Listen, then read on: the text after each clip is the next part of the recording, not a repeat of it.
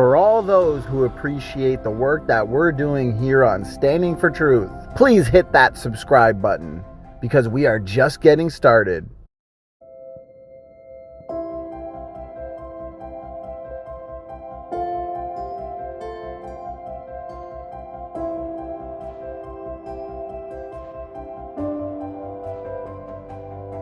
For all those who appreciate the work that we're doing here on Standing for Truth, please hit that subscribe button because we are just getting started. Hey everybody, today we are debating whether or not Old Testament figures lived to be as old as 900 years old, and we are starting right now.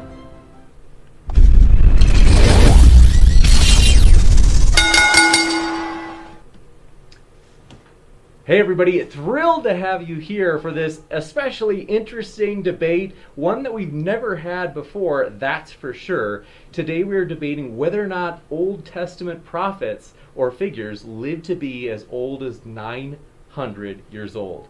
So, having a little bit of Streamlabs delay, but don't worry, we're going to get through this.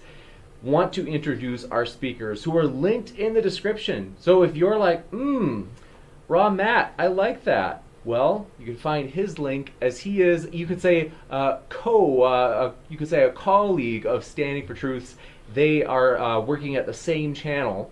And Nick Lamar, we are thrilled to have you here. He has his link in the description for his Twitter. And I'm actually going to put your blog or webpage in there as well. It just crossed my mind.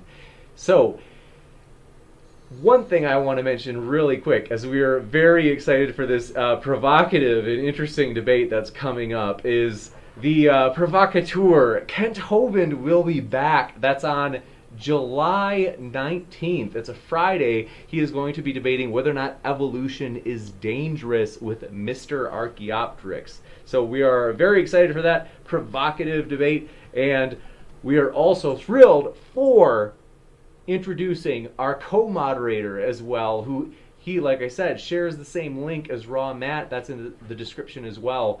Standing for Truth is co-modding today. Don't worry, as I know, last time he was on, maybe he had a little bit too much coffee. It got pretty crazy. By the way, I got some feedback. Some people said, hey, the moderation, Standing for Truth he was like cats and dogs out there. We needed more moderation. I want to take responsibility for that. I'm sincerely sorry. I kind of threw Raw Matt. He was moderating. I threw him into this where when we have short time sections, it's really challenging to keep an eye on the live chat, plus the conversation, plus the timer. Raw Matt has got integrity. It was just that it's like so many things to do at once is a challenge. And so we appreciate Raw Matt moderating. And Standing for Truth, you got to lay off the coffee, man. That was insane. Standing for Truth, we love having you here. We appreciate especially that late at night. You can bet yourself I'm going to be very neutral, unbiased today in my moderation. No whales and pine trees jokes, I promise. Very nice. We appreciate that. And want to let you know, whether you are a creationist or atheist, Christian, Muslim, no matter where you stand, flat earthers, we are glad to have you here. We want you to feel welcome. We hope that we can build an eclectic community of different people with different beliefs or views. And so if this is your first time here, consider hitting that subscribe button, as we are excited about future debates coming up that you can see down there in the little marquee. I almost like want to grab them out of there and pull them up. Very excited for those. But I'm going to hand it over to our good friend who, we were joking right before the stream started. We were talking about the nicknames. I'm sorry, Standing for Truth. I'm throwing you under the bus a little bit, but the nicknames such as Standing for Lies or Standing for Trash. These are brutal. Yeah, but he always takes it well. Well, like I told Nick before, Yes, that's right. We'll keep it mellow. So, thank you both of the speakers for being here. Thank you, Standing for Truth, for helping moderating. And I'm going to hand it over to Standing for Truth, who will introduce the format for tonight's debate. And I will be in the live chat taking your questions. If you have any questions, feel free to fire them into the live chat. I will pull them out, put them in a list, and we will read them at the end for the speakers. So thank you very much for that. And Standing for Truth, the floor is yours.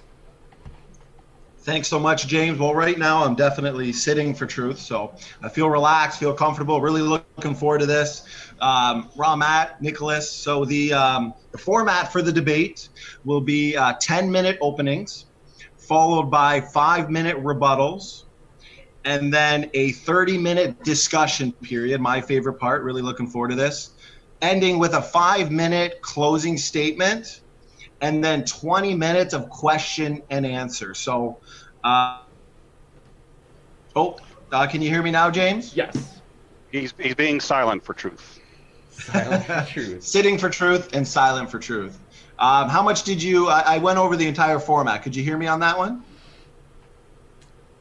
Lost you at question and answer.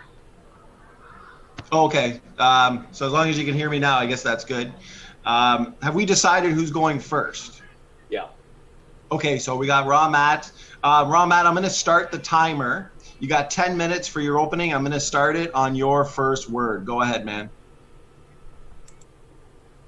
All right, here we go. God created man to live forever. It was Adam's sin that brought death into the world. God told Adam, because of you, the earth is cursed. From that time forward, lifespan has been decreasing. Were the ages allegorical? No. Could the ages have been lunar months?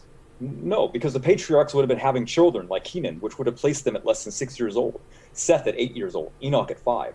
So obviously the lunar months are not realistic. The extreme ages of the years and the people in the Bible, like the 10 patriarchs, aren't just about them.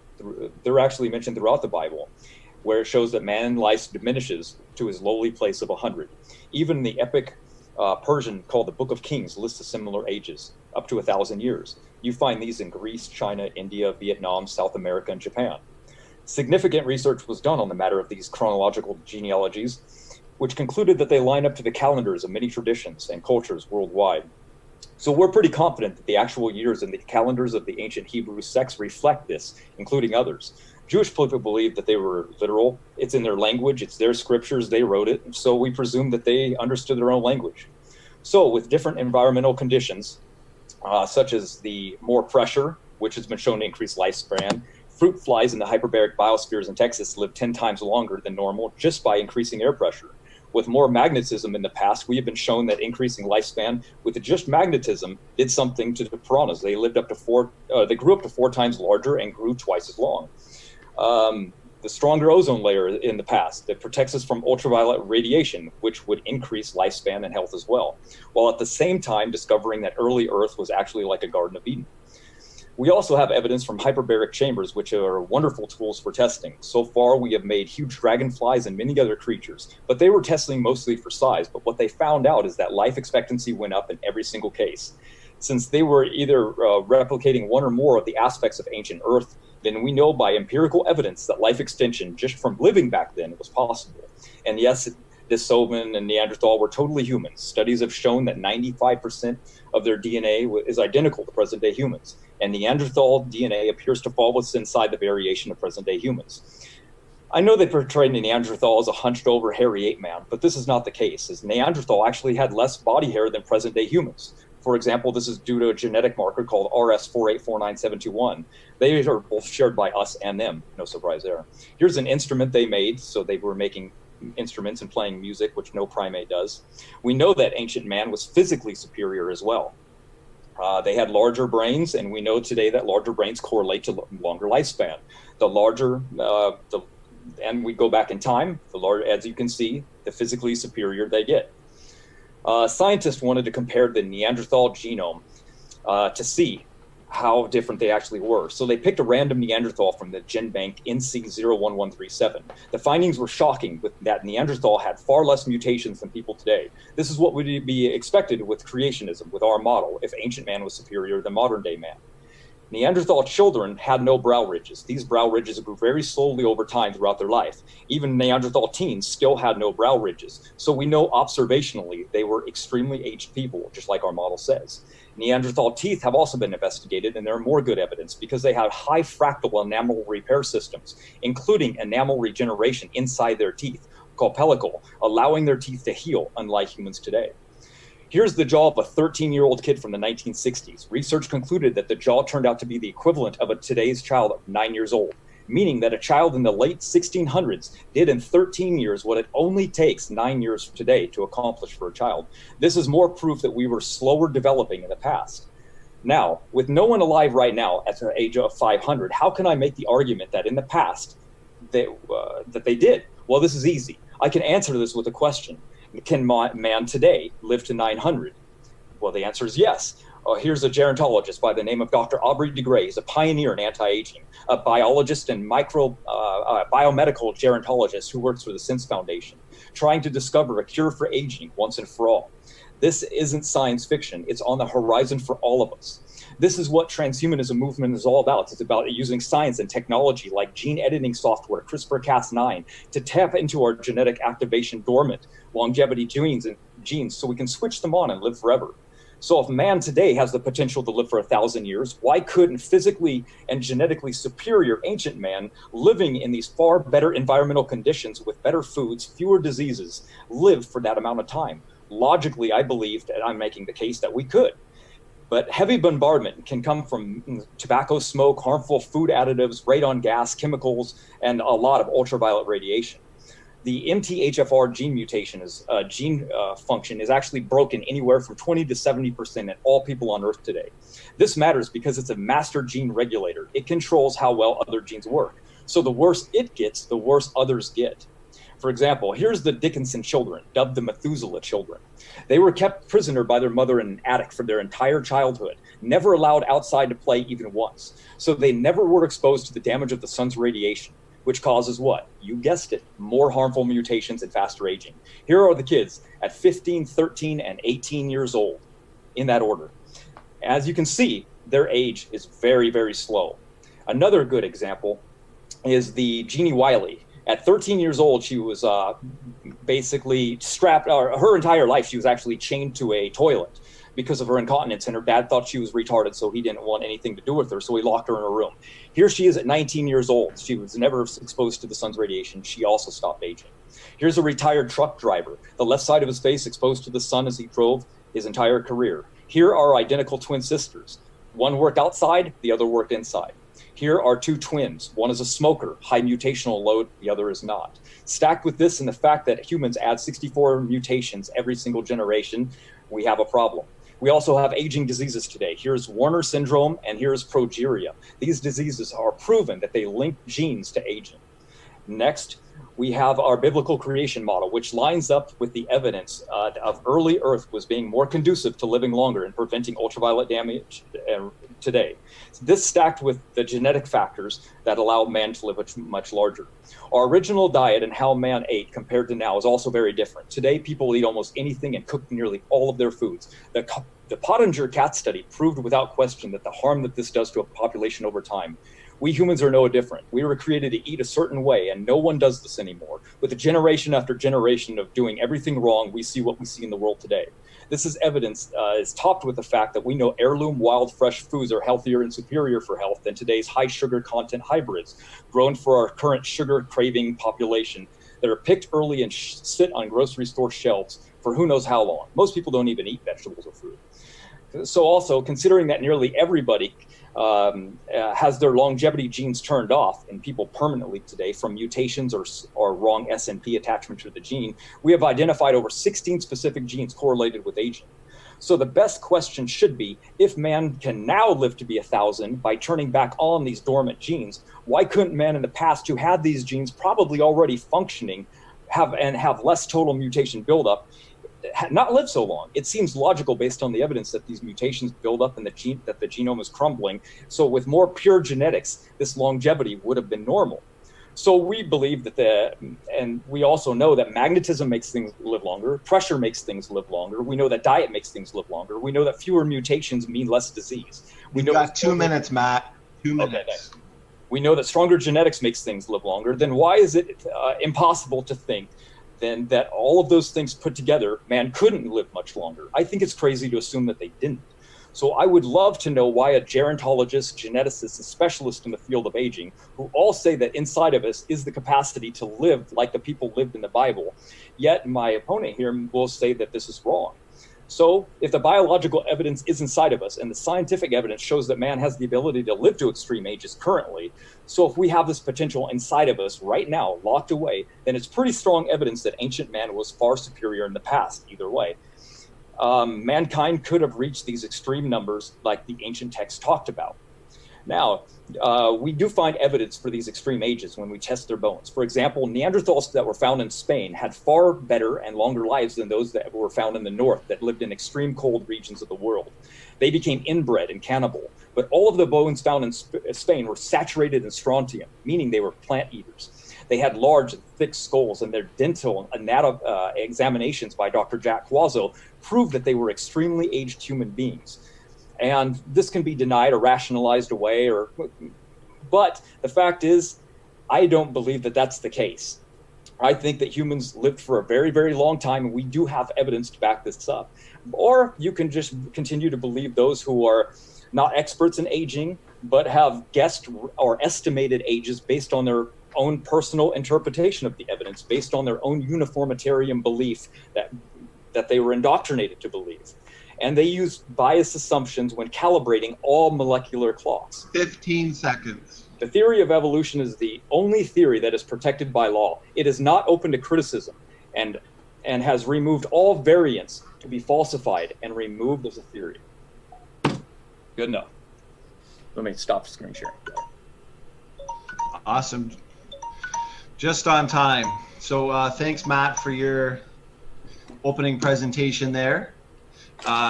Nick, whenever you're ready, I've got you set for 10 minutes.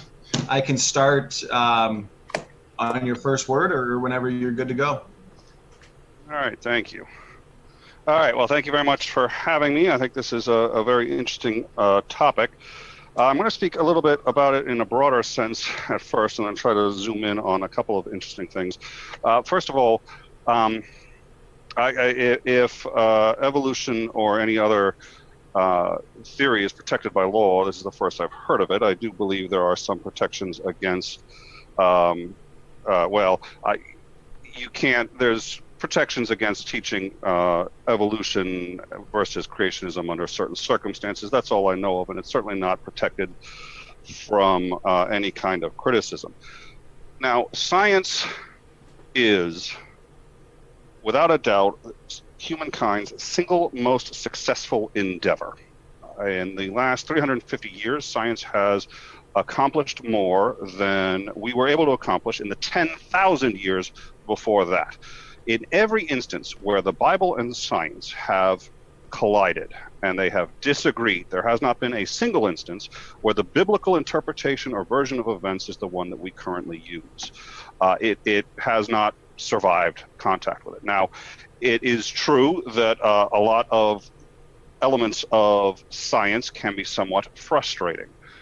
And I am in discussions with people constantly saying, well, it's unfair that science has this requirement or that requirement, but that is one of the reasons it's been so successful. And I think its success is irrefutable. We've gotten a man on the moon. We discovered electricity. We have antibiotics. We have a whole bunch of marvelous, wonderful things. And I think that demonstrates its success. On the other side, and science at present, the best that we know, the maximum human life expectancy is 125 years. The oldest human being that we can confirm to have lived is only 122 years old. Was only 122 years old. Science tells us that Neanderthal life expectancy, well, the average life was 35. If you could pass certain if you could pass certain milestones, you had a chance of living longer, but it wasn't necessarily easy to make it to at least at a minimum 35. We also know that, science shows no evidence whatsoever of these extended life expectancies in the Bible. What I find interesting is, and here is one of the downsides of science, you can get a whole bunch of people who claim all sorts of hypotheses. And one of the things that I saw scrolling up there was hypothesis, hypothesis, hypothesis. Science does not deal in hypotheses. It does in terms of when you're trying to study or when you're trying to come to a conclusion. But in terms of what is considered fact, it's not a hypothesis and it's not a guess. And there's absolutely no evidence whatsoever for extended life expectancy. There is reason to expect that they maybe lived somewhat longer than us for possible reasons and less long for others. Did they have bacteria? Did they have things that could injure them? The oldest known bacteria goes back over 2.4 million years. Sorry, 2.4 billion years. And the oldest there was a honeybee that had deadly toxic bacteria in its belly, found in amber, that is 25 million years old. Now, every one of the scientific studies into either aging or into any other unusual claims of the Bible have been unable to verify any of them, and in fact, in some cases have concluded that they did not happen. The Israelis concluded that the Exodus did not happen after they looked for evidence of it for 5 years and couldn't find any.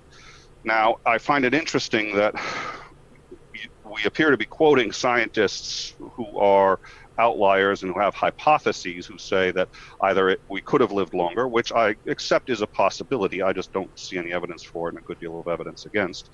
And yet we seem to be discussing claims of science as if it's scientific, as if it falls under the rigor and the credibility of science, while ignoring so much else of the credibility of science. There are other texts that have indeed said that people have lived a very long time. However, in Sumeria, the Book of Kings did not actually say that people had lived 1,000 years. It said that the oldest living king was 30,000 years old, which was in fact 3 times longer than how long the Bible says the earth has been around. So if we're going to start talking about what other texts say, it seems to me that we're cherry picking when we say, well, there are other texts that support it. Yes, but they actually refute other fundamental claims of the Bible, just as science in general does.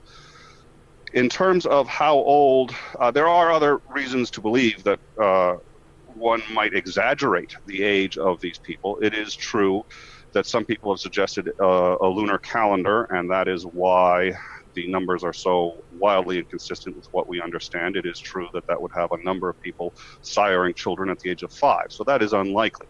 It still is not necessarily out of the realm of possibility if you include also other errors or other possible exceptions to them necessarily doing it accurately. There are other things in the Bible which many already take as metaphor, and in fact a great deal of the Bible is considered to be metaphor, and depending on how it's translated has meant different things to different people. Very few people actually accept 7 days as 7 earth days. Very few people. There's been huge discussions over the metaphor of the parable of the 10 minas for the first 1,300 years of Christianity. That was seen to be the second coming of Jesus Christ, and it was a metaphor for how people should go around slaughtering in his name.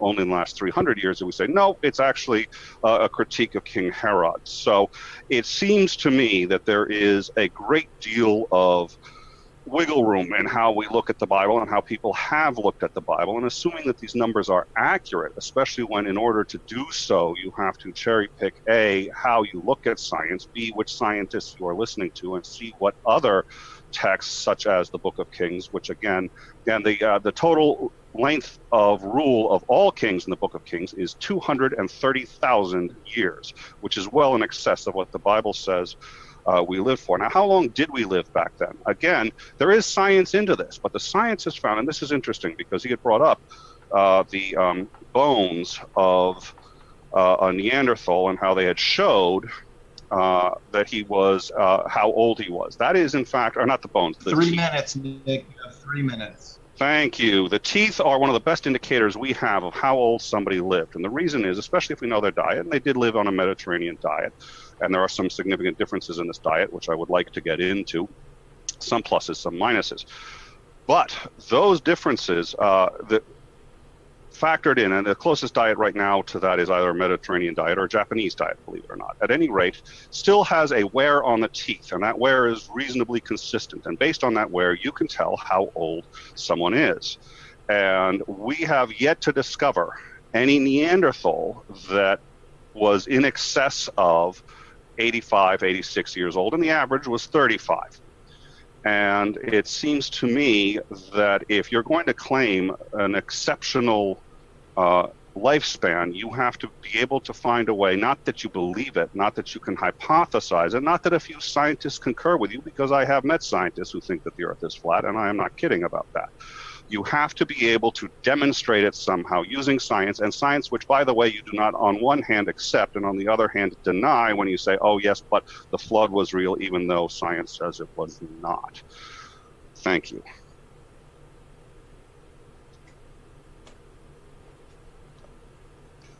Thank you so much for that opening, Nick.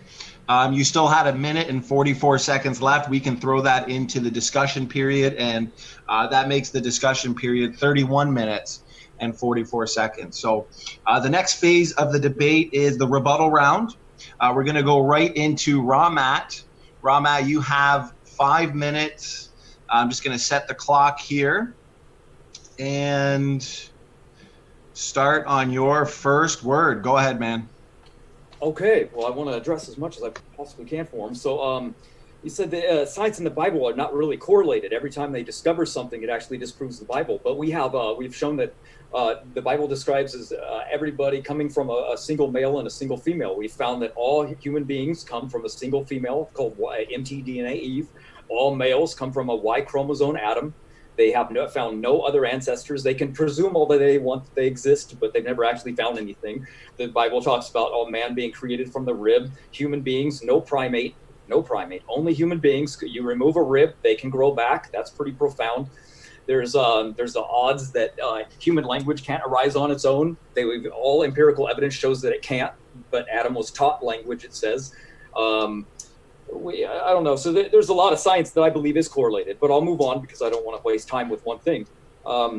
Neanderthal life being based on 35 years old is because they presumed that everything was so violent back then. Like, what would man have done with dinosaurs walking around them? Obviously, they didn't live too long because everything was just bigger and stronger and more damaging. Well, man has fire. And everything on Earth is scared of fire. I don't care how big the animal gets. If you have fire, you're pretty safe. And plus, man's small. If dinosaurs big, you live in a cave. I don't think man was dumb enough to live where dinosaurs live in the first place. I'm pretty sure they would have gotten away from things. But let's see, diet being different. Well, yeah, they did test the teeth. And as I was saying in the thing is they found that the Neanderthal actually have a repair mechanism, an enamel repair mechanism that's inside of them that actually showed that they rebuilt their teeth. So that was amazing because modern day people just don't have this.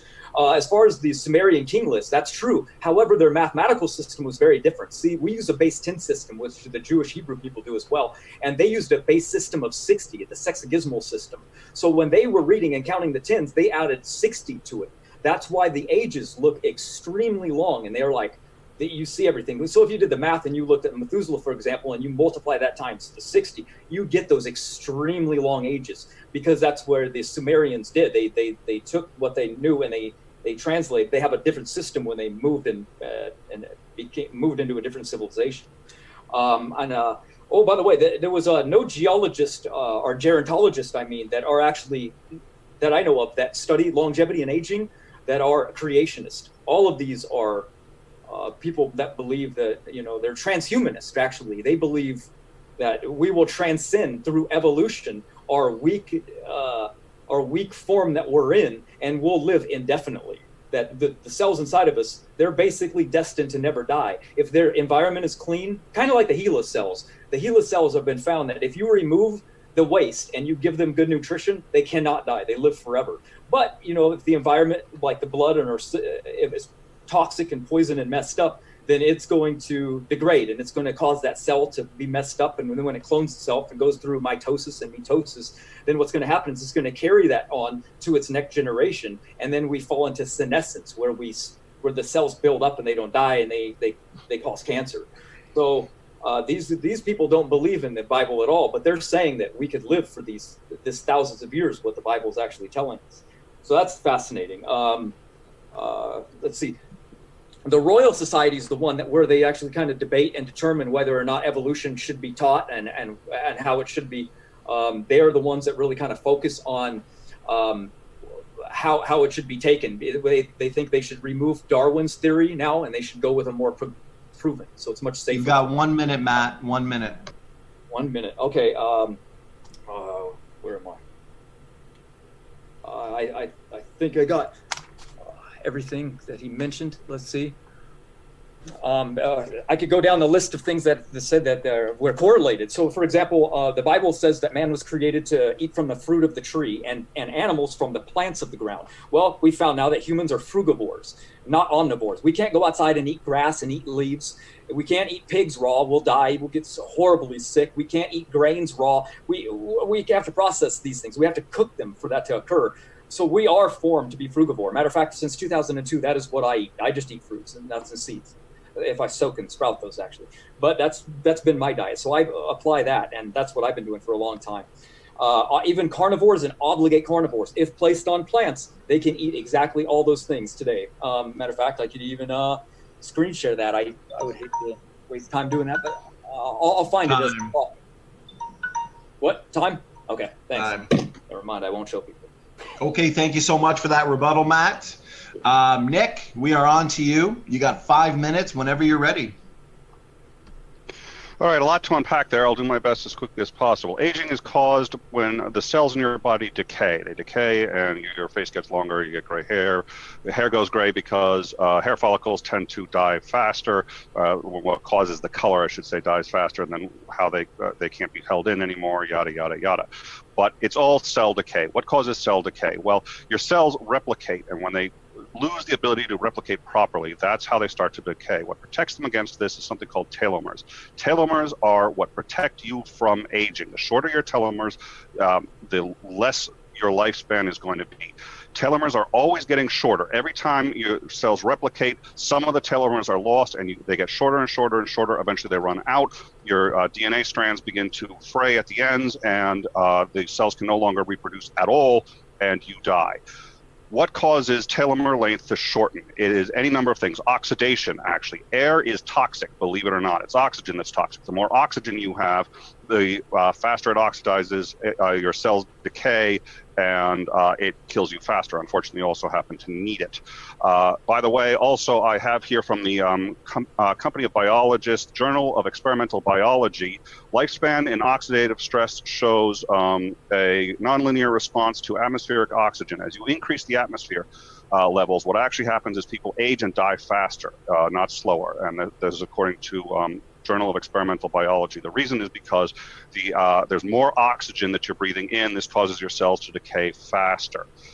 If there was more pressure in ancient times, you would die faster. Further, we did see a picture of the ozone layer. Yes, sun exposure does cause telomeres to get destroyed faster.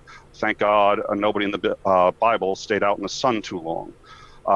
Yes, the ozone may well protect against it, but the ozone layer has been reasonably constant for thousands of years. It's only in the last really 50 or so that it started to go down. So that picture that you showed where you said, well, it was stronger earlier, and then you sort of tried to project back and suggest that it must have been even stronger and stronger and stronger and stronger. No, ice atmospheric core samples can tell us how much ozone there was, and there has been a reasonably consistent amount of ozone up until the last ice age, which would have been much further than the Bible even acknowledges that we've had. So they would have had to deal with sun. They would have had to deal. They were also drinkers. They weren't heavy drinkers. The wine that they would drink, they would lace with a good deal of water, so that that kind of countered the effects. But according to a 1916 study, they have discovered that any amount of alcohol actually decreases your lifespan. Alcohol use is a risk factor for death, and the only safe amount of alcohol was 0. And they drank a good deal of alcohol back then. I agree that fruits and vegetables, nuts, fish, other things in the Mediterranean diet would increase lifespan some.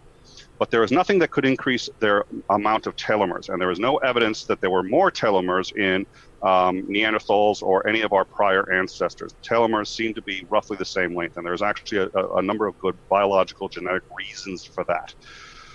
One of the things that ends up happening as well is cancer becomes a problem, other diseases become a problem. There were other diseases and cancers that predate, that have been going back for quite a long time. So at this point, given that I assume they were still breathing air, which is one of the causes of aging, the oxidation damages your telomeres. As soon as your telomeres are exhausted, you're dead. And the telomeres are the best sign of biological age, not chronological age, but biological age. And because of telomere limitations. 1 minute, Nick. You have 1 minute. Thank you. At present, it is believed that man could never have exceeded 125 without solving that problem. And there's no evidence that our ancestors had longer telomeres or would have been any less subject to radiation, cancer, disease, or these other things I've discussed. Thank you. Awesome. Well, thanks for that rebuttal. You really are sitting on the couch for truth, aren't you? You're just sitting there with a stopwatch, having a wine. I say thank you, and you're like, is he done? I'm having too much fun here. This is great. So thanks so much for that rebuttal there. Nick, you've given up. So we got 31 seconds that we can add to the discussion. That gives us. I noticed the language you're using. First, you said, I'm on to you, Nick. You said that. Anyone can go, and now you said I've given up. This is why I don't want you to mod anymore. You're biased. I've proven it. We're done. You could just smell the bias. Exactly. You threw the camera. Never gives up. No worries. Yeah. So you know what? That gives us 32 minutes of discussion. So guys, this is going to be a lot of fun. I know the audience is excited. So I guess we can get right into it. Whoever wants to start, whether it's through a question. Guys, go ahead. The floor is yours. You got 32 minutes. All right. I guess I can go first since you said a lot there. Okay, well, telomere length. Yeah, our ancestors didn't actually need longer telomere lengths because telomeres are padding at the end of each chromosome that shorten based on the damage that they do in cell replication, but they don't always have to shorten. Actually, they've actually found a number of things that actually make them regrow. One of these things you can take, it's called astragaloside 65, or that's the active ingredient. It's called, it's an active ingredient in astragalus root, and it's called astragaloside 65. And they sell a product that's very, very expensive, but it's the active ingredient. And what it does is it boosts telomere length back up very, very high. So it shows that there's a reduction. They've also found that there's a couple things that boost telomere length outside of that. Another really good one is actually a carbon atom, a fullerene number 60. They've actually found that when they inject mice in the stomach with olive oil, with this fullerene number 60, that their telomere length boosted up so much that brown mice that only lived for an average of 2 years were killed after the experiment after 5 years. So Neanderthal, we know, had activated carbon itself because that's how they blew their handprint in cave paintings. They would take this charcoal and blow it, and they would get these mural pictures. So perhaps they could have consumed these things as well. It might have boosted their longevity, their telomeres. The environment, oxygen does cause more oxidative stress. That's why endurance athletes have more oxidative damage than short-term, than people that don't. But these are mitigated based on atmospheric conditions. And since we believe that the older atmosphere was more conducive, not because of the ozone itself, but because we believe that there was a canopy of water over it that fell during the flood. That itself was about 2 to 3 to 4 inches thick, they believe. And that would have changed the atmospheric condition, but have also really instantly repaired the ultraviolet damage, which would have been, shortening the telomeres and things like that as well. But since this is back and forth, go ahead. Yeah, well, no, if I can add, so when you say they believe or we believe, who precisely is this? What evidence is there for the canopy that you were talking about on this water layer? The canopy is, I say we, because that's a creationist model. The scientific community doesn't look at a canopy of ancient water that surrounded the earth. It was described in the Bible, and then it's not described in the Bible. It was talking about the fountains of the deep breaking forth, and then a rain for 40 days coming from a firmament. So we believe that it fell in. And when you read the Jewish literature, they believe that the dome was about 3 or 4 inches thick. And that was written down in their old text. That's not there anymore. So we concluded that was probably what made the things live longer, that there was more saturation, that the pressure was higher. You go back in time, the Earth was spinning faster, so there was a different atmosphere. And we see that when we test these things, there's more, and the sap of different things.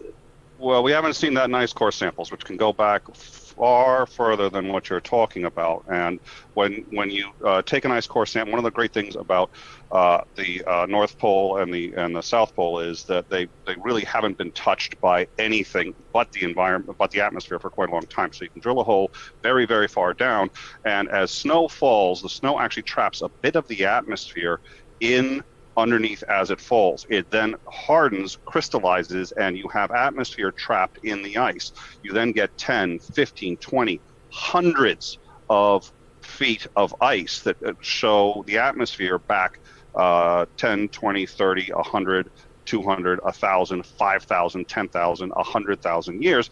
Maybe you can go back and tell what the atmosphere has been doing that far back. And that I'm aware of, there's absolutely no evidence to suggest any of that.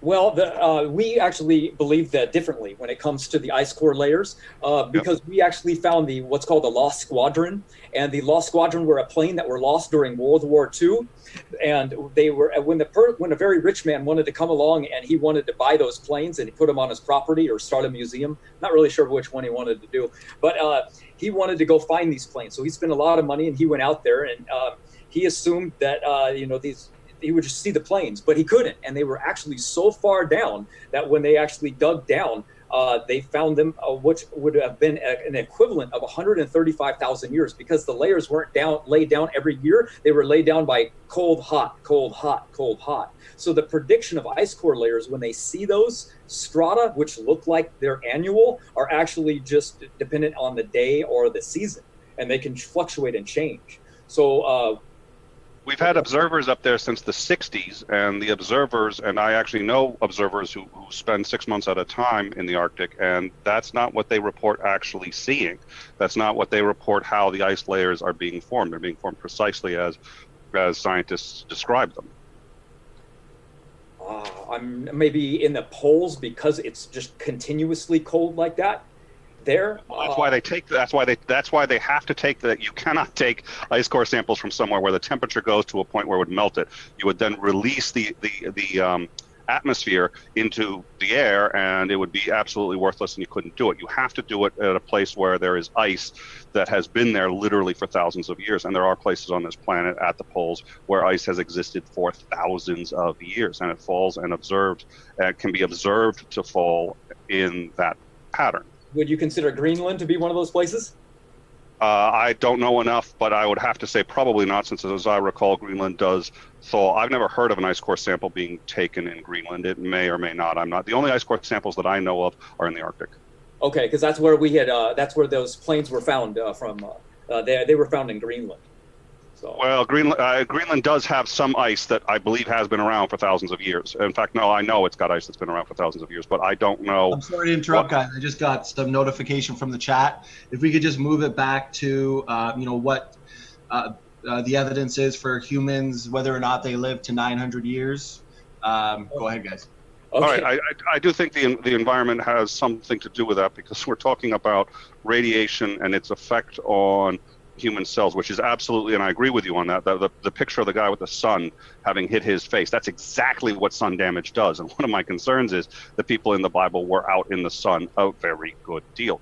But to move on to a different subject, telomere length, because we were talking about that. One of the reasons that you need shorter telomeres is because that is an insulation against cancer. If your telomeres get too long, or if your telomeres are somehow regenerated, what would end up happening, and what they've actually been able to see in instances where they've been able to do this, which has been spotty at best as I understand it, but they've done it in mice, and what happens is they get cancer. And the reason they get cancer is because the cells are not actually dying off when they should. The truth is, everybody gets cancer all the time, every single day. All of us have loads of cancer cells. Those cells have numerous ways of self-destructing, and in a normal, healthy human being, they will self-destruct, and they won't go out of control. What we call cancer is really one of those cells that is reproducing at an alarming rate that cannot be destroyed in and of itself. It won't destroy itself. Every cell has the ability to destroy itself. I forget what the sac is called, but it's a sac of fluid that will rupture and destroy the cell. Or it can be destroyed when it replicates too many times and the telomeres are destroyed. If you either lengthen the telomeres or find a way to regenerate the telomeres, any animal in which you do this would start having a significantly higher quantity of life-threatening cancer because they're no longer able to destroy cancer cells. This strikes me as a problem. Well, the telomere, Patty, you don't want telomeres too long, but it's actually the reduction that actually causes the biggest problem, because when they take damage, they shorten. So that's what that TA65 does. It boosts them back up. But if the atmospheric was more conducive, which all these animals are showing that they're living longer when they're replicated in these older environments. Of course, no humans actually gotten one, because I guess they don't want to experiment on a human. They should, but the animals live longer, especially the insects. But they don't really match us because they absorb oxygen through their skin. But with the less mutations of ancient human beings. And we know that mutations are what causes diseases in us, and dilapidation, and more disease. And cancer is expected to double within the next 10 years. That's really, really quickly. So if we're compounding these more diseases, then we can go back and we can extrapolate that there's less diseases and less mutations. Then we should be able to find a more pure human being. And that's what we believe Adam and Eve were, a less mutation group of people. And then we see more mutations and more diseases and more problems now. Only medical intervention is stepping in now to keep us along. So when we look at groups of people, in Africa, they say they live about 50 years, but that's only because they take infant mortality into the equation, not they do. Total lifespan. That's true, they do. But I did want to make a point. My uncle is available for human testing. So if they are looking for human testing, he hasn't volunteered, but I know his name and address, and I think there's a place in Texas that will take him. Perfect. All right, so let's see, telomere length. Once again, if you find a way to regenerate the telomeres, you're going to have a problem where any kind of uncontrolled reproduction of the cells is no longer. You've just destroyed one of the major mechanisms in stopping uncontrolled reproduction, i.e. stopping cancer. So you're going to see an increase in cancer, and it doesn't matter how you increase it. If you if you rejuvenate the telomeres somehow by a healthy lifestyle, you're going to have that problem. Second of all, oh shoot, I'm sorry. I guess I was trying too much to be clever, and so I've forgotten or lost track of a couple of the comments that you had made. Well, you had said what we expect to see and what we think happened, and that we think Neanderthals were stronger in one way, or because of fewer mutations. Once again, that we kind of concerns me, because I don't think that's the scientific community, and it seems like that's a hypothesis and not really evidence. I will say that the cause of increased mutations so far, it could be any number of things, but at a minimum, I agree with you, we are doing severe damage to our environment. We have done damage to the ozone layer. We've done damage to, we've had multiple nuclear detonations, both underground and on the surface. We've had we've had a number of carcinogens that we've put into our environment. So I think you're going to see mutations go up for those reasons alone. I don't think that you can extrapolate backwards and say, ergo, it was much better back thousands and thousands of years ago. Further, I will add that we have been able to eliminate a lot of diseases that they would have still had at that time, and a number of bacteria we can prove were still there. They did not have antibiotics then. That was a huge boost in our lifestyle. They did not have antibiotics, but they did have bacteria. And that we know, we've been able to find that in amber. So the idea that maybe after Adam and Eve, we had this pristine environment where there were no bacteria or carcinogens or things that could hurt people, I don't see any evidence for that, and a good deal of evidence to the contrary. Oh, okay. Well, yeah, you're right. If telomeres never shortened at all, and we could live for 1,000 years, we would die from cancer. It's called senescence, and you were right about that. But the senolytic activators have now been discovered for the first time ever. And what they actually found is, it's quite funny, they're actually found in compounds that our ancestors would have been able to obtain. Matter of fact, they've actually found that in a senolytic activator would be found in red onions and capers. These things are actually shown that they destroy senescence. I don't have any around me.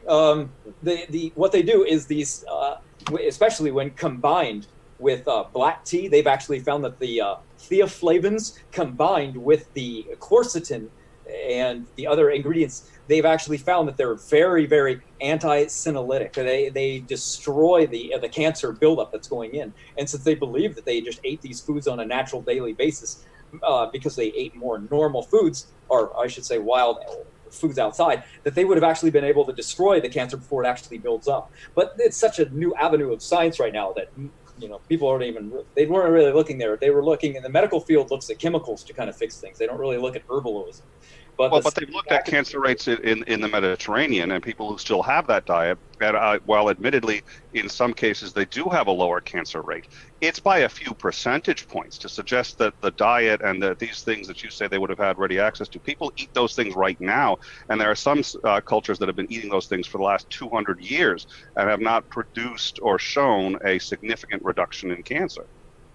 Yeah, but remember the Pottinger study, when they actually took the animals' normal diet and they put them on a cooked food diet. These are animals in zoos. By the fourth generation, they had horrible mutation problems and everything, because you took what they were designed to do and messed it up, kind of like humans today.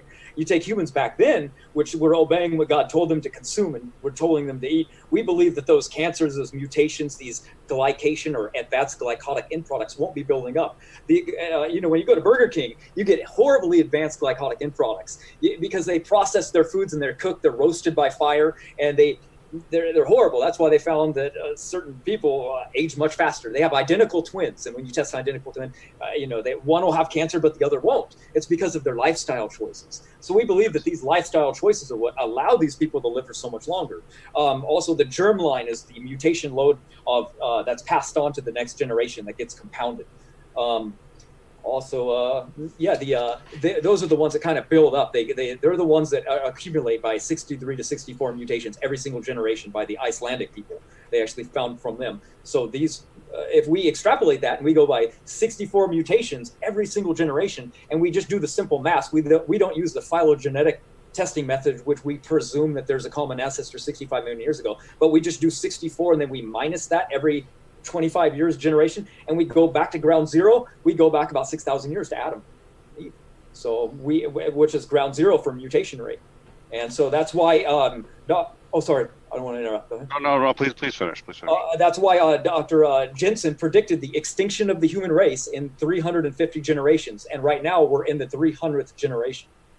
So his prediction is based on this mutational load of slightly deleterious mutations that constantly build problems. That's why if you look at what causes this cancer, prostate cancer, what causes breast cancer, it's a mutation of the BRCA1 and 2 gene. What causes prostate cancer? It's another mutation of another gene. So if we know that mutations are correlated with all these different diseases, but you take these mutations away with the original people, they don't have to worry about those diseases. They don't have to worry about those cancers. So we believe that the more pure and stronger we get these genetics, the stronger the people were. Like, for example, I don't want you to have gray hair, for example, right? So I say the graying of hair is a weakness of the liver, the shutdown of a metabolic enzyme called glutathione reductase and glutathione peroxidase. And it's what reduces a buildup of hydrogen peroxide in the body, which bleaches your hair white. So if you take a herb called Polygium multiflorum, also known as faux tie, it boosts this glutathione level and it makes your gray hair go away. So if the ancients had better livers, better genetics, less mutations, we believe that they could have lived a very long time. And that post that I did show on my thing where it showed that the Neanderthal tested for genes, that wasn't a creationist test. That was actually a scientific thing. I actually made a video on it on Standing for Truth's channel, which showed that they did the mutational load and they found Neanderthal only had a handful, but modern day has hundreds. So. All right. I think I'm gonna reiterate sort of a similar objection, which was there was a lot of we believe, including sort of early on, and I'm not. I think it's difficult to find scientific evidence in support of most of these claims. I do agree with some of the broader ones. Our food habits are extraordinarily destructive to us. There is no evidence that I've seen that is sufficient enough. And I think it's an interesting argument. Okay, if human beings for generations have been eating poor foods, then that would have changed us enough that we would no longer be the same species. Well, not the same species. Let me rephrase that. The damage was so progressive enough. I think this is what you're saying, that even today, if we were to eat all the proper foods, we would not see the full benefits that they would have seen 6,000 years ago. My objection to that is that we still discover on occasion new tribes in the Amazon. We've discovered new tribes in, what was the most recent one, that have much closer to what I think you would consider proper eating habits, and they have not been exposed to modern civilization. And to the best of my knowledge, every one of them that we've discovered has a normal lifespan, or at least what we would consider to be a normal lifespan as well. Okay, I'll answer that one. Africa. I'll just making a note. So do you believe then, yourself, that humans today soon will live to 1,000 years by turning on these old genes? Do you think that? Well, to me, as far as I understand, the biggest problem is the telomeres. And we have found a few interesting things about telomeres that we can, in fact, affect them, which is new information, but the effect that we've been able to exert is very minor. There are lobsters which have lived over 1,000 years. I mean, a lobster 1,000 years old.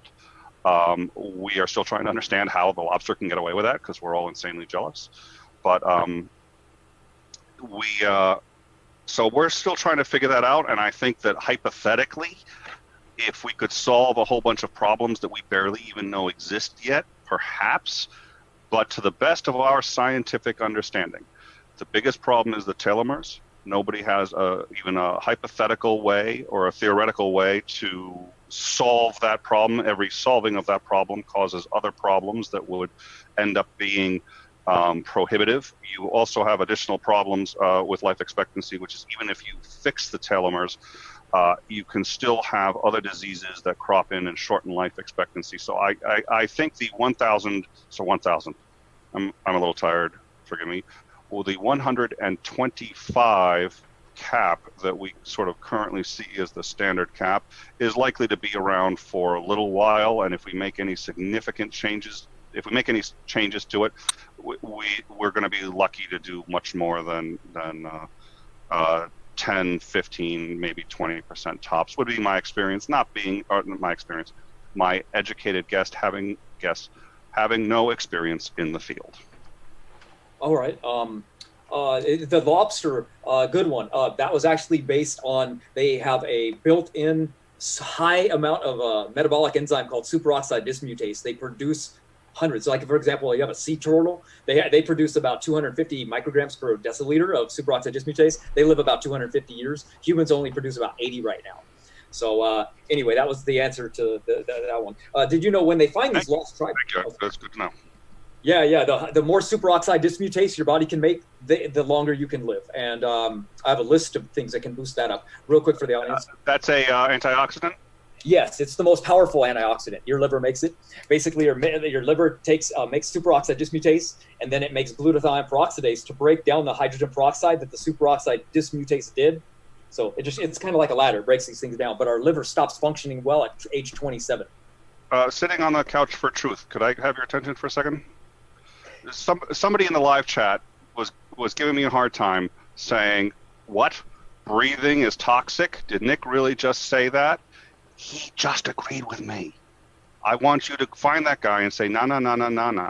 Thank you. I'm sorry for interrupting. I'll find him for you, Nick. I appreciate it. Least I could do for you. Keep her going, guys. Keep her going. All right. I'm starting to get a little tapped out. I apologize. I did not. I probably couldn't have done anything about it. I'm starting to get a little tired and a little wonky. I can certainly continue for a bit longer, but I apologize. I didn't have the specs for the debate until just a short while ago, and I was not as prepared as I'd like to be. I apologize. But I can keep going. So let's keep going until either I collapse or I say something really stupid, which most people would say I've already done several times in this debate already. No problem. You guys are doing great. The audience is having a good time. We've got exactly 9 minutes left. So I can do that. Yeah, go ahead, guys. Well, if it's only 9 minutes and he's going to go after that, we could Q&A for audience. How's that? I like that plan. Let's do it. Deal. got- That sounds Well, good. we've got concluding statements if you wanted to kind of just sum everything up in case either of you felt anything was left open-ended. You can do a quick concluding statements. Up to you guys. I'm happy either way. Yeah, same either way. You got it. Give me 1-2 minutes, I guess. Deal. Sounds good. Yeah, let's each do 2 minutes. I think that's perfect. Okay. Want to go first? Go ahead. Oh, sure, I'll go first, but if you keep being this reasonable, I'm going to have to like you, and then I don't know what I'm going to do with myself. So please do something unreasonable pretty soon. All right, well, thank you very much. I certainly enjoyed it. Once again, I think he said a lot of things that have some grounding in truth, but I think perfect. Oh, perfect. Actually, no, I just like him more. Okay, that's a problem. Oh, God. Hello there, Pharaoh Matt. I can get my sword. All right, I won't do that just yet. I'll wait till he says something that I don't like. I think a lot of what he says has significant grounding in truth. Oh, God, I can't believe I just said that. Has significant grounding in science.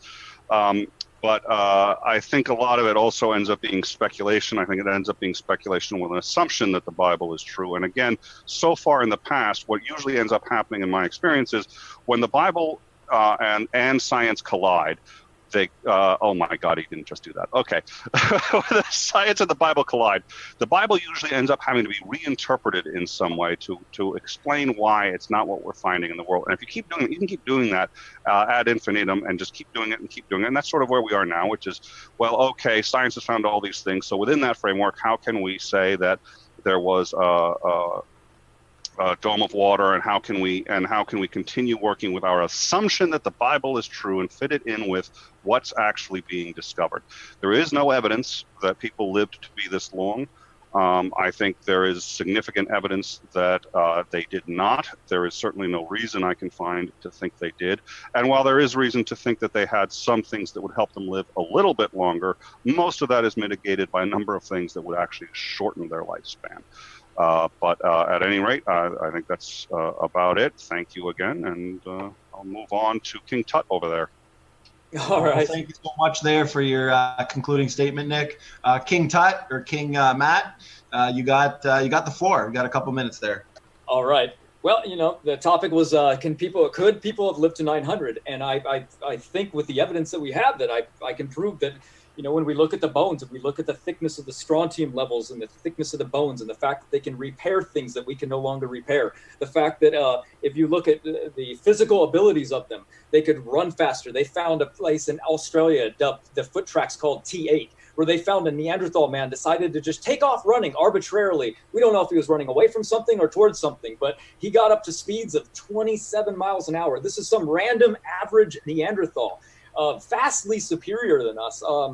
So when we have these mutation buildup and then we have more disease now, we can logically conclude that we had less in the past. So if disease is what's killing us today, the majority of us, they think 1 out of every 2 people are going to die from cancer. That doesn't even bring into consideration of heart disease and diabetes and other diseases that are all regulated or determined by what we're eating and our environment. So if you have what we ate better and you have a better environment, then it's kind of logical to conclude that ancient man was better. And when you look at the bones and you see the structural differences and how strong the ancient man was and how superior they were, you just kind of wonder, like, well, I could see how they could live longer. But then we have the dental evidence too, which shows that their enamel was repairing itself. So we can't look at dental evidence and extrapolate that, well, they had a little bit, so they must have been dying at 35. Well, yeah, if they were healing though, it's a little bit different then. You can't really compare it. It's like a muscle. If it's regenerating, you can't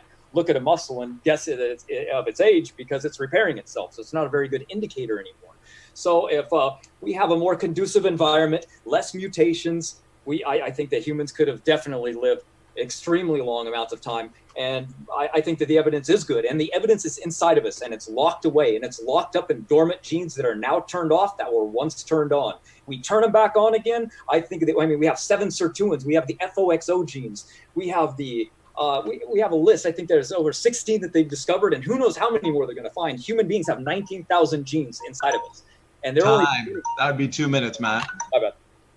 Thank you very much from both of our speakers. We appreciate your speeches, and want to remind everybody that their links are in the description. So if you enjoy their content, well, you can get more right there. We're going to move into the Q&A. So Standing for Truth, what we'll do is just switching back and forth, reading each question, and we can start with the Super Chats. I forgot to mention earlier, Super Chats, basically the way we do it at the channel is, if you're new, you can make a comment toward one of the debaters if you want. They, of course, would get a chance to quickly respond, and then the Super Chats will just go to the top of the list. We're going to try to keep, however, today, just to keep it as short as possible so our speakers, let's see, so we respect their time, especially given... Oh, please, Matt Tutt has been doing this for at least 2,000 years. So we closed the Q&A, so like we're going to try to move short and sweet through this. Standing for Truth, if you want to read off that first Super Chat from Steven Steen, you can. Steven Steen's about to give us all a good laugh, and laughter is the best medicine. So Steven Steen, Super Chat. Thanks for your Super Chat there, Steven. He says, dangerous debate, question mark. Not as dangerous as James' smile. Oh, he's got an admirer. Don't encourage him. That's your own fan club, James. He's a sick man, but we appreciate. Well, that goes without saying. Yes, he's always trolling me. I don't know but we appreciate that Super Chat. Thanks, Steven, for being here and hanging with us. We had one from Sigifredo Sarabia. Thanks for your Super Chat as well. He asked, did every iguana become a dragon? Where did they go? But did every dragon become an iguana? I think it was, I think my guess is... I think that may be what I think he may have switched what he meant. Maybe, that could be.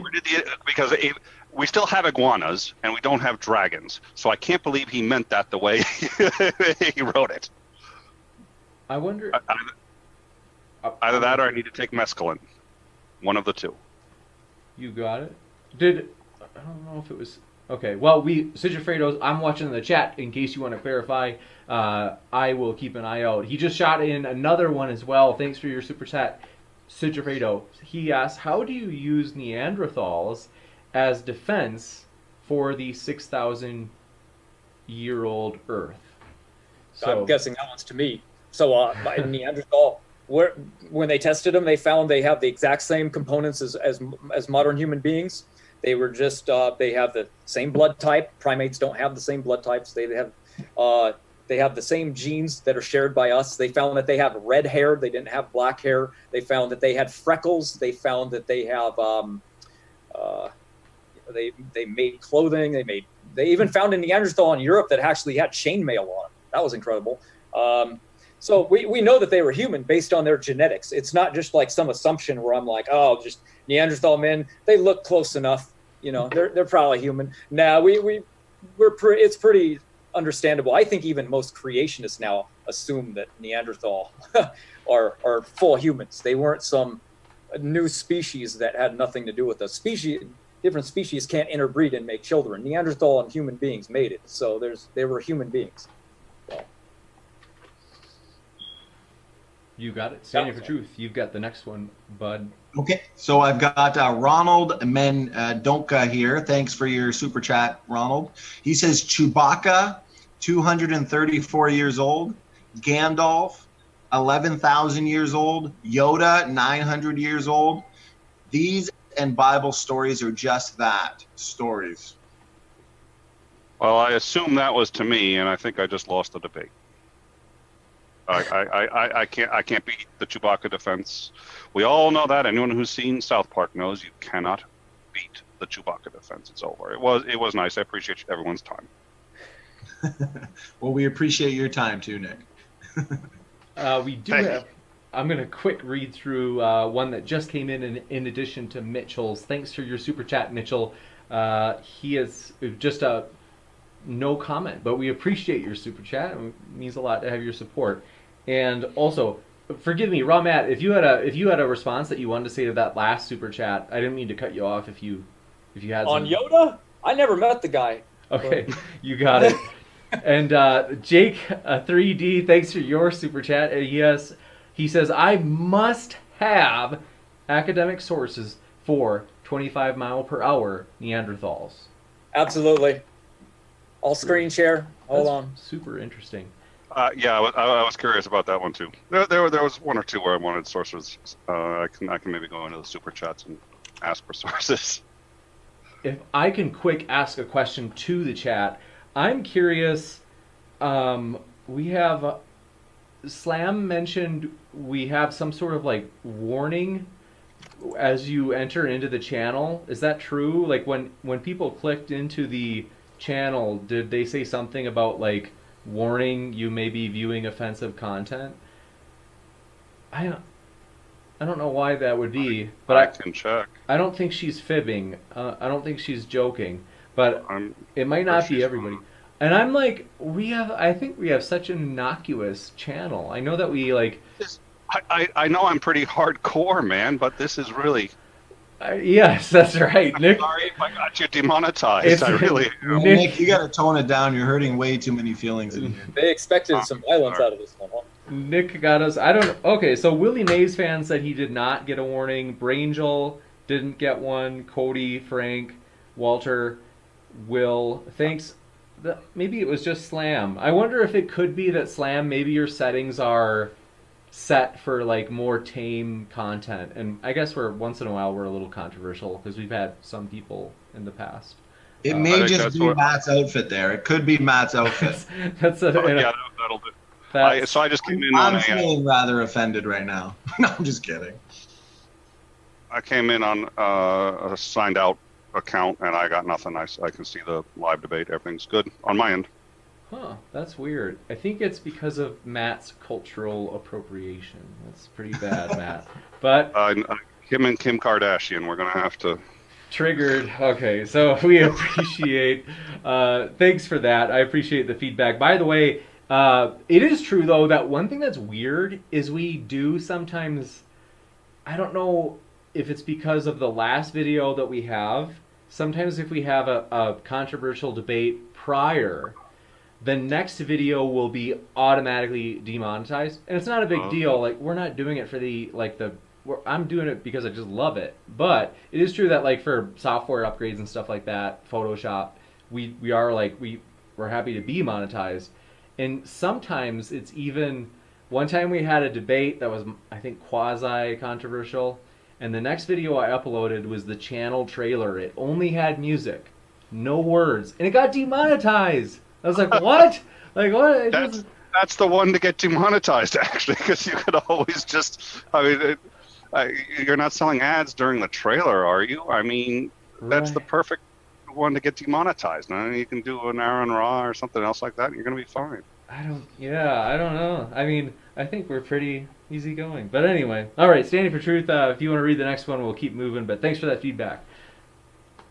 No problem. So it looks like I got a question here from Emotionally Stunted Emoticon. So he asks, this is a question for Raw Matt. He asks, isn't it particularly strange that these unusually old ages were mostly, and then in brackets he says, if not always, attributed to men? Seems a bit egotistical to me, to not mention animals. Go ahead, Matt. I don't think they cared about studying animals at all back then.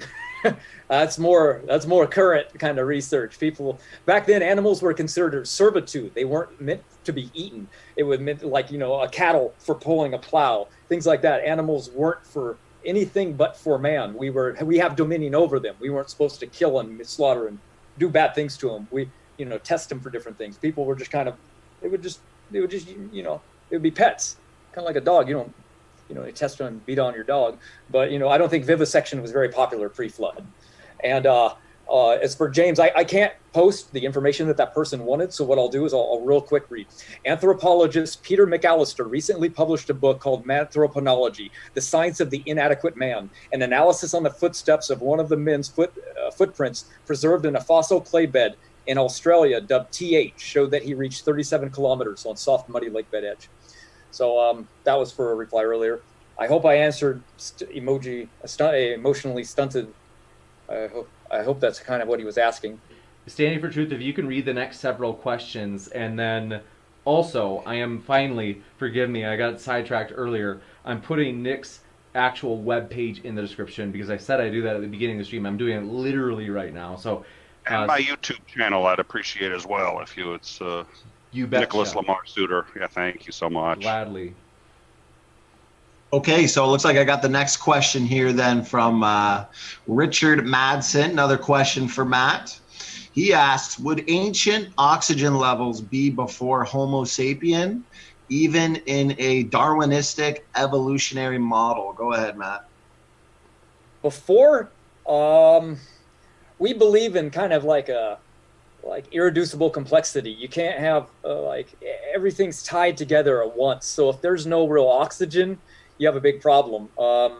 I know that the theory of abiogenesis has to remove oxygen because the left-hand amino acids, nothing can really form if the formation of oxygen is present because of oxidation. So they had to remove oxygen from the theory, but that's not what we actually found. As my presentation kind of showed, that they actually found that by testing early meteorites, they actually found that the oxygen content was more than it is today. So it's not less like they predicted. So I guess that answers that one. I can scroll up and show you again. Okay, thanks for the answer there, Matt. Unless you had something to say, Nick, I can go on to the next one. I think he went AFK. I did not go AFK. You have absolutely no faith. I just wanted to demonstrate that you would actually keep making an argument against an empty chair, which is called an empty chair interview, and it's very disingenuous. I have nothing to say. Thank you. Keep going. There's my screen. Awesome. I normally most people who see my debates know this. I sometimes have to walk, and that's why I have a wireless headset so I can still hear everything. So it's like they see the chair. People who haven't seen me before. So James knows. I figured he'd bail me out and say, "Yeah, Nick is still there. I'm still here. Yeah. I'm listening. Every word you say. I'm completely listening in." Hey, Nick, you're walking for truth, man. Nothing wrong with that. So next question from Saint Knight. Thanks for your question. This one's for Matt again. Matt, you're very popular tonight. What about this passage? He's cheating. He took off his shirt. Of course he's getting all the super chats. I would listen. I'd take off my shirt too, but all the super chats would be, Nick, put your shirt back on. I always thought Halloween was in October, but party on. Not where I live. Okay, so the passage. So he says, what about this passage? Then the Lord said, my spirit shall not abide in man forever, for he is flesh. His days shall be 120 years. I think that's in Genesis. He doesn't specify, though.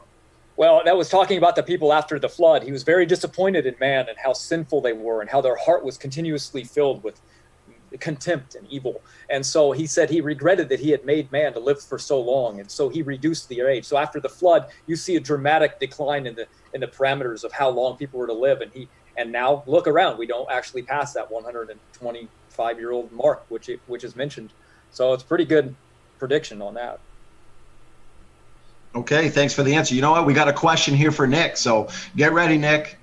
Someone's coming after you. His name is Praise I Am That I Am. His question is, thanks for the question there, Praise. He says, how can you not believe humans lived longer thousands of years ago when genomes were pristine and much longer? Go ahead, Nick. Well, first of all, there's a number of reasons. The length would have absolutely nothing to do with it. The biggest thing that would have something to do with it would first of all be violence. It was a much more violent time, and by the way, we had discussed this before, but there's two issues here. First is the average life expectancy. The second is what's the top, because violence was also a much bigger problem in ancient in the Bible times than today by no small margin. Having said that, if you could survive that, the question is, okay, then what really is the life expectancy based on your biology? And given the fact that we can expect that, and all indications are that the environment was reasonably the same, and that in fact there were other problems with foodborne illnesses if they weren't prepared properly, other diseases that we have now dealt with. Some were reasonably new, some have been around for quite some time. There's no reason to expect that life expectancy would have been any higher, if probably in fact lower. And in fact that's what we see. And again, the current life expectancy for Neanderthal was about 35 years old. Awesome. Well, I appreciate that answer there, Nick. We'll go right into the next one then. This one is from Steven Steen. Question for Raw Matt. If God made 900-year-old humans, James would have been his first pick. Checkmate Nick. Ooh, Steven's back at it with the compliments again. I keep getting my butt handed to me on this one. This is this is not going well. At least you're a good sport about it, Nick. We appreciate it. Oh, thank you. Come back anytime. All right. We had just right This now. isn't even your channel. Wait a minute. James is the one. Wait a minute, James. Where'd you go? We had just had a super chat. Jake 3D, thanks for your super chat. Who said, "Matt, you are denying quote unquote God by trying to extend life."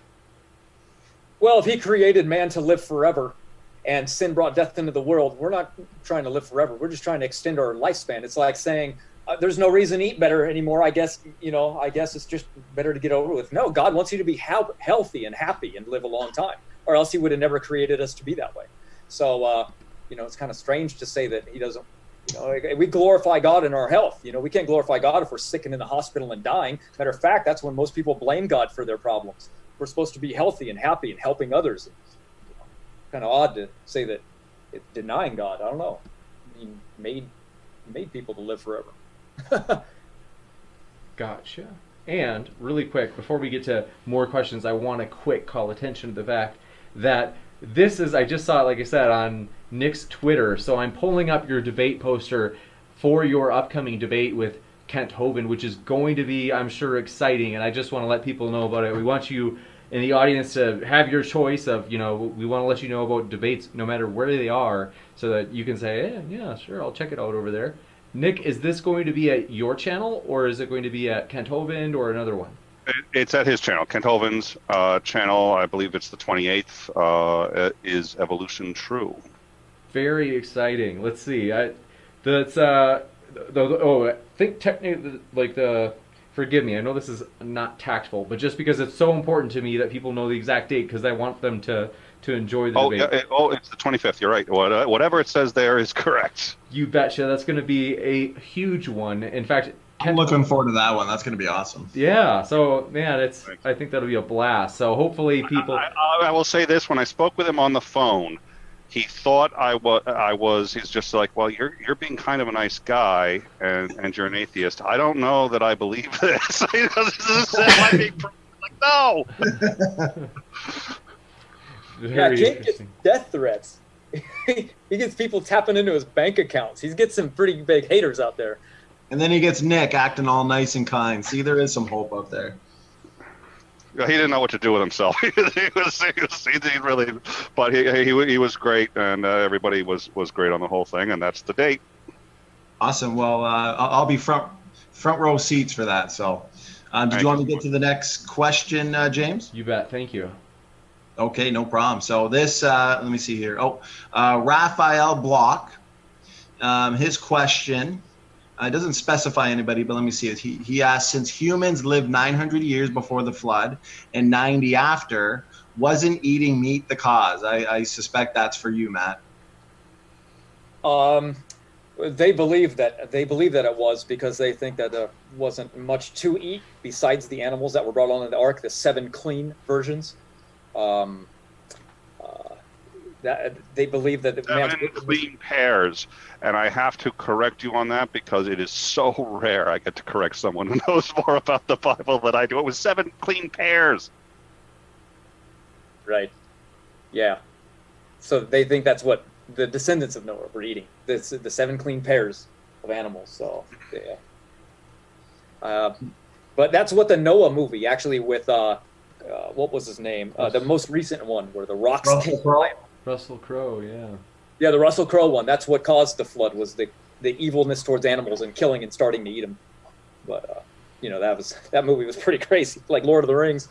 That was a big one. We appreciate Sigifredo Sarabia. Thanks for your super chat. Just fired it in to the live chat. He said, Matt, if Thoth, king of Atlantis, extending 36,000 years, only lived to 50, would this historical account make any difference in the age of man or fairy tale?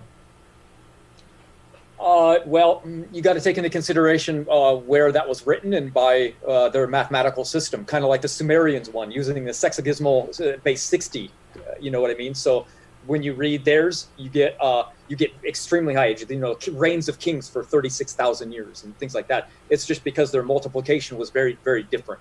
So I would just say look at their system of what they're talking about, and you'll find a kind of a correlation between the different groups of people, from the Persians to the Chinese and the things like that. They all have nothing past 1,000 years. So it's odd when you see one or two that are thousands and thousands of years. It doesn't add up. So when you investigate it, usually you find out it's their math system that made the mistake. So not really a problem for us. You got it. Thanks so much. Oh. Go Okay, ahead. so I got the next question here. Oh, I'm sorry, James. Nope, go ahead. Sorry about that. No, that's okay. So next question again from Raphael Block. He says, Adam and Eve had fewer mutations, but with all that incest in the earliest few generations, why no bad mutations? I guess that's for you as well, Matt. Well, because they wouldn't have been married. Well, since there's no real mutations, there's nothing inherently degradative, like really, really bad. If there's less mutations, there isn't going to be much to pass on as far as mutation goes. So they've actually found that there's an article called Go Ahead and Kiss Your Cousin, and they found that most very rich and royal families marry their first cousin, and they actually don't have genetic issues at all. Matter of fact, they actually found to have more family members. They actually can, without error whatsoever. It's when you marry direct brother and sister that it becomes a problem, and that law didn't actually come out in the scripture to not marry your brother or your inside your family until about 1,500 years later. So by then we would have assumed that was when it became a genetic issue. So in the original, there's no bad mutations to actually have a problem with that, but they didn't marry direct brother and sister for very, very long after. So they would have been marrying like cousins, like, because they spread out. They were told to reproduce and go throughout the world. And so that's kind of what humans do. We're traveling nomadic. So they wouldn't have had too much problems with that. But yeah, of course, nowadays with the mutational load that we have, you can't do that. But back then it would have been no problem genetically. Thank you very much. And I'm going to jump back in with you, Standing for Truth. Galaxy, or Godless Galaxy, thanks for your question. We appreciate it. This is for Raw Matt, and it is, do you know that the planes from World War II in Greenland, where they landed, were in ice sheets that seasonally melt, which wouldn't that disprove your idea of ice cores? Well, yeah, but if they seasonally melt, then the planes would have been actually visible. So if they just melted every year that the ice would build up, then the guy looking for the planes wouldn't have had to bore down 130,000 years through ice core layers to find the planes, which is what happened. So if they were melting, think about it. Like, okay, I land a plane, and then it snows on it, and then it melts by the next season, and then the next season comes and melts again. Well, the planes are still sitting there; they'd be visible. So I find that very weird, logically, to say that, well, if they melt every year, then how come they're under ice still? So, Gotcha. Standing for Truth. Awesome. Okay, looks like we got Walter White here from Breaking Bad. So thanks for your question, Walter. He asked, this one's for Nick. Looks like it's the last question that I've got, at least. He says, have you read, it's a tough one to say, have you read Kierkegaard or Hegel? I didn't butcher that too bad. And if yes, would you convince Matt that take of Christianity is more fun than the young earth cult, Hegel, lead, Marx, even to communism? That's for you, Nick. All right. Thank you. I'm going to get the wind talkers on that one. I think I got it. It's been a while since I've read Hegel, and I've never read Kierkegaard. I probably should, especially if he's as much fun as it sounds like. I think Matt Tutt should definitely pick a more fun religion, but frankly, this is going to be the first time I've been in a debate with somebody who's been wearing that, and I have a hard time imagining having a better time. So I'm happy. We'll save that for the next debate. The next debate will be, if you were just picking a religion based solely on how much fun you had, which would it be?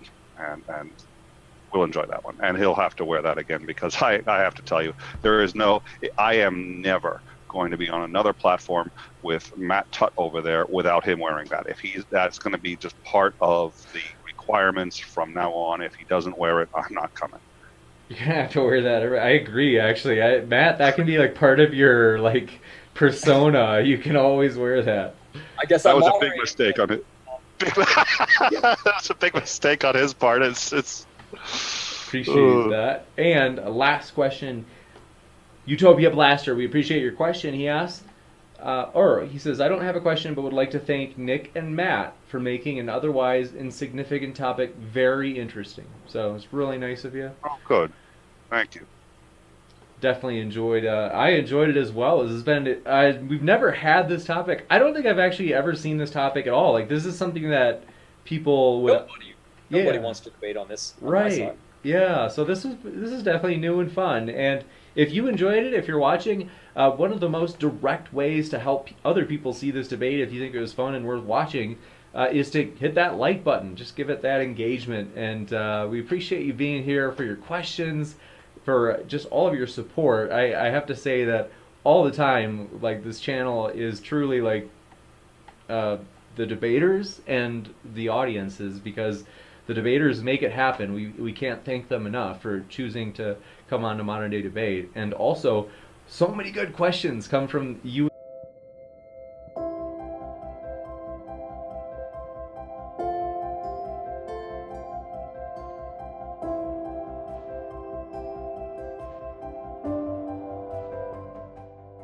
For all those who appreciate the work that we're doing here on Standing for Truth, please hit that subscribe button, because we are just getting started.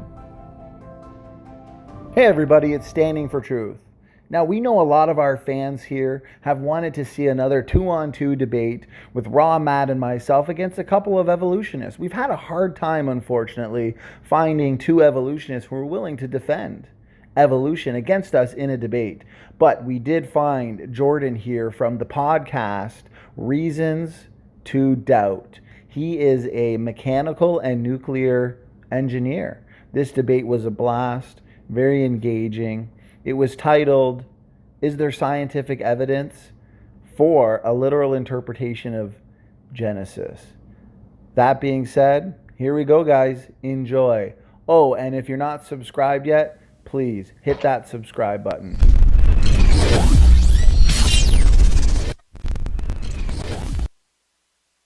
Okay, Nick. Hello, everyone, and welcome to Modern Day Debates. My name is Nicholas Suter. I am standing in for James. No, he did not suddenly get much more dashing and handsome. I am standing in for him. He is unfortunately unable to make it, but he wanted the debate to continue, and so we will be debating today.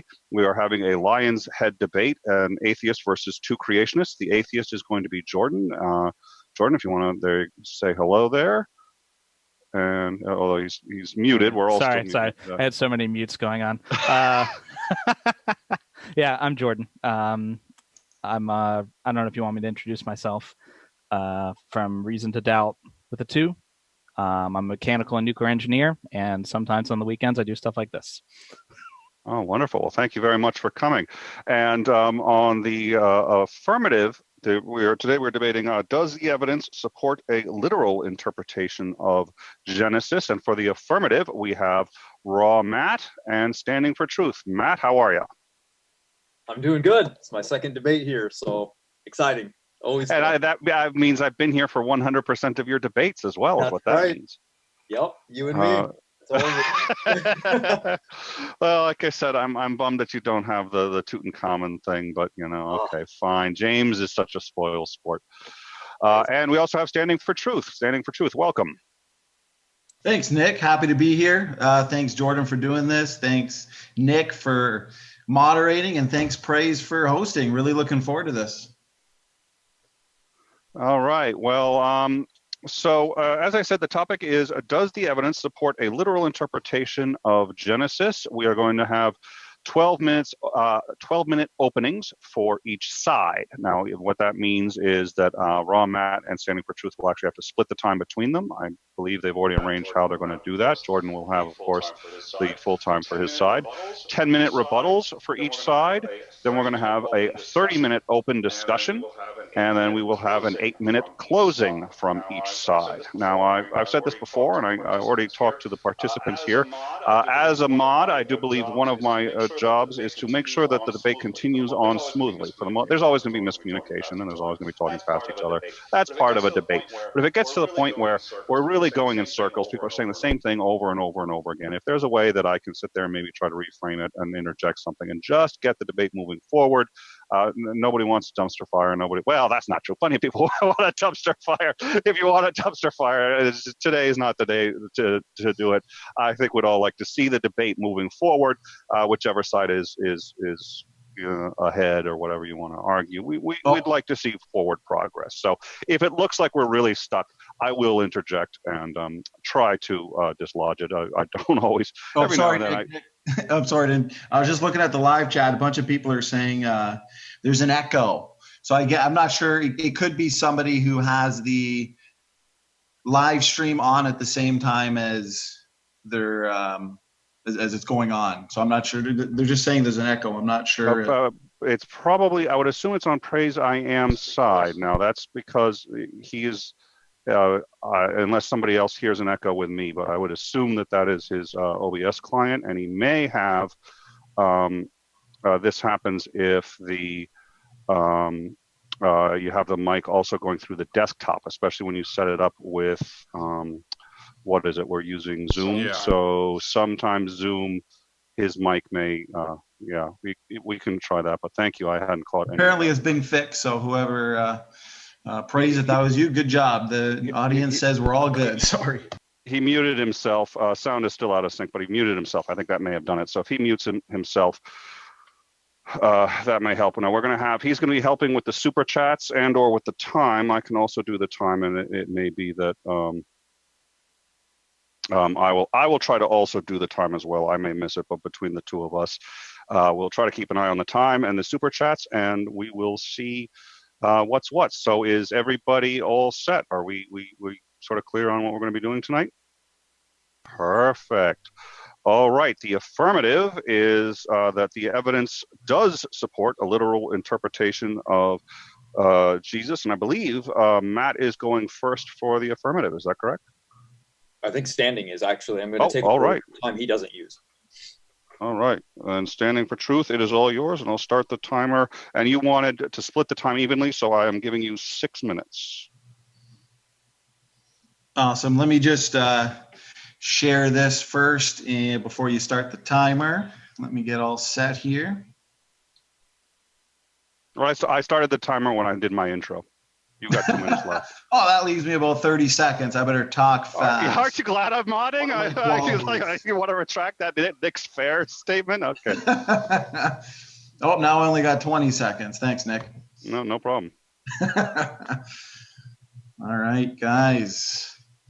Okay, we can start now. Thanks for doing this. Like I said earlier, we got biblical creation, Genesis, and science. Is Genesis consistent with empirical science?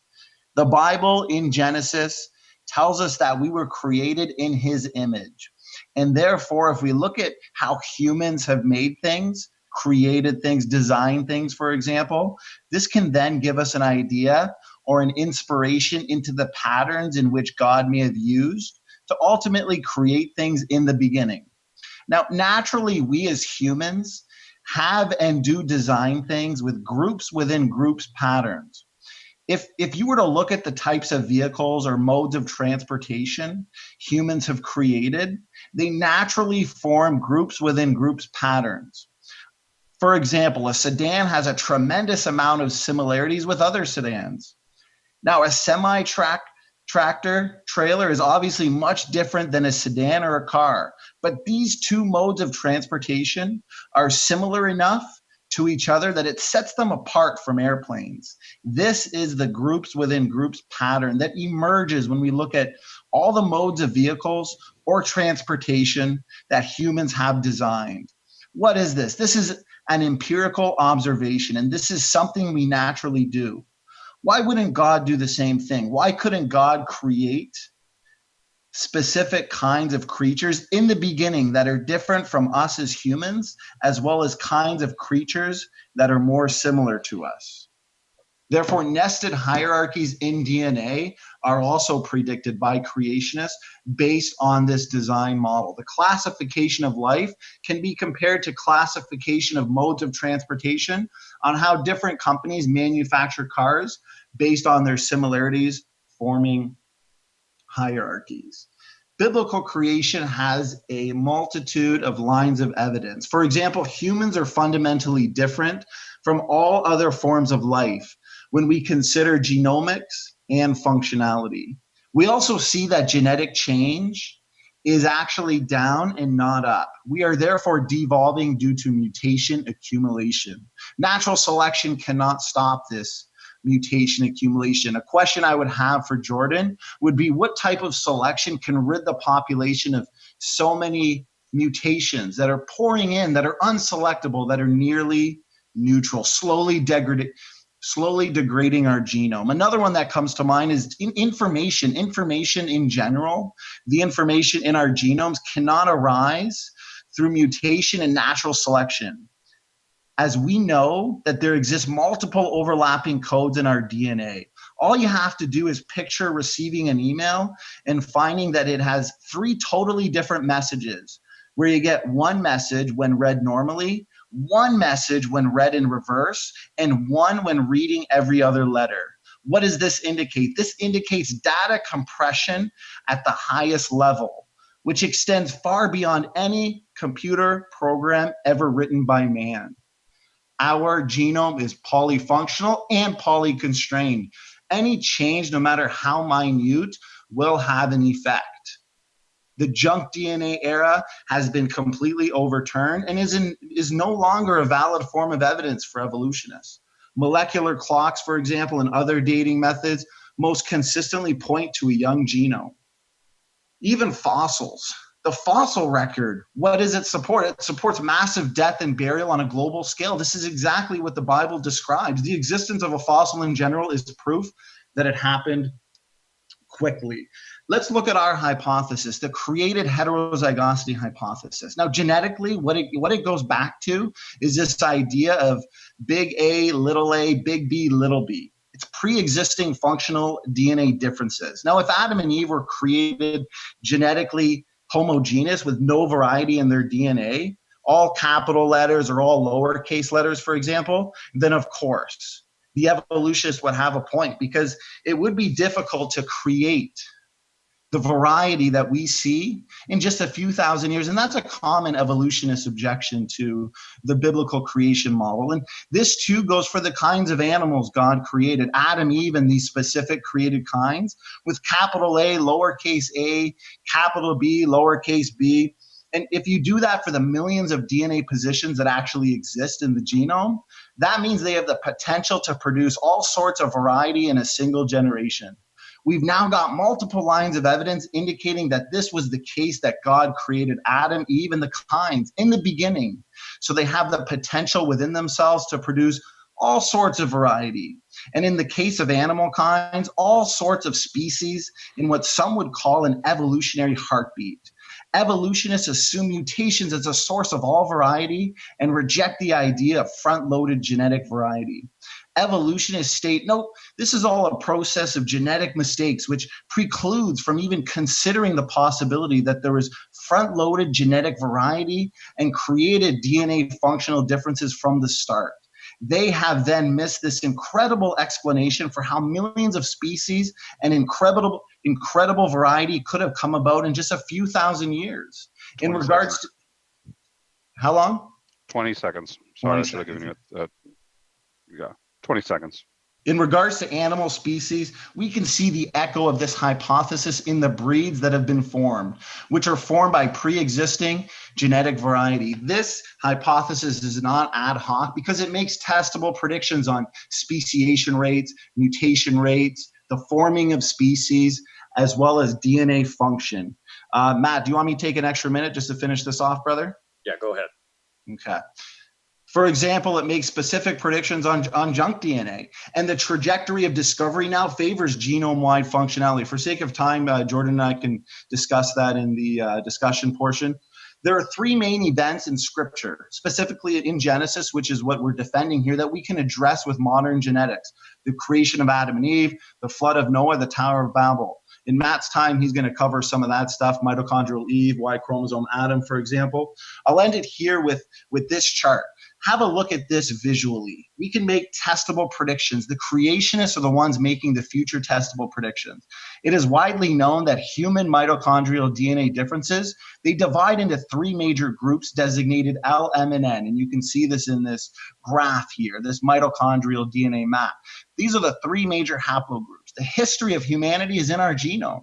What we actually know about mitochondrial DNA of humans fits the biblical base model. The model explains the three haplogroups and the relative differences pre and post flood humanity. I want to see Jordan address this and also make better testable predictions on this mitochondrial DNA map. We know mitochondrial DNA is inherited exclusively from mothers. You're a bit over time, and I'm taking a bit more from Matt, just FYI. Perfect. Almost done here. Thanks so much. Okay. Now, what's important here is there were three young women. They were married women on the ark who would have repopulated the earth after the flood 4,500 years ago. The fact that there are three major haplogroups of human mitochondrial DNA in the world is amazing confirmation of this model and of a literal interpretation of Genesis, because these predictions, the retrodictions, these hypotheses are flowing perfectly from Genesis.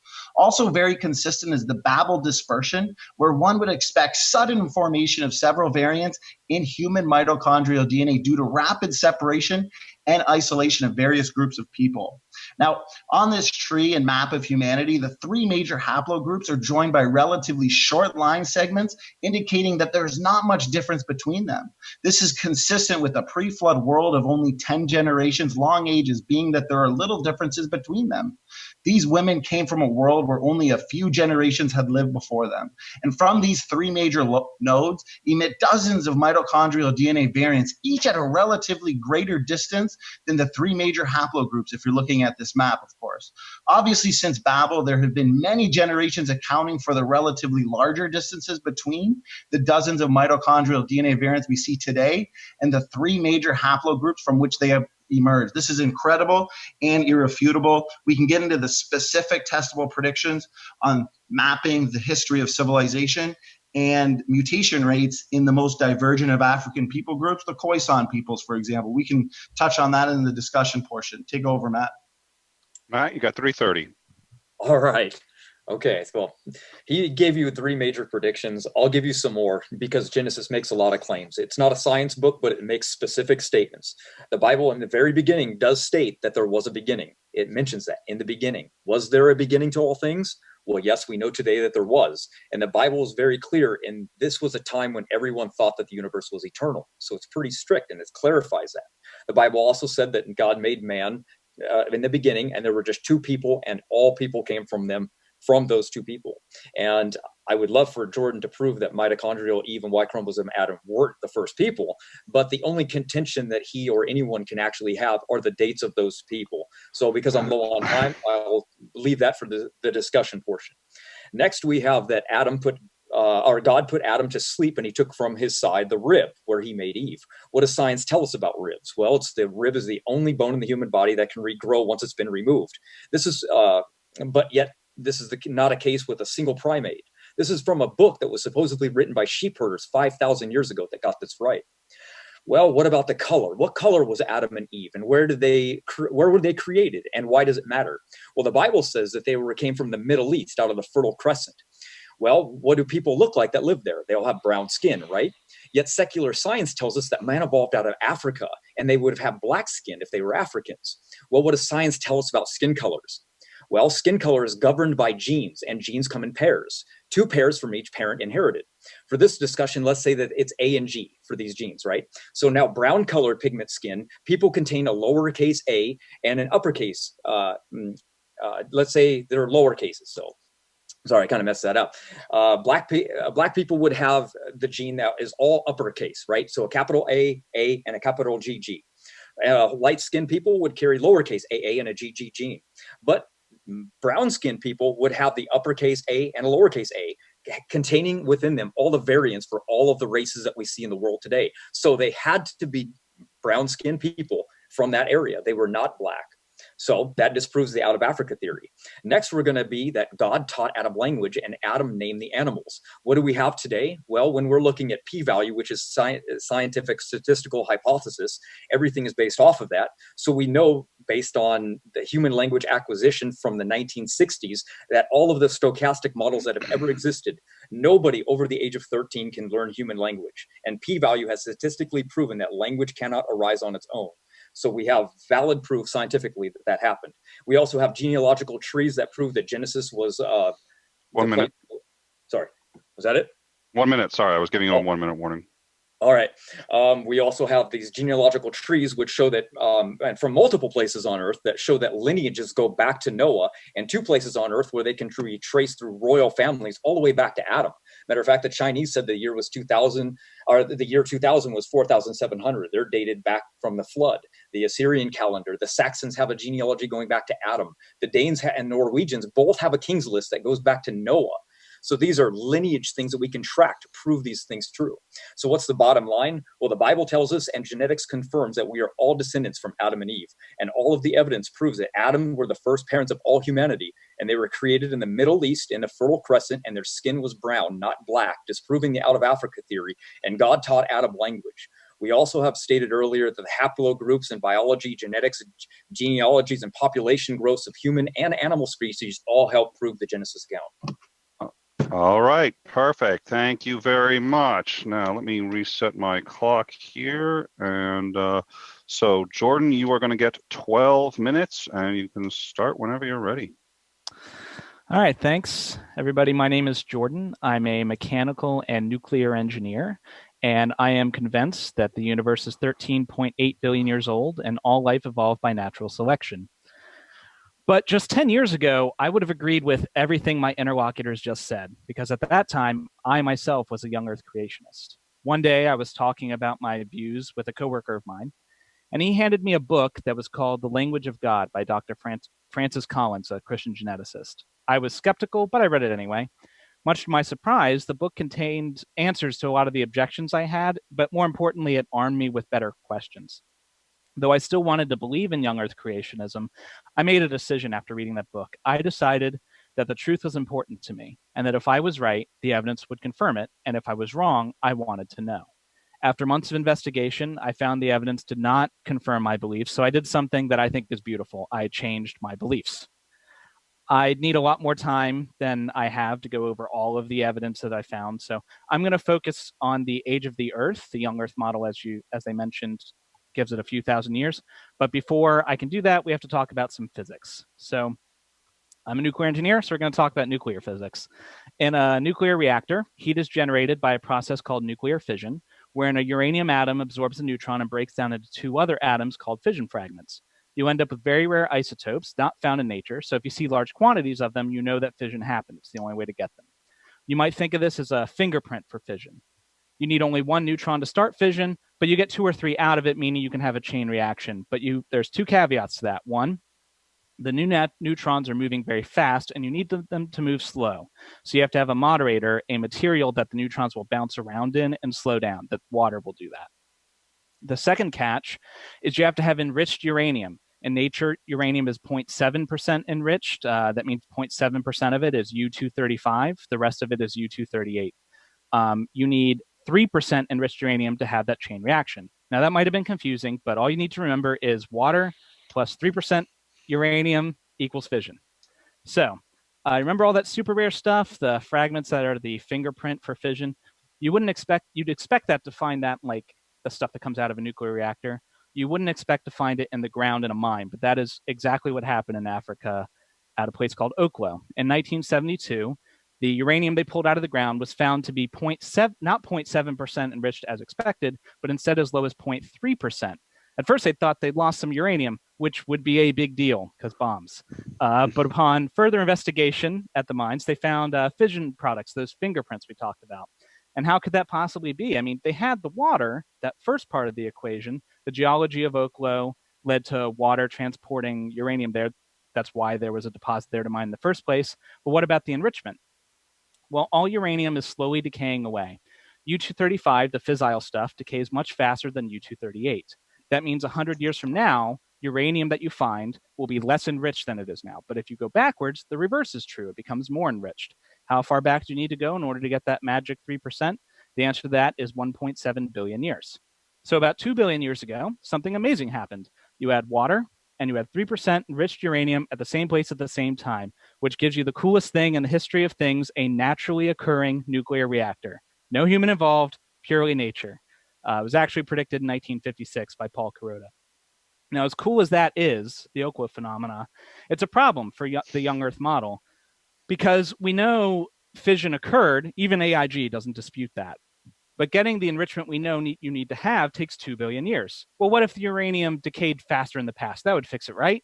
Well, it turns out it's not so easy. See, if something decays faster, it's more radioactive by definition. So how much more radioactive would the uranium need to be to fit all that 2 billion years and 7,000 years? 34,530 times as radioactive. To put this in perspective, today you get a radiation dose of about 3.1 millisieverts a year. With the faster time required by the young Earth, that dose would become 3,200 millisieverts, an increase of 1,000 times. But wait, there's more, because that's what the dose is today. But if you go back in time to the 7,000 years when Adam and Eve were supposedly walking around, you'd have even more fissile material, which means more radiation. At that point, it would have been 147,000 times as radioactive, yielding an annual dose of about 13,500 millisieverts, 273 times the safe dose. Over their 900 years of life, Adam and Eve were probably very well acquainted with every possible form of cancer. But wait, there's more. Because to avoid this, some creationists have suggested that perhaps it all happened during the flood. Maybe that's what covered it all. Well, the flood lasted less than half a year. If you thought that compressing all of that decay into 7,000 years was bad, try compressing it into 150 days. That bumps the radioactivity up to 2.06 billion times as radioactive.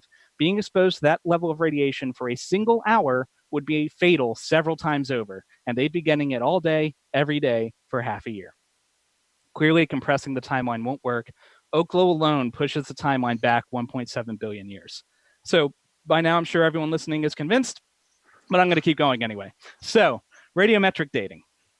Some atoms or isotopes in nature are unstable because they have too many or too few neutrons. So these atoms will decay. They emit some particle and become something else, another atom, another isotope. The decayed atom is called the parent. The new one is called the daughter, not the son for whatever reason. The speed and type of decay depends on the particular isotope. The process is intrinsically random. You can't predict when a particular atom will decay, but when you have billions of atoms, you can make very accurate predictions about how fast they'll decay on average, just like you can't predict the single roll of the dice, but you can very accurately predict what the average roll will be over 1 million rolls. Since we know how long it takes for a parent to decay, we can measure the ratio of parent to daughter and infer the age of the sample. It's a clock that occurs in nature. And that's the process we call radiometric dating. There are several different methods. Each has their own particular process, their own assumptions. Some constants are the half-life needs to be constant throughout the age. We already talked about that. That's definitely secure. The original ratio of parent to daughter needs to be inferred.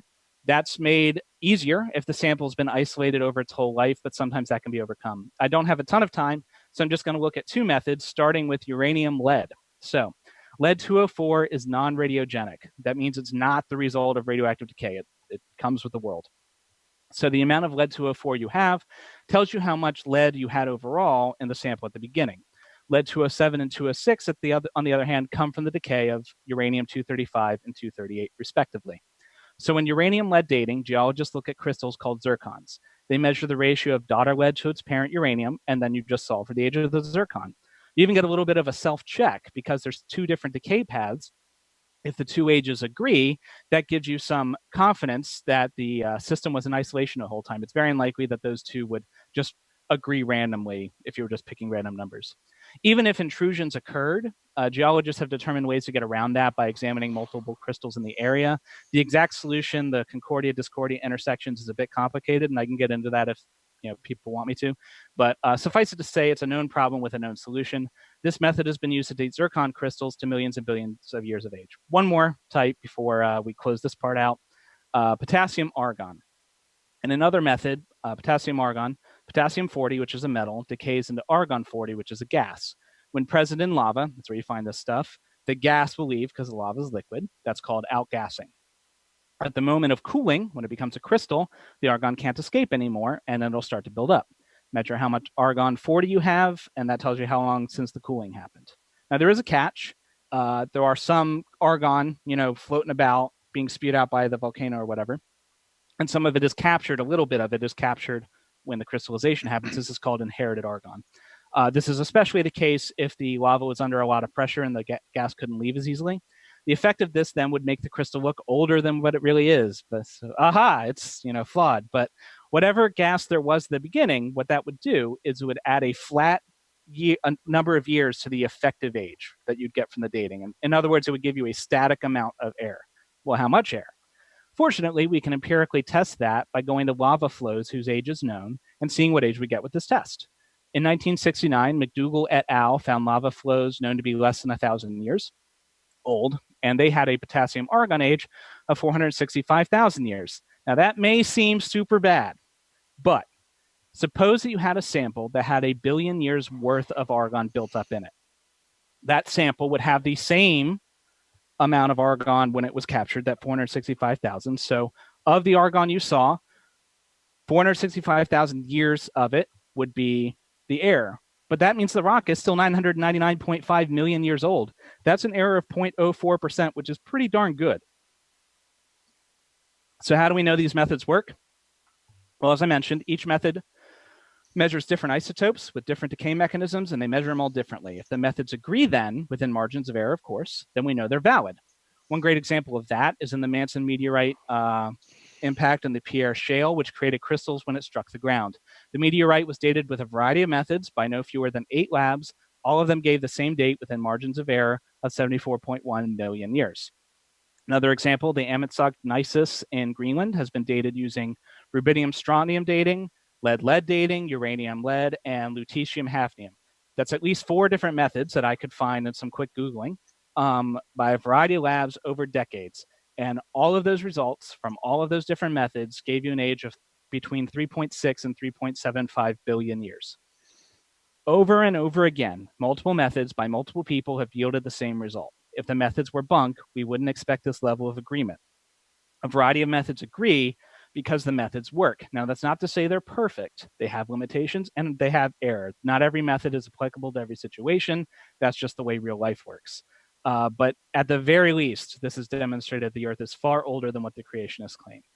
1 minute. So my time is almost up, and I've barely scratched the surface. So there's there's the entire theory of evolution, not to mention all the flaws in the flood, et cetera, and I hope we'll get around to that. But I hope I've at least given you some of the reasons why I changed my mind. I just want to be clear, I am not a physicist. I am not a biologist. I'm not any kind of scientist. I'm just an engineer. So please check me. I'll be posting my sources afterwards. And if you see an objection raised by Ken Ham or Eric Hovind that points out some supposed flaw in modern scientific understanding, what I want you to do is not say, aha, that's ridiculous. How can they believe that? Instead, ask the question. That seems ridiculous. Is that really what they believe? And if so, why? What do they know that I don't? And then go find out what it is. All right. Thank you very much. So we are now going to get into the 10-minute rebuttals. Has the affirmative decided who is going to start with the rebuttal or how you're going to break up the time? Yeah, so we got 10 minutes. I'll go the first 10 or the first 5. Give me a minute warning like you did before, Nick. Sure. This will be easier. Once I'm at 5, let me know, and Matt can take over the last 5. Oh, well, so once, yeah, okay. I'll give you a minute warning and then, yeah, sounds good. All right, whenever you're ready. Awesome. Okay, so it looks like Jordan here just wants to attack a young Earth with assumption-based methods, but we're here using genetics. We're using straightforward mutation rates, and even the evolutionist, the uniformitarian, will use, for example, he's looking at radioactive dating, radioactive clocks. He's looking at the rocks, and he's trying to disprove a biblical base model. But when we actually look to genetics, traits, genes are inherited. And when we trace that back, we come right to a female ancestor, a male ancestor, 3 major haplogroups. We can see that genetics are going down. Genetic degeneration is exactly what we observe. So therefore, since we're defending Genesis and we are really utilizing genetics to prove flawlessly that science does support a literal interpretation of Genesis, we're going to have to discuss that in detail in the discussion. I will touch on his radioactive dating methods. Now, he did say at the end there, they do have limitations, they do have error, and this is a fact. Age isn't really measured. Rather, as he hinted at and he talked about here in his opening, certain processes and amounts of materials are measured, and then age is inferred. The fact that radiometric ages for rocks of known ages do turn out to be so seriously inaccurate is a strong suggestion that one or more of these assumptions is, of course, incorrect. He did talk about it in detail, and he is right. Secularists, uniformitarians, for example, they measure the amount of the radioactive parent and the daughter isotopes in the present. Here's the problem, and here's where the assumptions come into play, because they're making a whole host of unprovable naturalistic assumptions. Then they extrapolate backwards in time to make what is essentially a guess about an age. They assume uniformitarianism, the present is the key to the past. 2 Peter 3 says that in the last days there's going to be scoffers denying 3 things: the creation, the global flood, and the coming judgment. The fact that he rejects and scoffs at the global flood and then uses these radioisotope dating methods to prove his worldview and to prove his position speaks directly of 2 Peter 3. There is substantial evidence for a global flood. I mean, just to name a few, we find whole rock layer sequences deposited rapidly in quick succession. We see flat featureless boundaries. We see rapid or no erosion between sediment layers. How does he explain all this? Look at the walls of the Grand Canyon, for example. From the Tepites at the bottom to the Kaibab limestone at the top, it's supposed to be representing the 300 million years of slow and gradual sedimentary deposition that he talks about. But when the plateau was pushed up, those rock layers were bent and folded, but they were folded without fracturing. They had to be soft. If they were bent without fracturing, of course. How does he explain this? And I did ask some questions to him regarding genetics, the 3 major haplogroups, in my opening. So I hope he answers those in his rebuttal. But what all this means is that they could have only just been deposited. This means the 300 millions of years that he's trying to push never happened. All those rock layers had to be rapidly deposited in quick succession in the flood year. He talked about Francis Collins, the language of God, and how this changed his mind. Well, at the end of the day, Francis Collins and BioLogos and the arguments used in this book have all been thoroughly debunked and addressed, of course. Some of the arguments that Francis Collins uses is his belief that humans and chimpanzees and other forms of life share genetic mistakes. I'd love to talk about this with Jordan in the discussion period, what he might know as pseudogenes. And at the end of the day, these pseudogenes, they now appear to be functional DNA elements and not mistakes. There's a scientist from BioLogos who's associated with Francis Collins named Dr. Vanima. He likes to use the example and tell people that humans possess the broken remnants of an ancient chicken gene.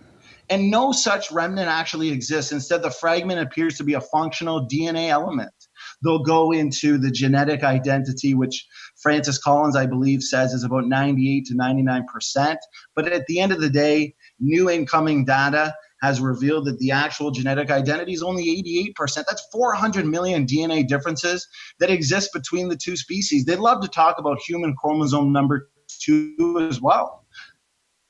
Francis Collins and those at BioLogos. Is that 5 minutes? Okay, give me 30 seconds to finish my thought here. They like to push the human chromosome number 2, which they'll say, Francis Collins will say that occurred through the fusion of 2 ape-like chromosomes. That's been overturned. The purported fusion site is now actually known to be a functional DNA element in a human gene. Junk DNA era has been overturned. All the testable and future predictions are coming from creations. I want to say one last point on his radioactive clocks and radioactive dating because he spent his entire 12 minutes on that. He definitely has a lot to address from myself and Matt's presentation. But if God instantly created trees, for example, and then we analyze this, the leaves would have chlorophyll, as leaves do today, of course. But it didn't come by normal processes. This is what Jordan doesn't understand. So when God made the first rocks, they had atoms in them. Let's talk about genetic. Let's talk about what's measurable, what's testable, what we can make predictions on, not the assumption-based method like he's using. If we come along later and say that lead must have come from decay of uranium, because he talked about this form of dating method, therefore we will use that to date the rock. You'd be wrong, of course, as there would be lead there to begin with. So why shouldn't there be? Therefore, let's stick to the genetics and how it proves a literal interpretation of Genesis. Go ahead, Matt. All right, you got 3:40 left. Okay. All right. Awesome. I don't know if you've seen our flood video, Jordan. I hope you did. That would have been fun. Okay. Well, all right. Regarding your opening then. I'm sure you've stated it, that the newly expelled lava that comes from varying amounts of both parent and daughter isotopes, but the pre-existing daughter isotopes do not all boil out of lava before solidification of it into igneous rock or indigenous rock occurs. So when testing like modern rocks, we know that those rocks formed from observation. We can see this from lava, right? But the daughter isotope percentages at formation vary widely and are in fact never zero. So if they're never zero, and if the daughter isotope levels at rocks formation in modern observed samples vary, then one must accept that the rocks from the past acted like that in the same manner. So if the starting ratios are not known, then there is no math that can find the date. The dates that are used and accepted by supporters of, deep time are in fact nothing but guesses based off of this assumption. So this is why we really like biology, because you can observe the numbers in real time. You can look at mutation rates in trio studies and watch them occurring. And you can do this with these dating methods that you have, but they take such a long amount of time that they say, well, you can't actually test anything within 10,000 years for radioisotope dating because it takes such a long amount of time. Right? I saw the roll of eyes. My bad. I shouldn't be watching you. Okay.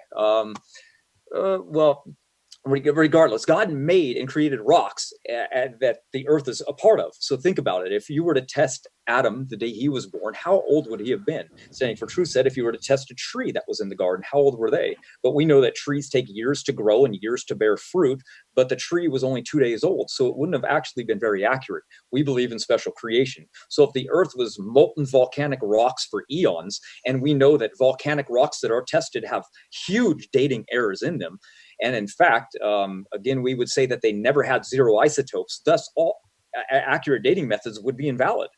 So one would have to rely on dating methods of rocks to disprove all the other data that was given.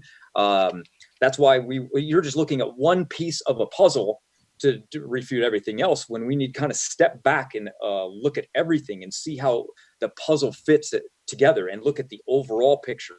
That's why we're kind of bringing everything to the table. So unfortunately, it was kind of a bombardment in the beginning. We kind of threw a lot at you. He probably gave you 5 or 6 or 8 different things. I gave you 5, maybe 6. So I know it's a lot. You gave us just rocks. So, I'm sure you'll want to touch on that more, but that's kind of why we trust that very much, because every time lava has been tested and those rocks that are formed from these lava, the dates are all over the place. And creationists love that too, because it's inaccurate. So sorry, Nick, was that? No, you still got 30 seconds left, but Jordan ended 30 early too, so it's okay then works out if it works out. Jump into discussion. That's fine. All right, let's do the discussion. So don't Jordan I get 10 minutes? rebuttal time. Don't worry, you're gonna get your rebuttal, Jordan. So it's a 30 minutes open discussion, and no, Jordan still has his 10-minute rebuttal. Oh Jesus, I'm so sorry. Yeah, that was almost a problem. Yeah, Jordan, you don't really want to rebut. I mean, you know what? They were so good. Do you just want to call it a night and head home? I think my argument was self-evident. So. Okay, my sincerest apologies. You've got 10 minutes whenever you're ready. All right, so like Matt said, they did throw a lot at me, so I'm going to just kind of go through it. First off, the question should not be, could God have done this? Because the answer to that's always going to be yes. I mean, he's God, he can do whatever he wants. But instead, the question is, what's the simplest explanation? Not meaning the one that takes the fewest words to say, but the one that has the fewest ad hoc assumptions, the one that makes the best sense of the data without stretching, etc. So just keep that in mind as we go on. They mentioned about information being on a downward decline, how it can't be generated by natural selection.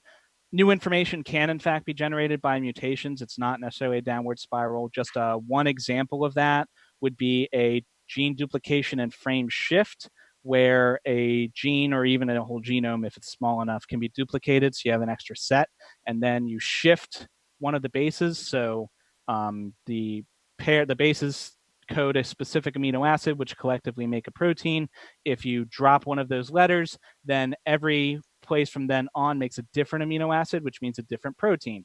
You have a protein that wasn't being made before, completely new genetic information, so you can definitely add information. And how could that be selected? Well, if it doesn't work very well, the thing that made it will die, and it won't make kids. So natural selection.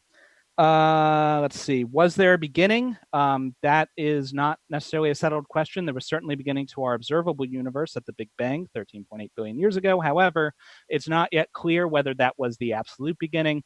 You've got the Carroll-Chen model. You've got several other cosmological models that work just fine with today's physics and have an eternal universe. So that's not a settled question. You may get into more physics hopefully later. But anyway, I'd need a citation for the languages arising on their own. There wasn't much there. So if we all came from Noah, I'd be interested how you deal with the genetic bottlenecking. You can see genetic bottlenecking whenever there's an extinction level event. That is cheetahs. Cheetahs are very genetically similar to each other, even if they're not related, like not brother, sister, cousin, that sort of thing. They're so genetically similar to each other that one cheetah can take a skin graft from another cheetah and it won't reject it. And that sounds like a good idea, and maybe it is if all you're worried about is skin grafts. But that leaves you very open to infection, to infant mortality, to all kinds of bad things. Genetic diversity is a good thing. Well, if that's how bad it gets when you have a small bottlenecking with one species. Why don't we see this kind of problem if we bottlenecked everything down to 2 individuals, or in the case of Noah, I forget, it's like 10 or 12 or whatever. But in any case, that would be a problem, something that you would observe that we don't observe. It's funny that they don't allow evolution to work over geological timescales, like over the billions of years that natural selection is supposed to have been working. But it's supposed to go super fast for the last 4,000 years. Like, which is it? Is evolution too slow, or is it fast enough? Like, you can't have it both ways. So they'd mentioned that I was attacking their model with assumption-based methods. Well, I'm attacking it with physics because physics is what I know. I'm a nuclear engineer, so that's just where my wheelhouse is. So let's get into that. Let's see. And also, physics is just better than biology, so there's another reason. So you asserted that dating methods are, quote, seriously inaccurate, but I think where that's coming from, and you'll have to tell me in the discussion, there are errors, and sometimes they sound really big. Like if you had, for instance, I saw an age earlier for a rock that was like 1.08 billion years, and it was plus or minus like 30 million years. 30 million years, you're not even close. Well, I mean, you're not that close compared to the billion years. Like you have to get, there is error, but you have to compare it to the total age. So even though 30 million years might seem like a lot compared to a billion years, it's not that big a deal. You spent a little bit of time talking about there being 0 of the daughter isotopes when it was created, or there never is 0. That's fine. There are certain methods like lead-lead dating where the initial chemical composition is just not even important, because the amount of lead 204, which is not radiogenic, that tells you how much lead was there originally. So you have the initial composition in terms of percentages. Sure, if some of the lead was carried away, that's also not a problem because isotopes are chemically identical. So anything that would carry one isotope away will carry all of the isotopes away.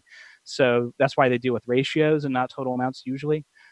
So yeah, that is not a problem. And for some things like the potassium argon, like I mentioned, you don't get a complete outgassing. The kind of naive freshman version of it is that they assume that there's 0 daughter, but in actual fact, they know that there's not 0 daughter. That's something they just have to account for, and it's part of the error. So that's part of why when you get to the bounds of detectability in a radiometric dating method, it gets less and less accurate.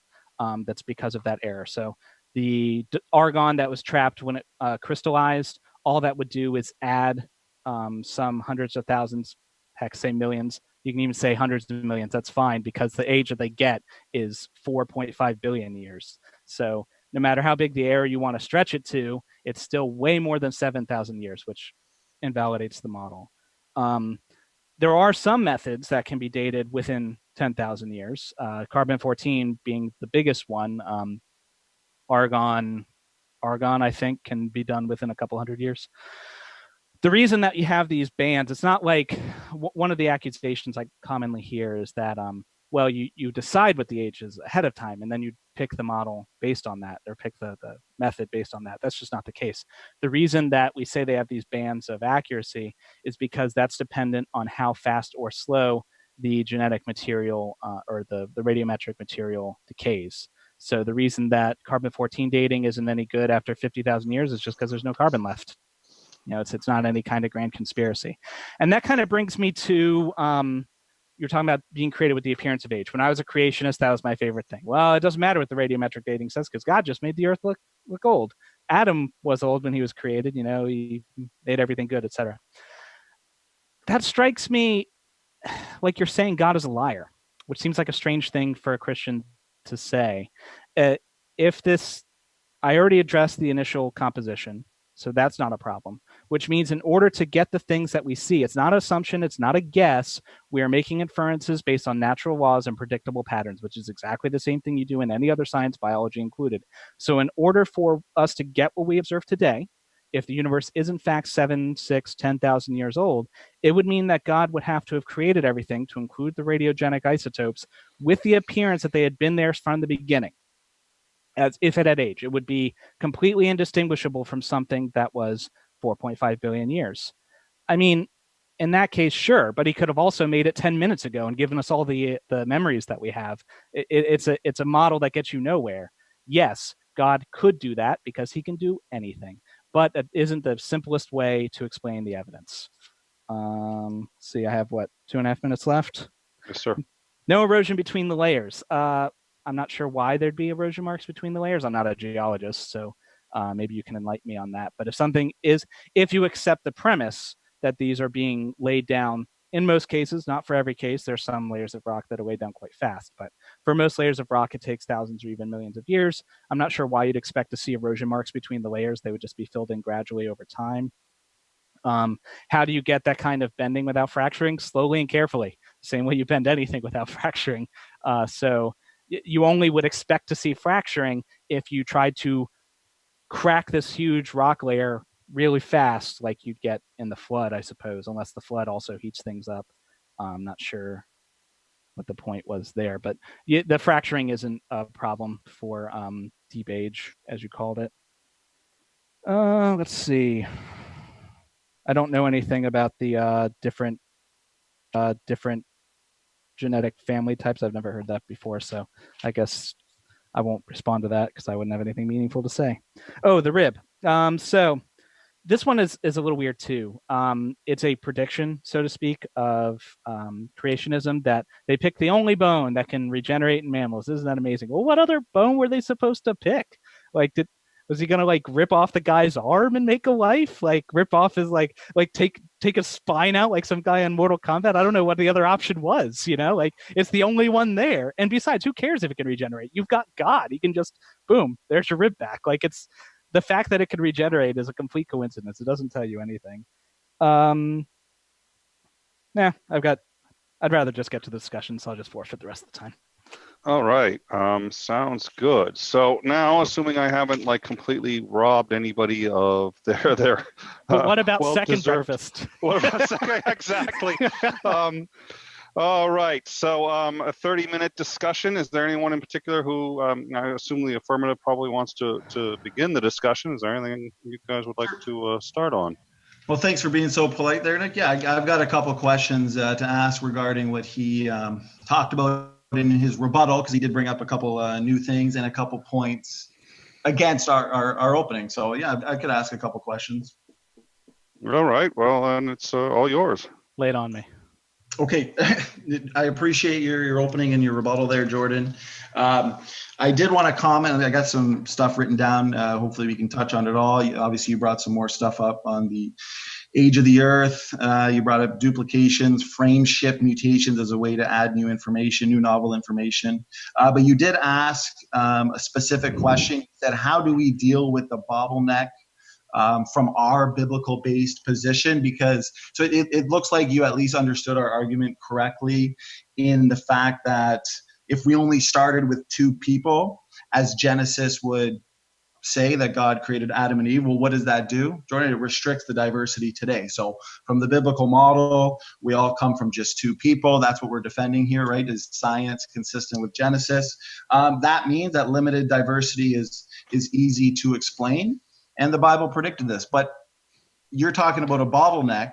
Mm-hmm. For one, the evolutionary bottleneck hypothesis that you would have to resort to from a uniformitarian based worldview. Can you explain to me how that would be even remotely feasible and empirical? And then I can explain to you why ours is empirical and feasible. Go ahead. Sure. You can look at Dating the Genetic Bottleneck of the African Cheetah by Menotti, Raymond, and O'Brien in 1993 from PNAS. You can look that up. That's a peer-reviewed paper that documents this phenomenon in cheetahs. You can observe the genetic bottlenecking by the genetic similarity between different cheetahs, the lack of diversity. That's what happens in a bottleneck. And the problems with that are documented in Genetic Basis for Species Vulnerability in the Cheetah, Science Volume 227 by O'Brien et al.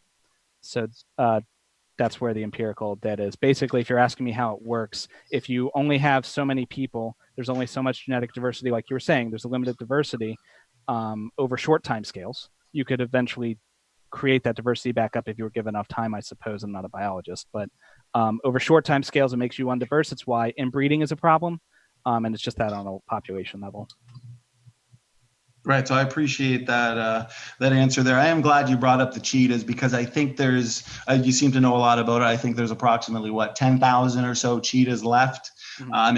And conservationists, they're looking to keep them from going extinct, obviously due to this genetic bottleneck where I think there's the exposing of recessive mutations. I mean, we're seeing some pretty significant genetic damage in these cheetah populations. And that's why I believe that the evolutionary bottleneck hypothesis that you'd have to look to and that you're talking about here, I don't believe that it's feasible because I would call it a rescue device. And why I would is because it would involve an extended near extinction event associated with severe inbreeding and severe genetic damage, just like we're seeing with the cheetah populations. Now, our position, and then obviously you can respond to that, but real quick, I want to answer your question. Based on the evolutionary perspective that you're holding to, and then the evolutionary worldview, the human genetic homogeneity, it remains a very serious theoretical problem. But with our perspective in the biblical base model, there's absolutely no problem. And I'll tell you why. Is because according to the biblical base model, we started with just two people, okay? And then 10 generations later, we have a second single generation bottleneck of what? Just 8 people. And this occurred at the time of Noah. Now, what's important here, Jordan, is that both bottlenecks were very brief, okay? For example, just one generation, and then explosive growth was followed by this. And in both cases, there would be almost no previously accumulated mutations, and therefore no inbreeding effects. But your explanation, the very limited genetic diversity we see, it still remains a huge problem, and I haven't seen you give an empirical answer. All I see is unrestrained storytelling. In the cheetah example that you gave, I don't think it helps your story. I think it helps us see that the story is not even remotely feasible. Go ahead. I don't know why you'd need an extended bottlenecking event to get the problem. Once you restrict the population to a small amount, 2 would be way smaller than you need for the problem. But why is it that having a brother mate with a sister would be magically okay and wouldn't cause any kind of genetic issues if it happened 4,000 years ago? Well, I'm saying your bottleneck would be prolonged. Our bottleneck is not prolonged. That's why the evolutionary bottleneck hypothesis, which involves an extended and lengthy near extinction event, right? You understand that it does involve a lengthy and extended near extinction event. That hypothesis is associated with severe inbreeding. That's why it's not even remotely feasible. It's not empirical, but the empirical data and scientific evidence supports our bottleneck of Adam and Eve, which was not prolonged. And also, there wouldn't have been any accumulated mutations. What do we inherit? 100 new mutations per person per generation. Take that back to a point of least genetic entropy, least genetic accumulation, Jordan. That would be a time of perfection, just as talked about and as we can read in Genesis. There's no inbreeding problem, but with you guys there is an inbreeding problem. So can you explain to us how to solve this very serious theoretical problem? Because you're going to have to address and critique our position. Go ahead. There's no problem. I really don't understand what it is you're trying to get out. Yes, it is true that the bottleneck for the cheetah is an extended event, but that's just because that's how populations work in real life. That's just what would have actually happened here. I don't understand why that is mitigated if you just make it more severe. If you just make the problem more severe, I don't know why that mitigates it, but I think we're just kind of going round and round on that. I think that if you get down to 2 people, you're going to have some bottlenecking issues. You say you won't because, whatever. Well, we have studies where things have gone into just 2s, but regarding the bottleneck, the supposed bottleneck that brought forth primitive man going in and modern day man coming out was supposedly 200,000 years ago, but there's no evidence in the geologic column for that event actually occurring. So that's a strange one. And then we have the deer that got let loose, for example. There were only 2 of them. They got let loose on New Zealand. Today, they're the most populated species that's there. They have to kill them just to get rid of them. Now they're more of a nuisance. They took 2 sheep and they put them on the Kruligan Islands, and within just 40 years, there were 700 of them. There was no problem with genetic diversity with these things. And these are only just 2 sheep where they know the numbers, and they diversify no problem whatsoever without any genetic problems whatsoever. So against what evolutionary theory says, you need a bottleneck of at least 25 to repopulate a land and everything. Well, we have multiple examples where that is now, and that hasn't been an issue whatsoever. Do you have a citation for either of those events? So go ahead. Do you have a citation for either of those events? Oh yeah, sure. Just post it afterwards. Okay, yeah. All right. Yeah, I can't speak to it because I'm not a biologist and I haven't seen those studies. So, I don't have anything to say. All right. I don't want to speak outside of my expertise. I don't want to jump in real quick. I'll let Matt finish his thought, but I just want to point out to the audience who's listening, the debate would be, is Genesis consistent with empirical scientific data? Now, in regards to Adam and Eve, which obviously we can read of in Genesis, God created two people. What do we see? Low genetic diversity among any 2 people on this planet. Somebody from Asia and me over here in North America were no more than 0.1% different. Therefore, that's what we would predict. Now, very limited human genetic diversity. It's as we can see here, because you don't have an answer to it. It's a huge problem for your position in evolutionary theory. I'm almost done. And it leads to unrestrained storytelling, as you're proving here. Now, at the end of the day, the evolution story as well, it still needs to be revised almost monthly, almost yearly, just to explain all this genetic related data. So the point is, limited, human genetic diversity, it's obviously compatible with the biblical perspective and a literal interpretation of Genesis, and that's the title of this debate. And it doesn't require any far-fetched mental invention. So why throw out a perfectly good Bible for a theory, like, for example, I wouldn't even call it a theory, like evolutionary theory, the idea that pine trees and whales are related through common ancestry, when there's no actual evidence for it? I mean, can you give us what's your best evidence for, I should ask you, do you believe that all life on Earth is related through common ancestry, right? Banana plants, pine trees, whales, dogs, are they all related according to your belief system? Go ahead. You and a cabbage are a very distant cousin. Right. So well, there were a lot of questions there. Do we maybe want to give Jordan about 10 minutes because you guys took about 10 minutes worth of questions. So I'd like to give Jordan some time to answer a number of them here. So, I'd like to ask them too, but let me try to rapid fire and ask some. I think yes. Yeah. So, the genetic diversity that we see across the planet, our species hasn't been around that long in terms of geological time. The species supposedly came about somewhere between 100 and 250,000 years, depending on which biologist you ask. So the lack of genetic diversity fits that model. It's not a distinguishing factor. Something that is a distinguishing factor would be genetic diversity as a result of a point location from the flood. So since we're on the subject of genetic diversity, if Noah grabbed everything that was alive on the ark and landed at one point and then let everything go, that's what your model says, right? I just want to make sure I'm not mischaracterizing before. Well, he probably didn't have to grab everything. He might have left some things behind, but yeah. Okay, so the vast majority of things were on the ark. That's how it survived. And then he released them from a point. Why don't we see genetic diversity dropping off from that radiating point? And also, why do we see the grouping? So did the penguins, when they got off the ark, just troop along like soldiers all the way to the South Pole and no one thought that Australia was nice? What was the disciplinary effect that's caused these animals to group together after the flood? What is that saying? Something of a feather flock together. We know that some things travel very good in groups. They like to stick together, kind of like humans do. We migrate together and we diversify in different races, and then we stick to our races and we don't like others. It's just kind of how animals and humans tend to be like. And then we see that, matter of fact, you can Google right now or type into YouTube, there's a penguin that travels over 5,000 miles every single year to go visit somebody who saved him over in Brazil. So they could easily have traveled thousands and thousands of miles to get to where they're at today, because a single one does it for fun to go visit a guy. So transportation is pretty easy. And after the flood, we expect that there would have been more land bridges. Things would have moved and dissipated a little easier, because we know that the ocean levels were rising even still to this day. So if they had land to walk on, it would have been much easier than they have today. And we still know that they can do it today. So that's fascinating. Sorry. What did everything eat while they were walking? All the plants were under salt water for 40 days.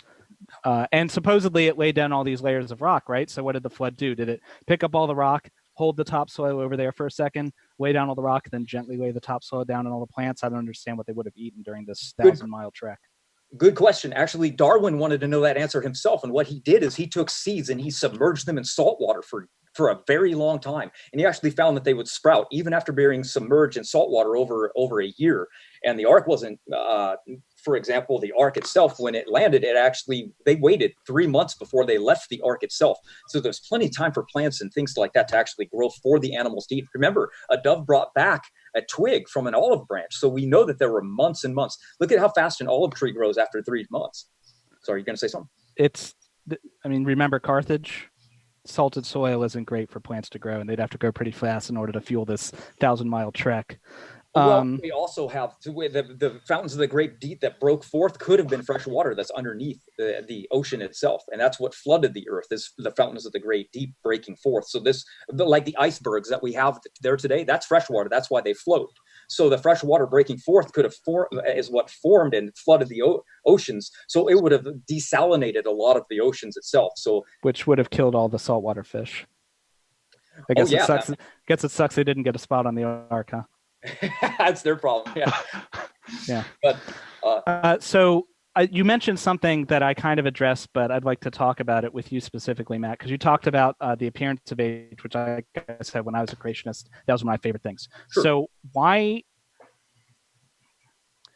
would God create things with every appearance, in other words, indistinguishable from something that was 4.5 billion years old, with the radiometric isotopes, them existing in a closed environment?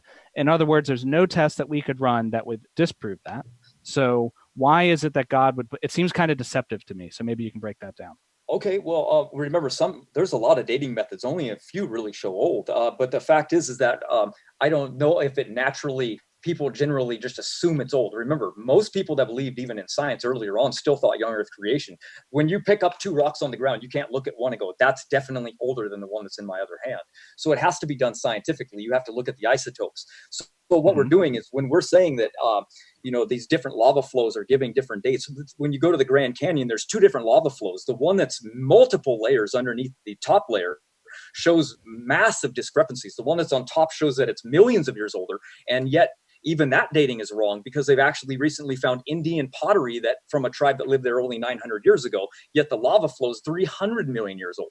So the dating methods we think are debunked because we constantly find a falsification and multiple errors that come from these things. We don't think that God's trying to trick us by throwing these numbers around. We just think that what's happening is that these isotopes are just, they formed during during the flood at this really rare occurrence. And go ahead. Well, then how do you explain the fact that at that point it'd be Noah, that Noah and his family survived radioactive dosing that would have been thousands of times greater than standing next to the reactor at Chernobyl? No problem. When you're because when you are standing there on the ark, these radioactive isotopes are forming in things like granite that are underneath the ocean from these tectonic plates and compression. And guess what? Even today, you can stand next to nuclear reactors that are under the ocean, literally 30 feet down, and the people are standing there without suits on because water protects you. Water is an effective shield for alpha and beta rays. It's okay for gamma, but that doesn't protect you against the radioactive isotopes that are inside you right now, inside the food you eat, inside the wood of the ark, inside the animals, inside everything. And if everything is speeding up to, what was the number? I did the calculations earlier today. If it was 2 billion times as radioactive as it is today, how do they protect themselves from the potassium-40 that was in their bloodstream? What shielding did they have there? Well, remember, we don't believe that they had these things before the flood. So these things would have been in the elements themselves after the flood. So potassium-40 didn't exist before the flood, except it did because it was under in the rocks. But remember, these certain rocks formed during that process. It was massive tectonic shifting. The continents moved from dramatic shifting very quickly. And so there were no radioactive isotopes before the flood, just to be clear. Right. Correct. So radioactivity did not exist before the flood. Right. And then during the flood, radioactivity existed, but only under the ground, not in all the other places where these radioactive isotopes would be. I just want to be clear. Well, no, they started forming in the ground during the tectonic shifting, during the compression, during that rare event when things were starting to compress. It's called the catastrophic plate tectonics. And that's why I was like, that's why I asked you in the beginning if you had seen our video, because it would have really helped. But that's our fault for not giving it to you. So how did the potassium? I'm sorry. How did you eat potassium whenever you eat a banana? That banana did not go down miles under the earth to get the potassium-40 from the granite, which is where you're saying it came from. How did the banana get the potassium-40?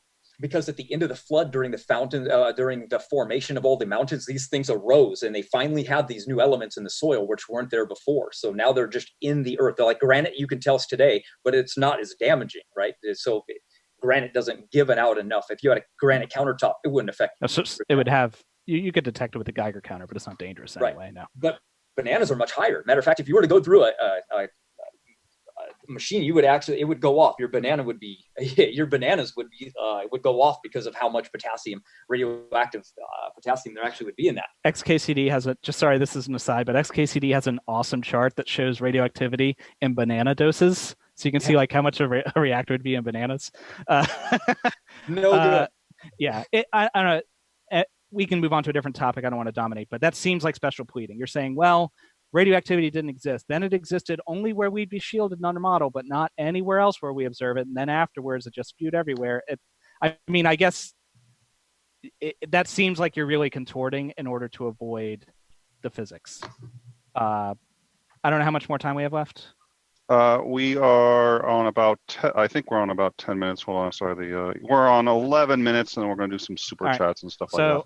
Well, you took 10. I want to jump in real quick because I think Matt's explanations are more than sufficient. I think your problem is the fact that you're rejecting a global flood to begin with, but I think you're underestimating the scope and scale of the energy produced by the flood, and the fact that when the fountains of the Great Deep are broken open, Jordan, and if you can imagine it, the Earth is fractured like an eggshell, right? The continents are moving vertically, they're moving horizontally. The tsunamis, they're driving flood waters onto the continents. the continents are moving at rapid paces through the flood waters. And I wanted to ask you about this before we move on to a couple other things you talked about. We do have a testable prediction that was confirmed. I'm not sure if you're familiar with this. Matt did touch on it. The model is called catastrophic plate tectonics. And in this model, based on the fountains of the Great Deep breaking open, Jordan, the pre-flood ocean crust, it's dragged down, okay? It's dragged down in the mantle core. As you would know, that's called subduction process. Now, here's where the prediction came into play by Dr. John Baumgartner years and years ago, that the cold ocean crust, okay, according to this hypothesis, should still be cold since this occurred only thousands of years ago, even though, according to this model, it has descended into the deep hot mantle. We have seismic data from NASA. It has revealed, after the prediction was made, enormous slabs of cool rock under North America itself, but down in the core, it should still be warm. Now, this is confirmation of flood geology, just showing you that it's not just all ad hoc. So not only genetics, do we have future testable predictions? I noticed that you didn't have any explanation for the testable predictions on the 3 major haplogroups, and that's fine. But there's also testable predictions to be made on flood geology. That's why Matt's explanations there flow from a hypothesis that's derived from Genesis, which actually has consistent and inaccurate predictions. So how do you explain all that, and why would you deny that to begin with? Go take as much time as you need. I need to see the thermodynamic calculations in order to talk like how cold the slab would be. Without the calculations in front of me, I can't really say. I will say that a large heat transfer is dependent on surface area. The larger surface area thing you have, the more heat transfer you're going to have. But I'd have to see the calculations to know whether or not it'd be feasible. Let's give Jordan a bit more time, because I think you guys have had about 20 to 40% more time than him. So I'd like to.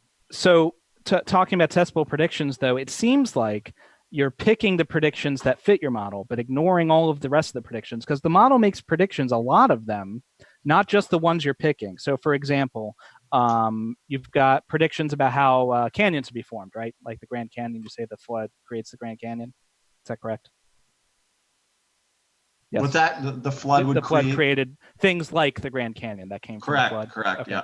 So in that case, the prediction you'd have is that we would see a shape in the Grand Canyon similar to we see it like Mount St. Helens, for example, or when dams burst. You've got a lot of inertia. This water has a lot of kinetic energy. And what kinetic energy and inertia doesn't like to do is change directions. That's basic physics. And so when you've got the Grand Canyon, instead of a straight blasted line like you'd expect from this massive flood, that would be the prediction, you instead get this winding river. So the flood would have had to come in screaming hot and then make a turn and then go screaming hot again and then make a U-turn. So why is it we see these kind of weird winding things, which is what you'd get from a plane that was being raised and then weathered down, but not what one would expect from a catastrophic flood? Well, so first off, you mentioned Mount St. Helens. Yes, we would say Grand Canyon was formed from the flood, probably after the flood, whether it's weeks after the flood. But what have we learned from the eruption at Mount St. Helens, which is actually an observable event?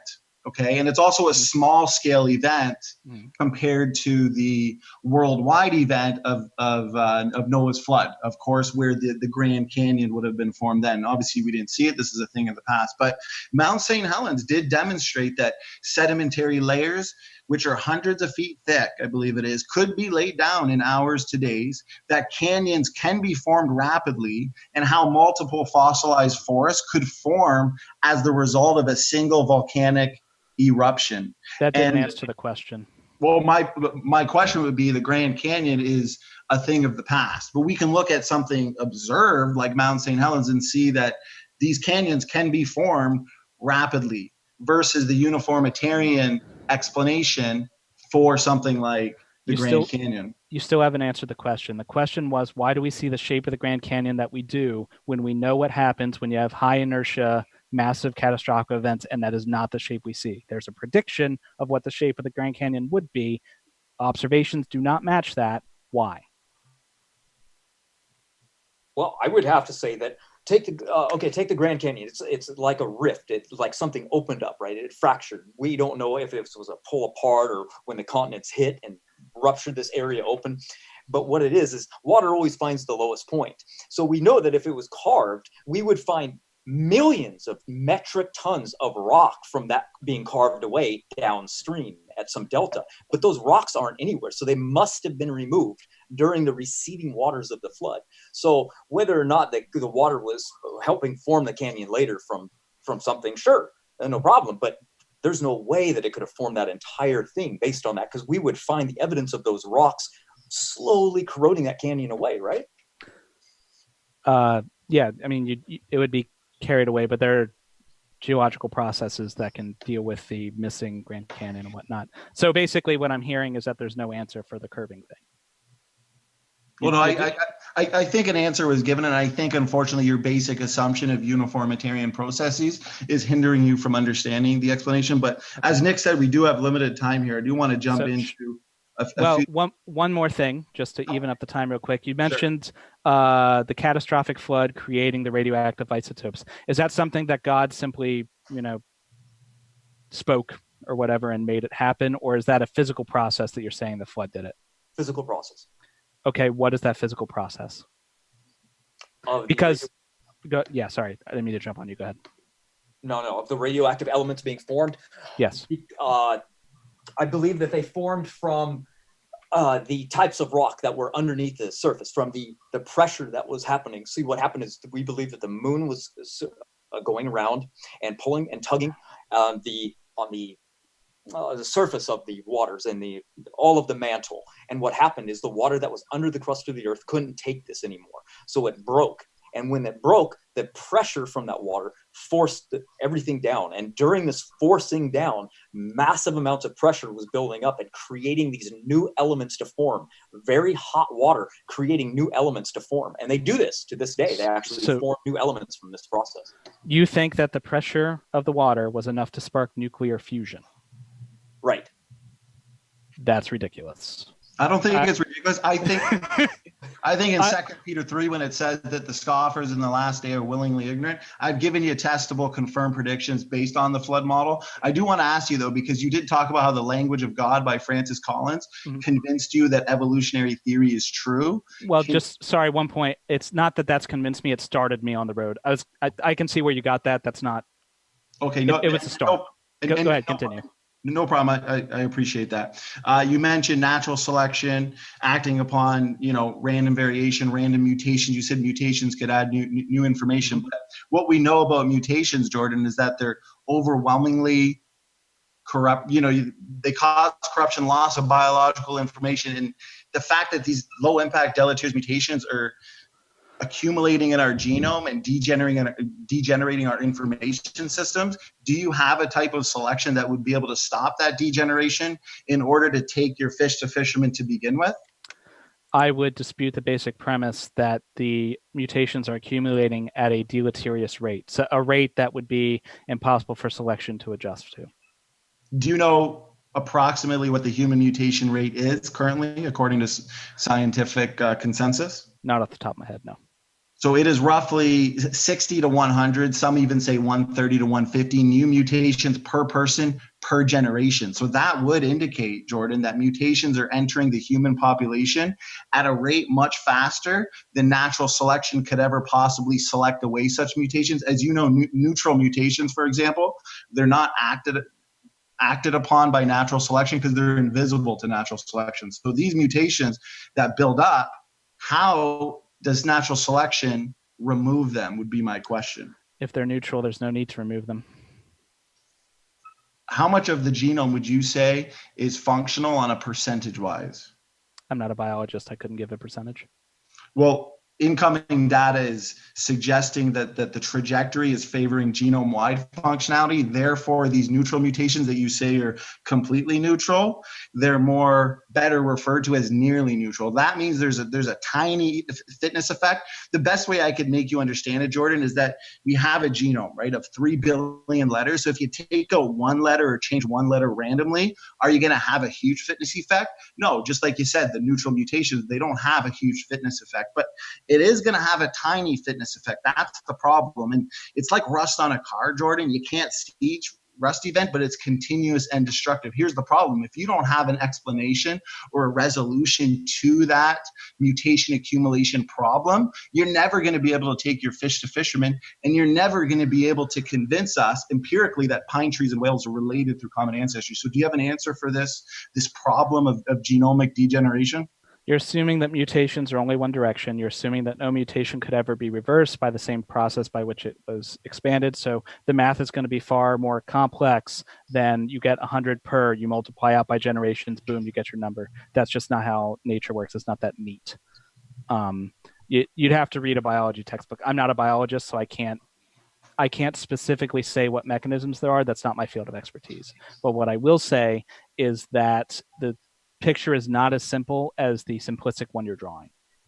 All right, and I'm actually going to call the time right there because that is in fact our time. So thank you all very much. I would like to read some super chats before we go into the closing. So if you guys want to think about what your closings are going to be, and we will cover the super chats. A number of them came in.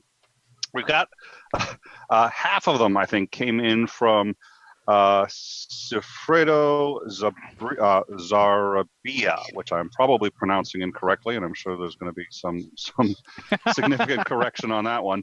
But so let me do at least one or two, and then we'll move on. So first one, is an airplane a kind of bike or hierarchies? I assume that that's for standing for the pro side. While I'm not entirely, I'll let you guys determine how to answer that. But I'll ask another one from Maynard Saves, standing for truth. Can you explain the anomalies with the octopus? I think the octopus defies evolutionary theory. I don't know what he means by anomalies, but you can read through those as quickly as you want if you want to get through them. All right. Octopus has genes nothing else has. That's why. I'll read them, and if there's one that somebody finds particularly interesting and they want to engage on, we can do that. Digital demonic Davros ex-Catholic here. DNA is not in the Bible. All right. Standing for truth. If you take Genesis literally, this is Cygart. If you $5. If you take Genesis really literally, then where is the age of the earth mentioned? Do you consider interpretation of genealogies to be, quote, literal?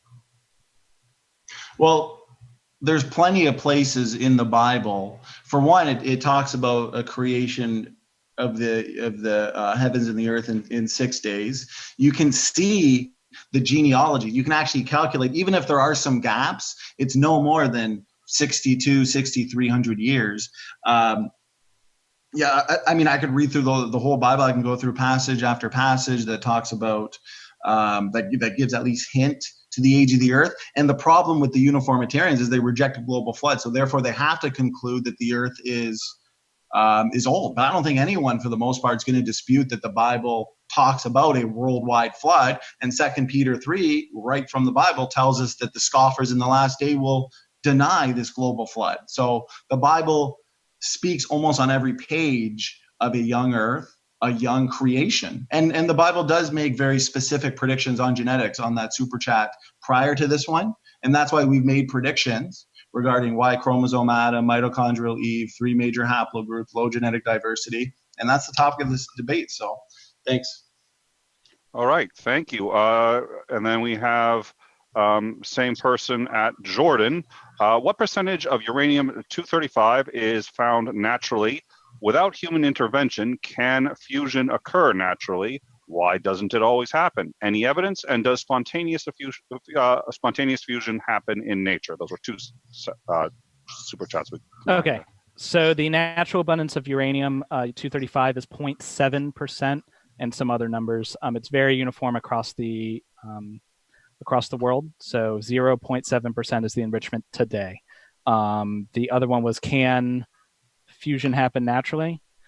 Fusion happens in the sun. That's a fusion reactor. So all you need for fusion is enough energy to overcome the Coulombic barrier, which is the repulsion between like charges. So it's very powerful, but you have to have enough to overcome it. Then the strong nuclear force can bind the nuclei together. In the sun, that happens because you have such a gravitational pressure that overcomes the Coulombic barrier. by humans, we have we try to use lasers to heat things up to give enough energy. Basically, you need a ton of energy to get fusion to happen. Does it happen spontaneously? Not outside of a star, but it does happen. Well, okay. There's always gonna be limited numbers. I'm speaking in generalities. In large numbers, it only happens in a star. Spontaneous fission happens all the time in uranium, but I think, did that answer all the questions? I think that answered everything that, yes, in that cluster there. We also have another one for $10 from Zafredo Zarabia again.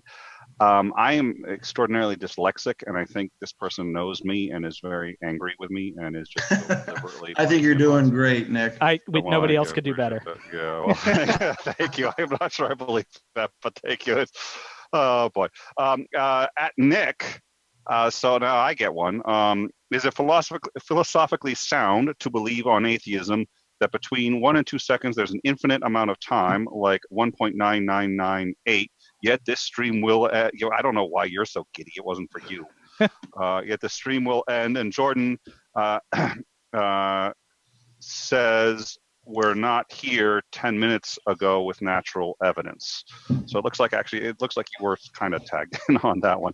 That in my mind gets into Zeno's, in particular, I think Zeno's stadium paradox. Zeno had, if I recall, 12 paradoxes. Most were motion, but you can same problem with time.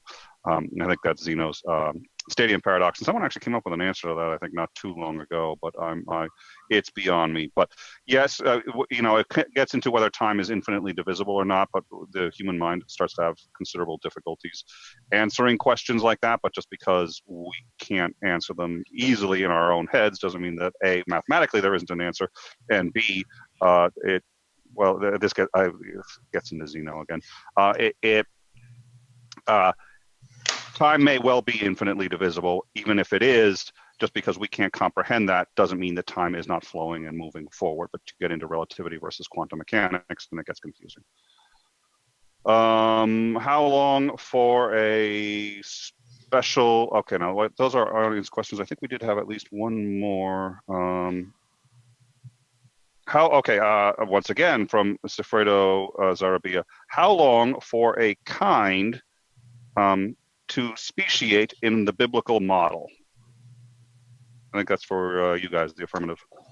I don't want to take up too much time, but I did cover that briefly in my opening regarding the created heterozygosity hypothesis, that God created the original kinds with pre-existing functional DNA differences, which does make specific predictions on DNA function. And these predictions are coming true more and more every day, as well as very specific predictions on speciation rates, which actually directly addresses his question. There is a paper out recently. Dr. Nathaniel Jensen has an article out on Answers in Genesis regarding it. I'd look it up, but new species have been observed in finches just recently in observed time. Obviously, regarding the model, immediately post-creation, speciation events would happen rapidly, because just through processes like recombination, gene conversion, new combinations of traits are going to arise quickly. So immediately post-creation and post-flood, speciation events would be quick. Exact numbers and calculations and the technical details, I would suggest reading the article and the paper that's associated with it regarding the new species of finch that have arisen, which has actually been a confirmed prediction based on the created heterozygosity hypothesis. So lots of interesting stuff coming out from young Earth creation scientists currently. All right, here was an interesting one. The heathen asks, for both creationists, if your God came to you and revealed that the creation story was man-made and evolution was indeed factual, would you believe him? Oh, yeah. Standing for truth? I left that one for Matt to answer. Did you want to ask it again? Well, it said for both creationists. So okay. Can you ask it again, brother? Sure. If your God came to you and revealed that the creation story was man-made and evolution is indeed factual, would you believe him? if he well, I'd have to conclude whether or not I'm hallucinating or dreaming. If God Himself revealed it, He's revealed the truth in His Word, and there's no indication that man and ape or man and pine trees are related through common ancestry. So God already told us evolution is not true, and the science tells us it's not true as well. Thanks for the question. Good question. And I do apologize. I'm going through most of these. We're now into the questions from the audience, and I think I'm going to do a couple more, but it looks like most of them are for the affirmative. I apologize, Jordan. You could just the mic just suddenly mutes. He's like, I'm. If that's the case, Nick, should we jump into our conclusions and then get as many questions in after as we can? I mean, if you did chat, it's up to you. You're the moderator. Yeah, let me do another question or two, and then I think we'll probably move on. Can we get more nuclear engineering questions? That would be awesome. If we could. So most of these are on genetic entropy.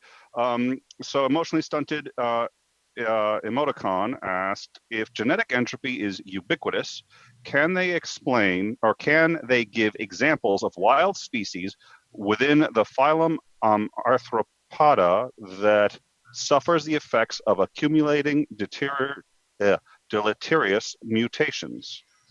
Well, good question from ESE there.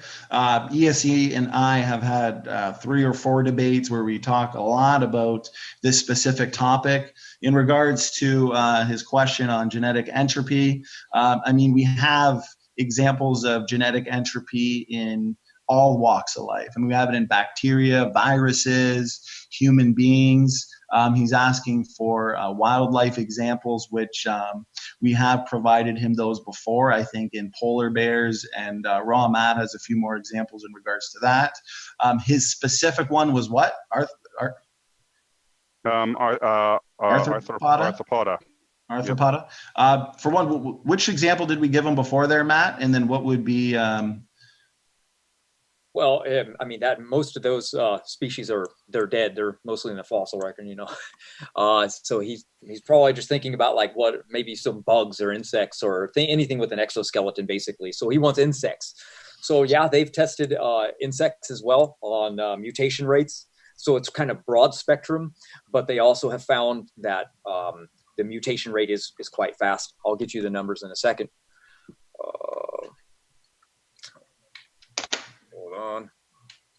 Mutation rate. Sorry. I've answered this before, so Pressure's I on. haven't memorized all of them, but I'm close. All right. I knew you had the citations from when the previous debate with ESE there. So I thought instead of we have a new question. So if time is finite, how long will it take for Raw Matt to look up a citation during a live debate? So we have that from anonymous person in the live chat. Nick, right. You tricky moderator.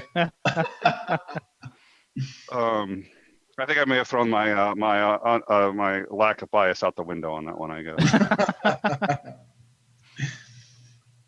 all right, the study is called Exceptionally High and Diverse Mutation Rates in Insects, Small RNA. I will post the link for all of them to see. That's what it is. Yeah, we wanted an exact answer. But what's funny about emotionally there is he's asked for many examples. We've given him more than enough in bacteria. Like I could go on and on about the evidence for genetic entropy. It's very important to the two worldviews, because that's what creation would predict: death, degeneration, extinction of a once perfect creation and genome. So Jordan didn't really have any answer during the discussion portion, and I think that's very important to understanding Genesis and the whole story of the Bible as a whole. All right, and we actually just got in one more. It was a $10 super chat, so I think we'll hit this one, and then we'll move on to the closings. New super chat, chat cold. Okay, Jordan, what is your favorite equation that you use on a regular basis? P.S. Good job rebutting the creationist. Well, sadly, when you actually get to do engineering, the computer does most of the equation crunching. So, but when I was finishing out my undergrad, my senior design project was designing a nuclear reactor for an MPDT thruster to go to Mars. And My favorite equation there was the vector equation to that would solve the optimal flight path to go to Saturn or Jupiter or wherever you wanted. And that's my favorite one because it took me a month because I am not a physicist, but I was trying to read a physics paper, and they go straight from step A to step Z and don't tell you anything else. So that's my favorite equation. All right. So what I think we will do now, we actually hadn't discussed the order for the closing. I normally go in the reverse order, but it's up to you. So since we had started with the affirmative, I would start with the dissent, if that works for both of you. Sure. I don't have All any right. So particular 8 minutes, Jordan, whenever you're ready. Get my personal timer so I can check myself. I do apologize. I know there are some. There's a good number of questions, and some of them really quite good that we did not get to, and they're bringing that up in the live chat. I'm going to need to get going. I do apologize. So this is, but I thoroughly enjoyed it. So thank you all very much. So let's whenever you're ready. So at the close of this, I think I've given some good reasons to think, certainly not all the reasons there could possibly be. That would take way more time than we've got here, even if we sat here all night. But a lot of reasons to think why the Earth is far, far older than the few thousand years cited by young Earth creationists. I focus mainly on the physics because that's my area of expertise. Excuse me. And I'll be posting my sources after the debate so you can check me, because I'm not a physicist, I'm not a biologist, I'm not a chemist, I am a layman in these subjects. So it's very important not to take what you're given at face value. You need to do the research. Real quickly to summarize what I talked about, naturally occurring reactor at Oklo is one of the coolest things I've ever heard of, and also clearly demonstrates that we would need at least 2 billion years for the Earth, for that to happen. Without that, in order to compress the phenomena that even creationist sites like AIG and creation.com don't dispute, you'd have to have radiation levels that would be orders of magnitude above what you could safely handle. Talk about mutations, you'd be growing third arms if that were the case. Radiometric dating, despite what my interlocutors said, the initial values are not a problem for many types of radiometric dating, and scientists work very hard to overcome that. I'll post a textbook that you can read if you really want to go to sleep real fast tonight. But basically, unless God has decided to do a grand deception on a massive scale, that's not an issue. That's the only explanation. But rather than just relitigating all of the evidence that I heard, I think the time would be better spent just talking more generally about evidence and truth. First, I used to be a creationist, so I feel like that gives me a little bit of empathy for people who stand on the other side, because I used to be standing there too. And I'd like to encourage anyone who believes in a young Earth, because they think it's the only way to read the Word of God they were given. That's very important to them, I understand. Look around. Billions of Christians have fulfilled spiritual lives connected with the Lord while believing that God chose to create the universe 13.8 billion years ago. And in some ways, I think that that's even more dramatic. I mean, sure, it's cool for him to wave it in existence in 6 days and the rest on the 7th after ripping some ribs out. But isn't it so much cooler if he set it up 14 billion years ago, created this grand machine, and then set it into motion, perfectly timed and orchestrated, so that humans would evolve at exactly the right time for his plan? Now, I don't think that's what happened, but I just say that to show that you shouldn't feel, it can often feel like you're under attack or like someone's trying to take your faith away. But here, I'm not trying to take anyone's faith away. You know, it doesn't matter to me what you believe. I'm just interested in the truth. And so I don't think anyone should see this as a threat to their faith. Believing that Genesis should be taken metaphorically shouldn't threaten anyone's soul. Jesus himself taught in parables all the time. So I don't see any intrinsic reason why Genesis couldn't be taken the same way. So the question then shouldn't be about whether or not you can trust God's word. It should be whether you can examine the universe around you and make inferences using the mind that God granted you in order to determine why we see what we see. Either you think that the universe is predictable, it was made by a God who had order and wanted his people to be able to explore it, or you think that it was created by someone who laid traps for you to fall into, things like radiometric dating and things like that, to deceive you. I think that one of those isn't compatible, and there's plenty of room for interpretation there. So what should you do with everything you heard? For me, the answer is simple, because the truth matters. I want to hold as many true beliefs as possible and as few false beliefs as possible. And if you're taking the time to listen to this debate, you probably value truth too. So what you should do is don't take my word for it. Don't take Matt's word for it. Don't take SFT's word for it. Follow the evidence. Go find out what these predictions are.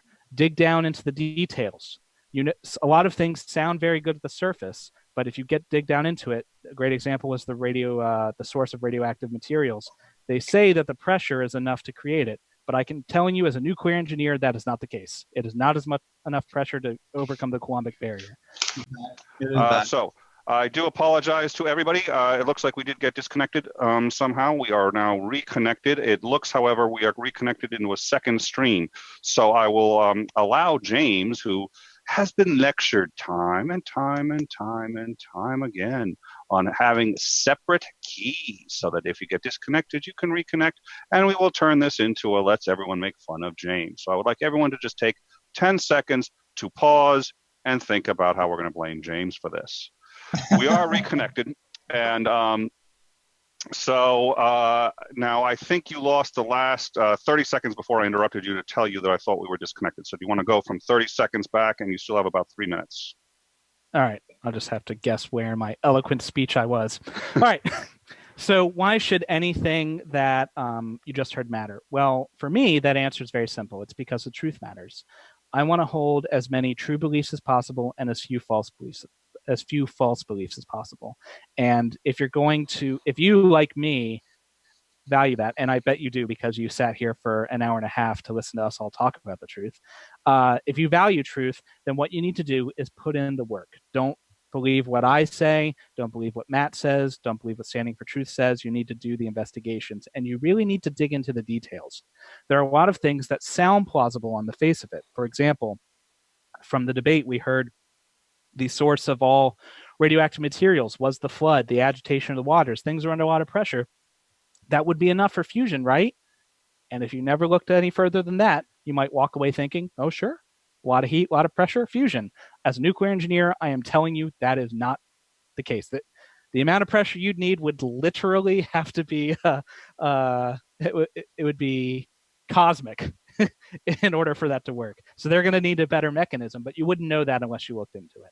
So when you are confronted with something that sounds ridiculous, some kind of claim from evolution or physics or whatever, it sounds ridiculous. Rather than saying, well, that's ridiculous, how could they believe that? Say, that sounds ridiculous to me. Why do people who've spent decades researching think this? Maybe it's because they know more than you do, and maybe there's something that clears it up. Maybe not, but you won't know until you ask. So thanks a lot for having me here. I've really enjoyed it, and hopefully I can come on again. Oh, and Reason to Doubt with a 2, because there's 2 of us. And that's it. All right. Thank you. Now, gentlemen, do you want to give me some idea of how you want to break up your 8 minutes there? Sure. I'll go probably for 4 or 5 minutes. Once I'm done, Matt can take over, if that's okay with you, Matt. Is that what we planned? Yeah, no problem. Go ahead. Okay, so I guess I'll start now. I want to address as quickly as I can all the stuff that might have been left unanswered. He did say he gave lots of reasons, but for what he believes. But what's funny is he spent his entire time using and utilizing radioactive dating, radioactive clocks. He obviously came to debate the age of the Earth, but he gave no real rebuttal to our entire opening, nor any of the genetic related evidence that we use to prove Genesis. So he's going to have to address those. Well, the debate's over. He didn't really address them to actually, I guess, show why he became in the position he is when he used to be I believe he said he was a young Earth creationist before, which is funny because he doesn't know or give any hint of knowing anything about the low genetic diversity, the 3 major haplogroups, and the testable predictions that flow from that mitochondrial DNA map. I definitely urge him to look into it because creation scientists are the ones making the predictions. I could go into it all in detail, but for sake of time, go watch my debate with Adam Friended where I do touch on those predictions, of course. So he does need to answer the mutation accumulation problem, of course. It really is. This extremely high mutation rate is a profound problem for what he believes in and what he wants to promote. He denied the fact that they would have a tiny effect on fitness. But the problem is that these neutral mutations, it is a fact that they're invisible to the natural selection process. And that just means that these accumulating harmful mutations, they are continuously building up in the genome and rusting out the genome. He's going to have to answer that.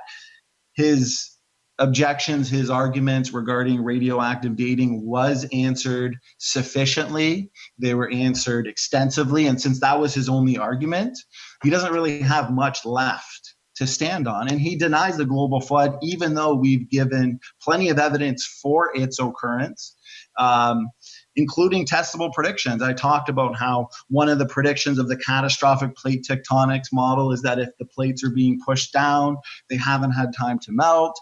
And this new field of science that I referred him to as in seismic tomography, they have learned that massive cold slabs of rock are at the base of the mantle. And that means they haven't been pushed down there long ago, as the uniformitarian would want you to believe. They've been pushed down there recently. They haven't melted yet. This is huge confirmation of the global flood model and more specifically the model of CPT. So he's going to have to address that as well. Junk DNA, the created heterozygosity hypothesis, we have specific predictions on DNA function. What we know, especially in regards to ENCODE and how they found that at least 80% of the non-coding DNA was transcribed into RNA, suggesting function.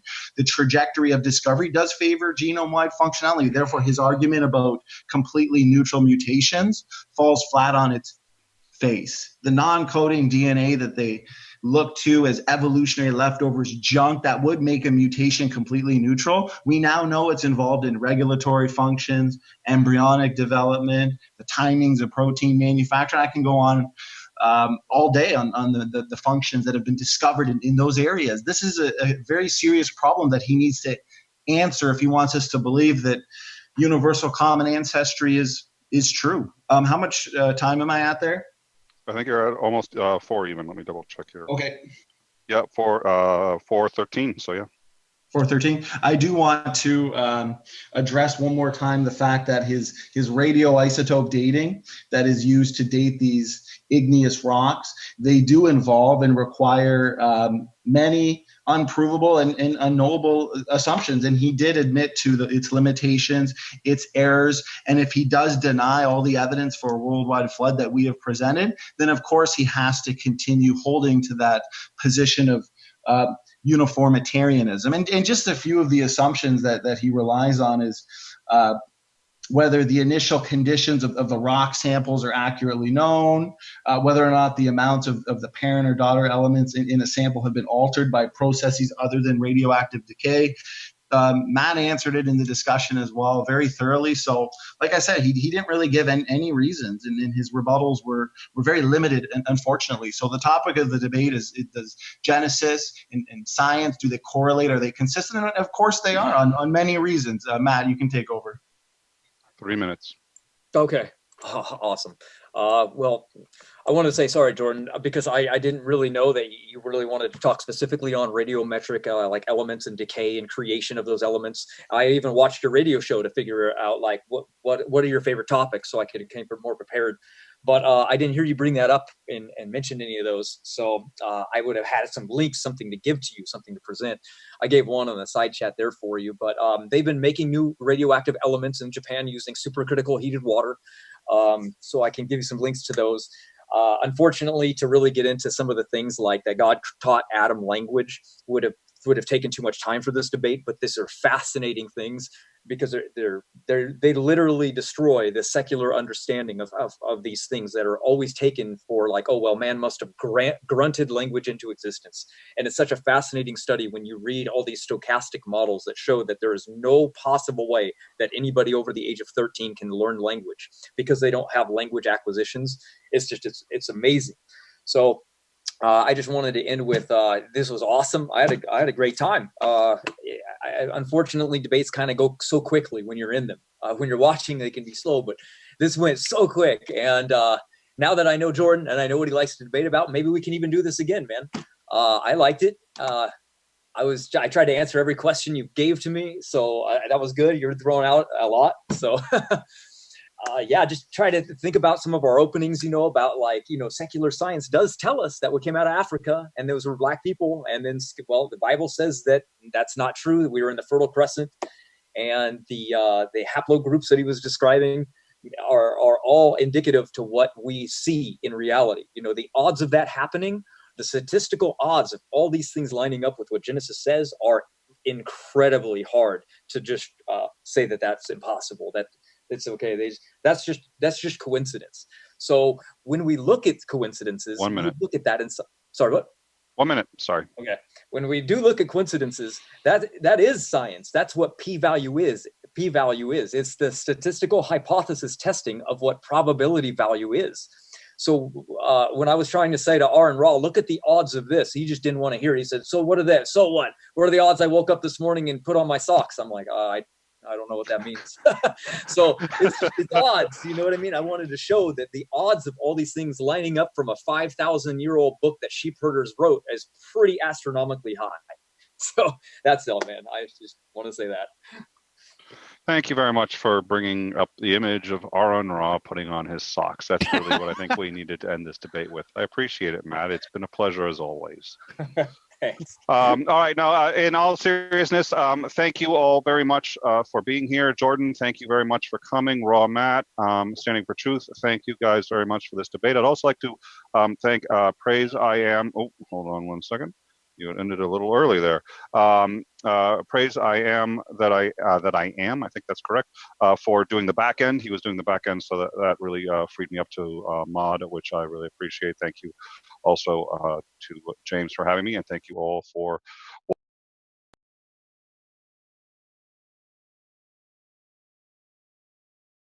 I think your problem is the fact that you're rejecting a global flood to begin with.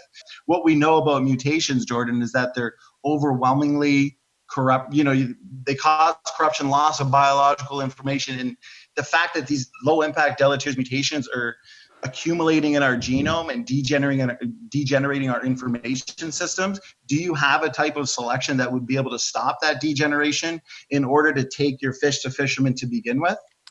I would dispute the basic premise that the mutations are accumulating at a deleterious rate, so a rate that would be impossible for selection to adjust to. Do you know approximately what the human mutation rate is currently, according to scientific consensus? Not off the top of my head, no. Well, I'm attacking it with physics because physics is what I know. I am not a physicist. I am not a biologist. I'm attacking it with physics because physics is what I know. I am not a physicist. No erosion between the layers. I'm not sure why there'd be erosion marks between the layers. I'm not a geologist, so I don't know anything about the different genetic family types. I've never heard that before, so I'm not a biologist. Can you explain to me how that would be even remotely feasible? If you were given enough time, I suppose. I'm not a biologist, but the empirical data and scientific evidence supports our bottleneck of Adam and Eve. I can't speak to it because I'm not a biologist and I haven't seen those studies. So, yeah, I don't have anything to say. All right. I don't want to speak outside of my expertise. How much of the genome would you say is functional on a percentage wise? I'm not a biologist. Do you have an answer for this problem of genomic degeneration? You'd have to read a biology textbook. I'm not a biologist, so I can't. So at the close of this, I think I've given a lot of reasons to think why the Earth is far, far older than the few thousand years cited by young Earth creationists. He did say he gave lots of reasons, but what he believes. But what's funny is he spent his entire time using and utilizing radioactive dating, radioactive clocks. He obviously came to debate the age of the Earth, but he gave no real rebuttal to our entire opening, nor any of the genetic related evidence that we use to prove Genesis. I don't want to speak outside of my expertise. I am not a physicist. I am not a biologist. I'm not a chemist. I am a layman in these subjects. I'm not a biologist. I am not a physicist. I'm not a biologist, but I'm not a geologist. I can't speak to it because I'm not a biologist. I'm not a chemist. I am not a physicist. I am not a biologist. I'm not a biologist, but I'm not a biologist. I am not a physicist. I am not a biologist. I should ask you, do you believe that all life on Earth is related through common ancestry? Follow the evidence. I'm just interested in the truth. You and a cabbage are a very distant cousin. Hey everybody, thrilled to have you here. Oh man, it seems like it's been a long time already. I'm like just wishing to get back to this, and I am stoked for tonight's special debate as we have two experienced debaters. Both of these guys have debated a lot, not just on Modern Day Debate, but also on other channels and other places. So today is going to be especially epic. We are going to debate only the issue of creationism. So this won't actually be like a challenge of who's got more evidence they can provide, creationist or evolutionist. It's going to be just, hey creationist, what do you got? And we're going to critique it. We'll see if it stands up after the critique. So with that, I am thrilled to introduce these debaters. Standing for Truth has his link in the description below, and we'll give Standing just maybe a couple sentences if you want to share, Standing, what you've been up to at your channel. We appreciate you coming back, and so the floor is yours if you'd like to share about different projects that you've been working on as of late. Well, thanks so much, James, for having me on, and thanks so much for the real James for joining me in this debate. The usual on my channel, I got a few series going on that people seem to be enjoying. Hosting some debates of my own. For example, I had Ken Hovind on last week with another couple planned in the next month or so. So if you guys like discussions, debates, just I guess random videos on creation, evolution, and the Bible, please subscribe to my channel. I think there's a lot of fun to come. Thanks, James. Thank you. Thrilled to have you. And Jim Majors, who has helped out. Wait, by the way, can I just do a quick, I can't thank everybody because we'd be here all night. But I've got to say, one, in addition to thanking Standing for Truth for coming on, thanks to Jim Majors for coming on. Thanks to Jim Majors also for moderating for me when I was buried and dying. He has been just a super competent moderator, and that's to say the least. I think he's done superb. But also, want to say, Colorado Biker Prepper, if you guys see him in the live chat, he donated a computer that we're working on getting it set up. We just have to clear the hard drive, but basically it's going to help us put out better video. So we're really thankful for that. We're also thankful for, I could go on and on and on. So we're going to come back to the thank you so I can let Jim introduce himself. But I just want to say I honestly am blown away by everybody's kindness and how this channel is really like a community effort, you could say. And so anyway, Jim Majors, stoked to have you here. His link is in the description, everybody, so you can check him out as well. And Jim, what have you been up to at he's just started his new channel, which has a unique name in it. So anyway, I'll let you share, Jim. Thanks for being here. Yeah, man, thank you so much for having me. And again, thank you for Standing for Truth for joining me in this debate. I'm really super stoked about this, but I'm even more stoked about my channel. It's called Disciple of Kairos, and basically I'll be doing the stuff that I debate about, with the exception of tonight for the most part. I usually don't debate on this topic, but James made me. No, I did get into a lot of biblical criticism, a lot of textual criticism, just really break down things that people usually just skim the surface of, and just explore things more, get into the internal evidence, external evidence, all the sources and everything, just basically putting all the information out and letting the people decide. You betcha. Well, we appreciate that, Jim, and I'm sure it's going to be interesting. So, with that, forgot to say a couple of things. One, if it's your first time here, consider subscribing if you enjoy these types of debates, as we have a lot more coming up. As you can see down in that little marquee, I can almost reach down and grab those little letters out. We are thrilled to have Jake from Hugo and Jake debating this Wednesday against Logan M on whether or not Jordan Peterson has had a good effect, or maybe more harmful effect, on society. That will be provocative. And more than that. So if you have a question during this debate, just feel free to put an @ModernDayDebate in the live chat, And then let us know which debater, or if you want, you can say it's for both debaters, your question is for. We will compile them into a list and ask them during the question and answer session.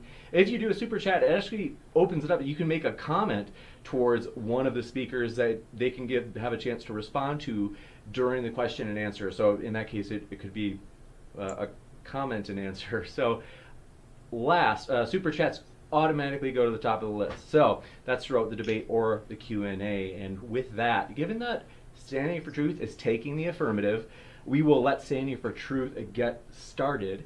And with that, this is going to be a kind of a hybrid style of debate. So I'll just quick go over the format just so people have an idea. That scared me for a second. Okay, he's just switching over to his PowerPoint. So I thought, I was like, oh no, we lost the picture. So I will let everybody know that we will have 8-minute openings. So this is going to be kind of a lightning type round style. Then 4-minute rebuttals. Then 20 minutes of open discussion or civil discourse. And then we're going to have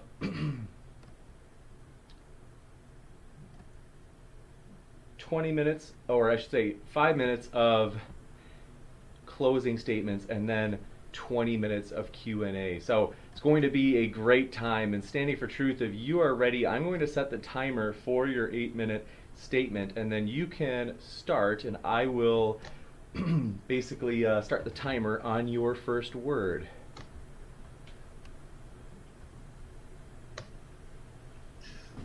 All righty, just getting your faces out of the way. Just 1 second here.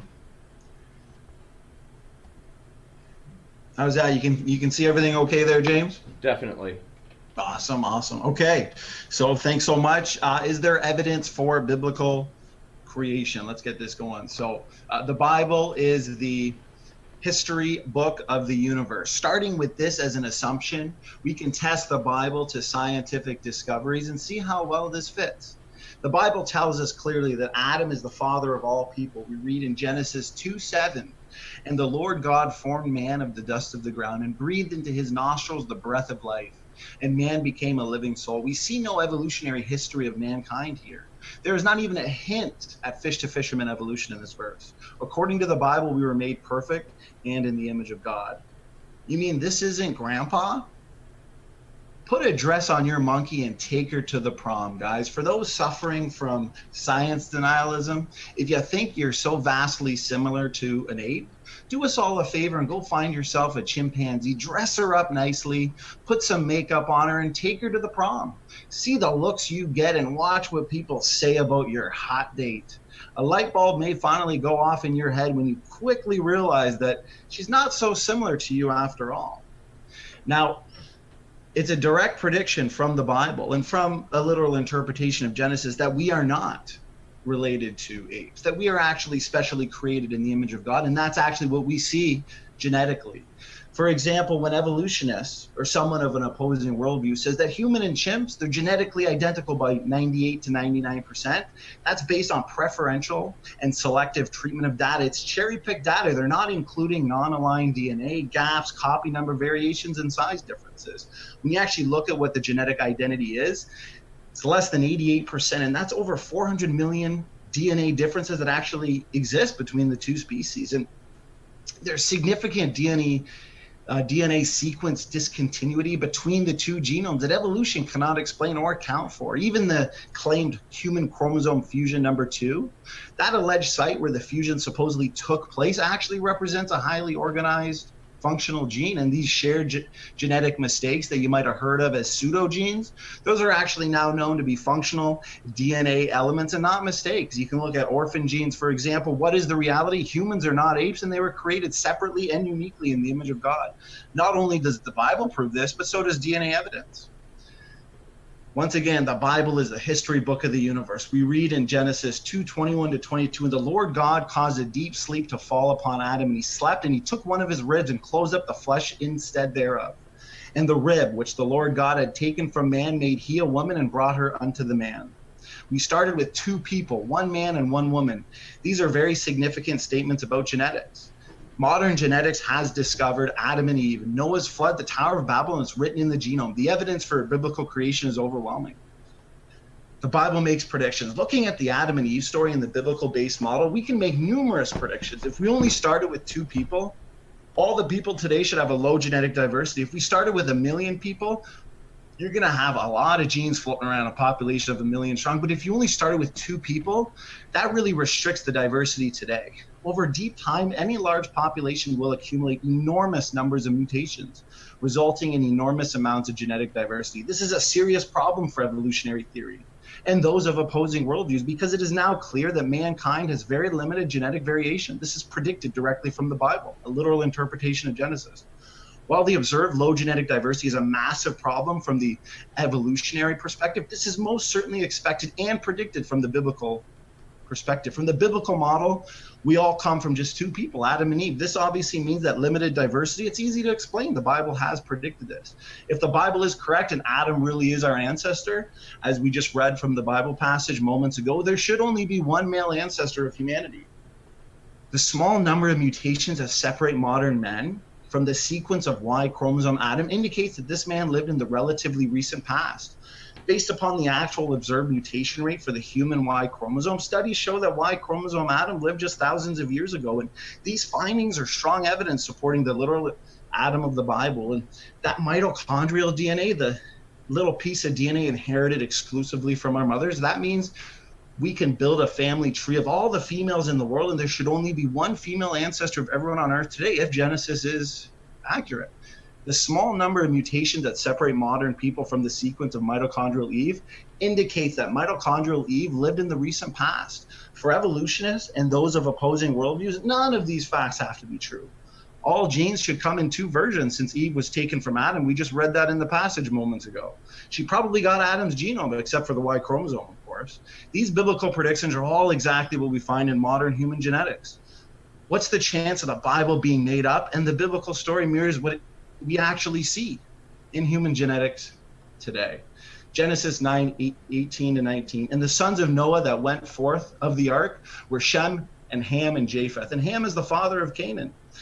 These are the 3 sons of Noah, and of them was the whole earth overspread. The Bible, as I said before, is the history book of the universe. Further predictions based on the passage we just read. Look at Noah's flood. This story tells us that all people should be closely related. It tells us there should be only a few mitochondrial DNA lines as Shem, Ham, and Japheth's wives, and only 1 Y chromosome since it's only Noah. His 3 sons would have inherited his Y chromosome, and we should have significant evidence of rapid population growth. It turns out that this too is exactly what we find in modern genetics. This all did not have to be true. Even more predictions. The Tower of Babel account. We have found a single dispersal of all people in the relatively recent past, traveling in small people groups into uninhabited territory through the Middle East. They call it the Out of Africa story, but these are all biblical-based predictions. I want you to look at this tree. You can find this in the book Replacing Darwin and in the work of Dr. Nathaniel Jensen. This is several hundred human individuals. The tips of these branches represent human individuals. Distance of lines, the very long lines would be lots of DNA differences, and short lines would be almost none at all. What do you notice about this tree? This tree represents various people groups around the globe. Many of these lines come together as 3 major nodes. This is a fact that evolutionists even acknowledge. These are the 3 major haplogroups. How much longer do I have, James? Got 1 minute, 20 seconds. There are 3 major groupings and subgroupings. Length of lines connecting the groups are short, and lines radiating out from the groups are long. Reading scripture, we know our maternal ancestry goes back to Eve. Population would then grow and shrink to 8 at the time of the flood, and then grow again momentarily, ending with the splitting of people groups at the Tower of Babel. 1 Eve in the beginning. Population then shrinks to 8 people. Noah, Noah's wife, 3 sons and 3 wives of Noah's sons.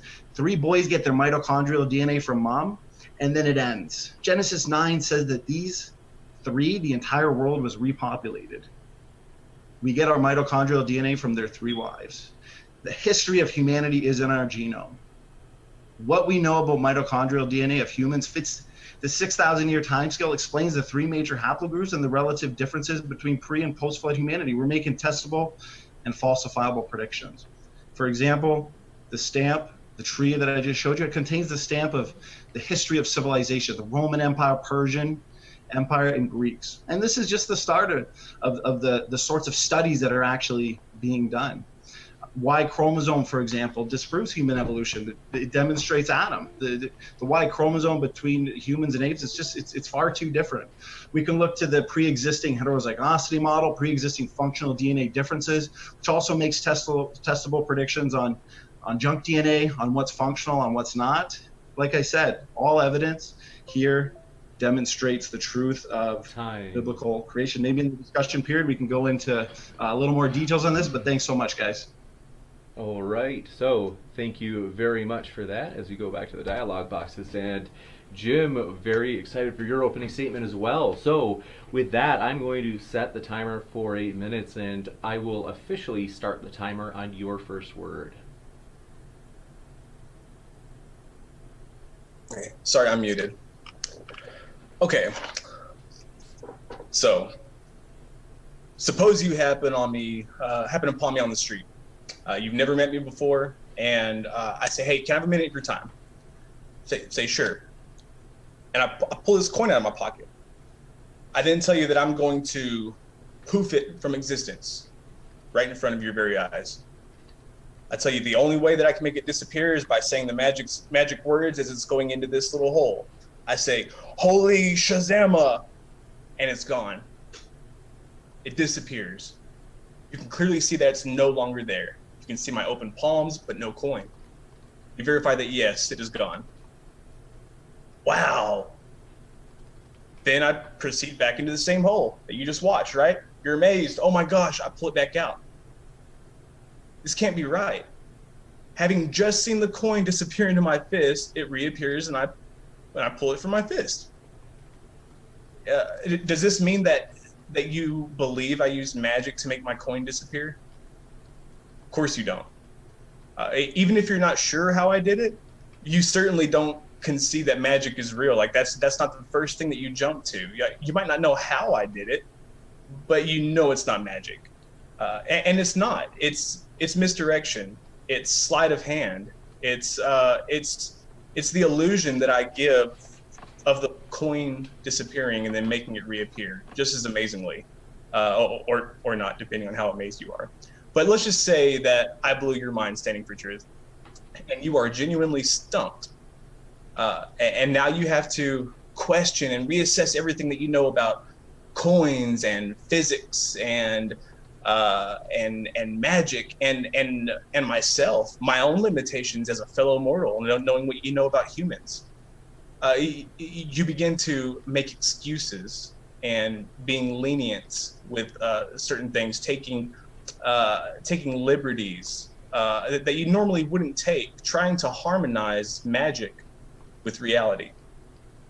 Let's say later that you and James are talking about it and you're still in disbelief. You look at James with serious intent and you say, James, that was magic. There's no other way to explain it. And knowing James, I think I know him pretty well. He'd say, no way, man. Like, look, I don't know how he did that dank coin trick, but I'm pretty sure that we could eventually come to understand how he did it. And Standing for Truth would snap back, say, no, James, you don't understand. It's not a trick, it's magic, and I know it is. It's the only possible explanation is that Dank Jim Majors is a wizard of the dark arts. It sounds ridiculous, yet this is the exact position that he's taking tonight. It's the exact position being taken by those defending creationism. Standing for Truth and other creationists abuse the results and the efforts of modern science by attempting to use that science to prove that the universe was designed by an intelligent designer, specifically his intelligent designer. And he forces himself, or he is forced to operate and to attempt to understand everything within his own theological framework that he's fundamentally obligated himself to.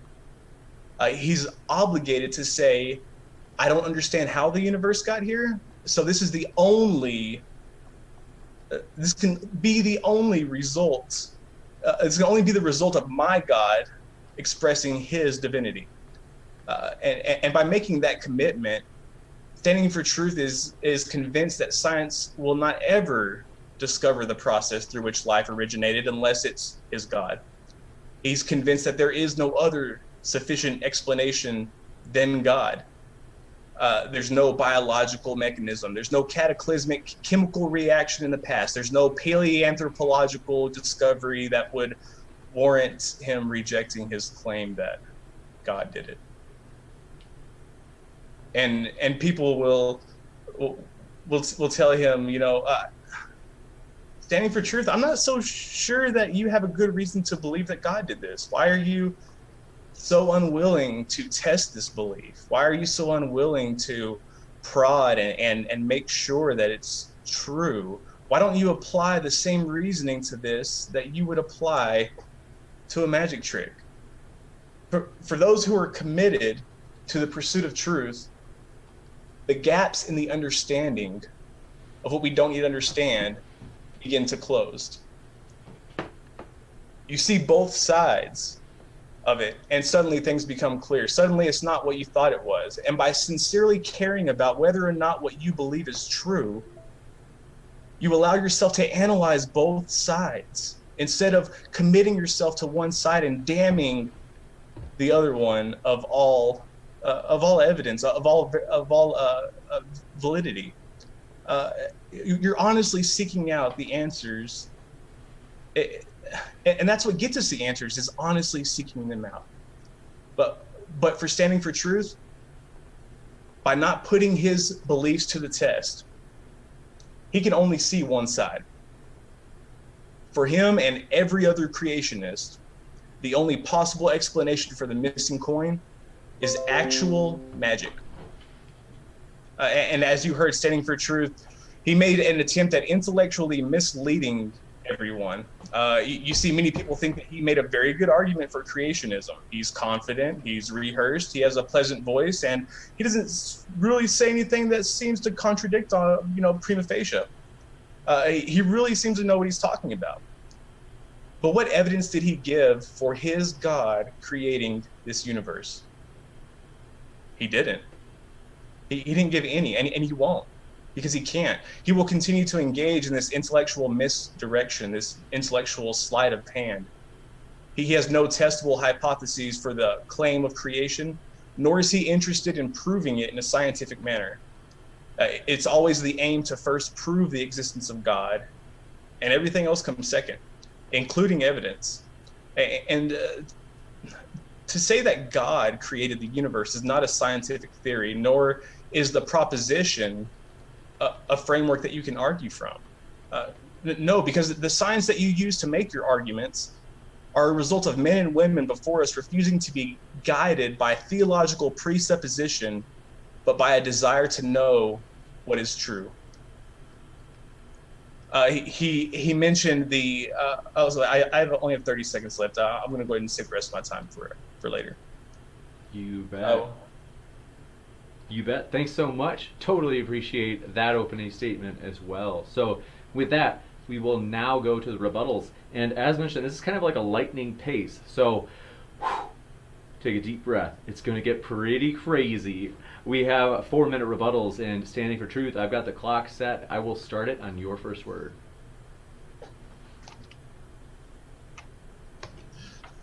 Awesome. Well, thanks so much for that opening there, Jim. I got a few things written down. He talked about how it's magic, talked a little bit about analyzing both sides, talked about science. Well, science means to know. How do we know? We test, we observe, we retest, we demonstrate, we investigate, and everything we see, as I've shown in my opening presentation, lines up perfectly with a biblical-based model. And the biblical-based model, taking a literal interpretation of Genesis, what does it predict? I've already shown you a number of predictions there based on low genetic diversity, one Y chromosome ancestor, one mitochondrial DNA ancestor, the 3 major haplogroups, mitochondrial DNA haplogroups that point us right back to Noah's 3 sons and their lives. These all make testable, falsifiable predictions. I mean, we also predict death, degeneration, and extinction after the fall, of course. We would predict that we're going down and not up. We would predict, of course, based on our model of pre-existing heterozygosity, many changes would be seen, and they're due to mutation and natural selection, but they'd be based on adaptive degeneration. And that's actually exactly what we see: death, degeneration, and extinction. I mean, if you think of it this way, we've got a genome of 3 billion letters. If you take out one letter or change one letter randomly, are you going to have a huge fitness effect? Of course not. It's going to have a tiny fitness effect. And in fact, it's like rust on a car. I've said this many times before. It's like one single spelling mistake in a book the size of an encyclopedia. You can't see each spelling mistake. You can't see each rust event, but it's continuous and destructive. And Genesis records a time when people had extremely long lives, and that fits perfectly with what we know about genetics and genome degeneration. I mean, we're accumulating these low impact deleterious mutations. Take that back to a time of least genetic entropy. There's a time of creation, a time of perfection as recorded in the Bible. I mean, it brings me to think about Michael Behe in his new book, Darwin Devolves. He puts it perfectly. Darwinian evolution proceeds mainly by damaging or breaking genes, which counterintuitively sometimes help survival. In other words, the mechanism is powerfully devolutionary. It promotes the rapid loss of genetic information. Laboratory experiments, field research, and theoretical studies all forcefully indicate that as a result, random mutation and natural selection make evolution self-limiting. Darwin's mechanism works chiefly by squandering genetic information for short-term gain. Everything we see in this universe in genetics points us right back to biblical-based creation. So I'm using science. I'm looking at both sides, and you know what? You're not going to take your fish to fisherman by losing information. And everything we know about the change that we see based on mutations, natural selection, acting upon random variation, it fits perfectly from the starting point of a biblical-based assumption. And he talks a lot about magic and predictions, but what about abiogenesis? I mean, there's no evidence whatsoever of non-living chemicals evolving into life and into your first cell, and the genetic code in general is proof positive that if you think that all came about from, say, nothing or natural processes, well, at the end of the day, you're believing in magic yourself. That's why I always say evolutionists, they hope, they dream, they imagine that whales, pine trees, and carrots are all related through common ancestry, because that's magic, because it's contradictory to everything we know about empirical evidence. The genetic code, it has vital editing machinery, and that is itself encoded in the DNA. This shows that the system was fully functional from the beginning, and that's just another vicious circle of for evolutionists. And the genetic code that's almost universal to life on this earth is about the best possible for protecting against errors. Everything we see, like I said, it points us right back to a time of perfection, a time of creation. We see that in the universe with the law of increasing entropy. We see that in genetics with genetic entropy. And I've pointed to some testable predictions as well in regards to our model of created heterozygosity, because sure, it could be an ad hoc explanation that God encoded Adam and Eve and these created kinds with pre-existing functional DNA differences. But if I just ask you the question, did God intend his command, be fruitful and multiply, to be by cloning? And the answer to that is an obvious no. And what you've done here, okay, thanks, James.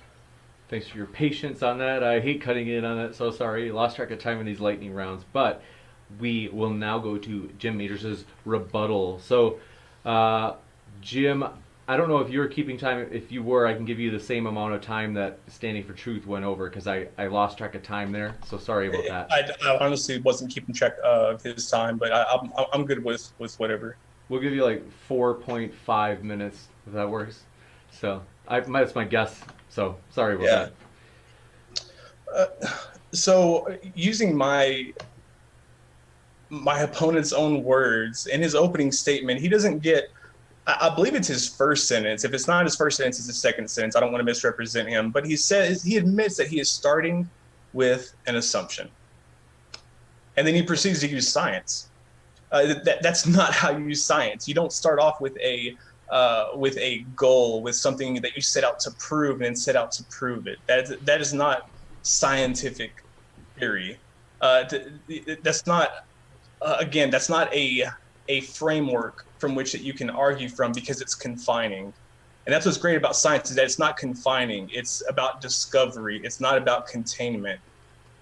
if you notice, he will do whatever he has to shoehorn 21st century science into his Bronze Age theological framework. He talks about the Y chromosomal atom and the mitochondrial Eve. Yeah, he is right. You know, the mitochondria can only be passed down through the female to another female, and the Y chromosome can only be passed down from a male to their son, and that's it. But what he doesn't seem to understand or know is, one, it's been verified that the mitochondrial Adam and Eve are hundreds of thousands of years old, hundreds of thousands of years back, and they coincide with what we believe to be the time that we emerged from Africa. There's a lot of similarities. What we also fails to mention is that not only are they hundreds of thousands of years old, but that they're tens of thousands of years old apart from each other. So not only were they not created, they didn't know each other, because the thing is about a mitochondrial Eve and a chromosomal, and a Y chromosomal Adam, they don't have to be the first one. If somebody's having children and a woman is passing down her, say my great aunt, okay, she's wanting to pass on her mitochondrial DNA. She has a daughter. She passes it on to her. Her daughter has 3 sons and dies. That mitochondrial DNA is dead. It stops with her. It does not go on. Therefore, it is not necessary for either the Y chromosomal Adam nor the mitochondrial Eve to be the first anything. And again, I will reiterate that he makes he sounds good. He's rehearsed his stuff. You know, he knows his script. You know, that's great. I'm glad he's sticking to it. But he has yet to provide evidence that one, creation is real, and 2, that it was his God that created this, and not one of the other creator gods that claim to have done it. How much time do I have left, James? You've got 1 minute and 20 seconds. Okay. I don't know. It's so clear that this is not the debate that I thought that I was coming to. You know, he's coming at me with this, you know, Ken Ham chimp gorilla animal kingdom stuff that I haven't even made these assertions, but they're such strong debating points because that is all they have to debate. They can't debate for, so they have to debate against. And with that, I'll give him the rest of my time. I'll succeed it to the Q&A. You got it. Thanks so much. We appreciate it. And this next portion is exciting. This is actually my favorite part. This is where the debaters will have open dialogue for 20 minutes. So they can engage directly.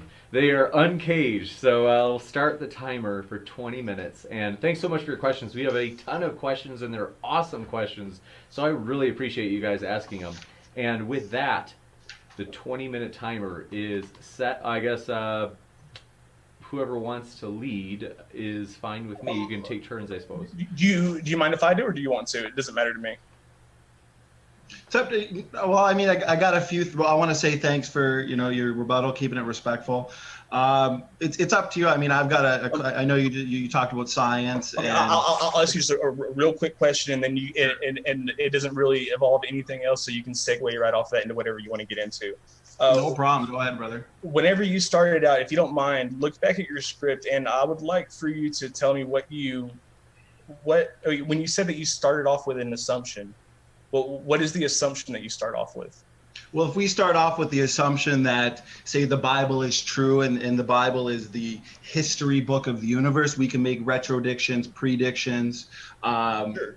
Testable predictions actually is what I'm making here as well. So if those are confirmed and those are consistent, say in regards to at least retrodictions, then that's pretty significant proof that, the Genesis story as found in the Bible should be taken literally. In a lot of your other religious books, you're not going to be able to make these accurate retrodictions and predictions. So if I started with the assumption that Genesis is true, but then I couldn't make accurate retrodictions, accurate predictions, that are falsifiable, well, then that's a very good sign that what predictions can you make? Well, for example, we can make predictions based on the fact that Adam and Eve were created with pre-existing functional DNA differences. So it would be ad hoc if that didn't make any testable predictions. But of course, we would say that we'd expect those DNA differences that are encoded into Adam and Eve, into the created kinds, would be functional.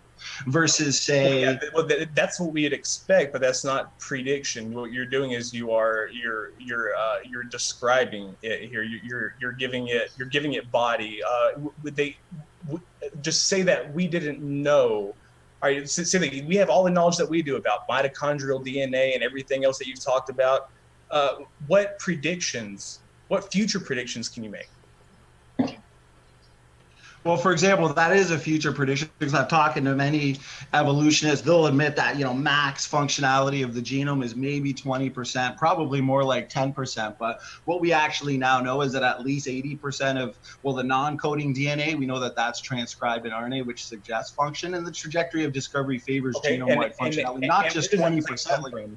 Well, where in the That Bible? is a prediction. That's a testable prediction, my man. Like, but how much? What I'm saying is who is predicting this? Because it's not the Bible. The Bible doesn't predict anything about DNA. We're making a prediction based on the fact that God, his command to be fruitful and multiply, we're not saying that was to be carried out by cloning. So if you acknowledge that very specific genetic view, the fact that, these design variants that God would have placed into Adam and Eve and the created kinds, we'd predict that those would be functional DNA differences. So we're predicting contradictory to the evolutionists that say max amount of genome functionality is 20%. We're saying that the vast majority of DNA is functional. We're actually seeing that right now because contradictory to the evolutionary view, the non-coding DNA, it actually functions much like a computer, and it's but regulatory functions. Yeah, go ahead. But my point is that your presupposition is the only thing that is you have the presupposition, you have the means to get to your conclusion, and then you have the conclusion that you just got to, and none of those are in the Bible. Those are things that you use not the Bible for, but science for. You can make all those predictions without the Bible. I'm talking about predictions you can make with the Bible. We're talking about evidence for your God creating the universe. Well, no, it's the Bible as recorded in Genesis that actually tells us that Adam and Eve were the first male and female in existence, and that God created these created kinds. And we can actually see that this is a prediction that flows naturally from Genesis. So if this is a prediction that is actually falsified, then that prediction based on that pre-existing heterozygosity, that would be false. I'm telling you, you can go in the lab, you can do whatever you have, because you know what, we understand very little of the DNA language, probably less than 5% since comprehensive knockout experiments on humans. Fortunately, it's unethical. They've yet to be performed. So for any evolutionist to say, max 20% functionality, that's premature to make that claim. And we're actually putting it on paper that, this is a prediction, genome-wide functionality. Okay. And so far that's predicting this. Well, intelligent design advocates have always predicted that. For example, these pseudogenes are now known to be DNA functional elements. ERVs, endogenous retroviruses, are now known to be functional in the placenta and the embryo. So what you're saying is the Bible isn't doing this. It's you have prophets. Is that what you're saying? They prophesied this? No. This wasn't a prophecy. I'm talking about intelligent design advocates, proponents, scientists. They've always said, why would we create like a car that's 80% junk? So obviously, if we're created by God and then we're making the hypothesis that Adam and Eve, based on the Bible and God's command to be fruitful and multiply, was not to be carried out by cloning, we'd expect these functional DNA differences, and that's actually what we're seeing. So they're not these evolutionary leftovers, these genomic fossils. Okay, well, you know what? And that's not my claim. Like, you're sitting here, you're wanting to apparently argue an evolutionist. That's apparently what you came here for. I'm not arguing for evolution. I'm arguing against creationism. and you have still yet to provide evidence for it, because none of the claims that you made about genetic entropy or any of this stuff has anything to do with creationism or the Bible or your God. And I'm honest. I'm sorry to interrupt. I'm sorry to interrupt. Of course, if the Bible records a time of extremely long lives, we would expect that, looking at our lives now, looking at the accumulating mutation-related diseases, I mean, we see it. It's entropic degeneration on all levels, and we actually see that these low-impact deleterious mutations are degenerating us, and we see that Genesis records a time of increased longevity. That's a direct prediction from Genesis. I mean, how else do you explain that? No, it's not, because first of all, the people who Genesis is writing about, it doesn't even propose to be, it's not even written around the time these people were proposed to have lived. So there's that. Secondly, I don't want you to slap and run. I don't want you to slap and run. The Bible clearly records the ages, and then we see a significant drop off. It's a decay curve, the exact same decay curve we see based on this accumulating damage by low impact deleterious mutations. I mean, you can deny science all you want. You're right. You're right. Point of least genetic. You do see a dive off. You see Methuselah living to Genesis. Right, you see Methuselah living that long. You see Moses living, or Noah living that long. In fact, he was like 600 before he started building a boat. Abraham. I mean, all these. Which makes sense, right? Because we've accumulated these genetic mistakes, these degenerate, and you start dropping off, right? Right. Okay. So it's really funny that the low point of that is right around the time that we start having verifiable evidence of life expectancy, because life expectancy has done nothing but go up. Well, no. That's yes. The average lifespan has gone up based on medical intervention, but the maximum lifespan, come on, man, that has not gone up. That will not go up. And we see entropic degeneration on all levels, increased rates of cancer, autism, immunological diseases. It's ever. You have to be a science denialist to say any. You see that the ages have dropped off post-flood. You see that actually in Leviticus, that's when Moses put in the law that you can't marry close relatives, because we know those shared genetic mistakes, marrying close relatives, well, that's going to expose the hidden reservoir of genetic mistakes. But they didn't have that pre-flood. They didn't have that. Can you demonstrate anybody in the past 1,000 years, in the past 2,000 years, in it's reported by a historian, whatever, that is said, or that whose lifespan exceeds that of today? Well, I mean, we have thousands and thousands of legends of the golden age where people were said to have lived to 900, 800, 1,000. We see it recorded in the Bible. That's a historical record. It is recorded in the Bible. It is recorded in the Bible, and when it is recorded, it is not recorded at a time that these people were to have lived. See, the thing is, we're making predictions and retrodictions right from I want to mention something which you said about why, because I'm glad that you actually addressed the Y chromosomal atom. So you obviously see if that's true, Y chromosomal atom, mitochondrial Eve, if that's true, you're saying that they're separated, they're thousands and thousands of years ago. But how do you explain, based on the observed mutation rate of, let's just say, the human Y chromosome? Okay.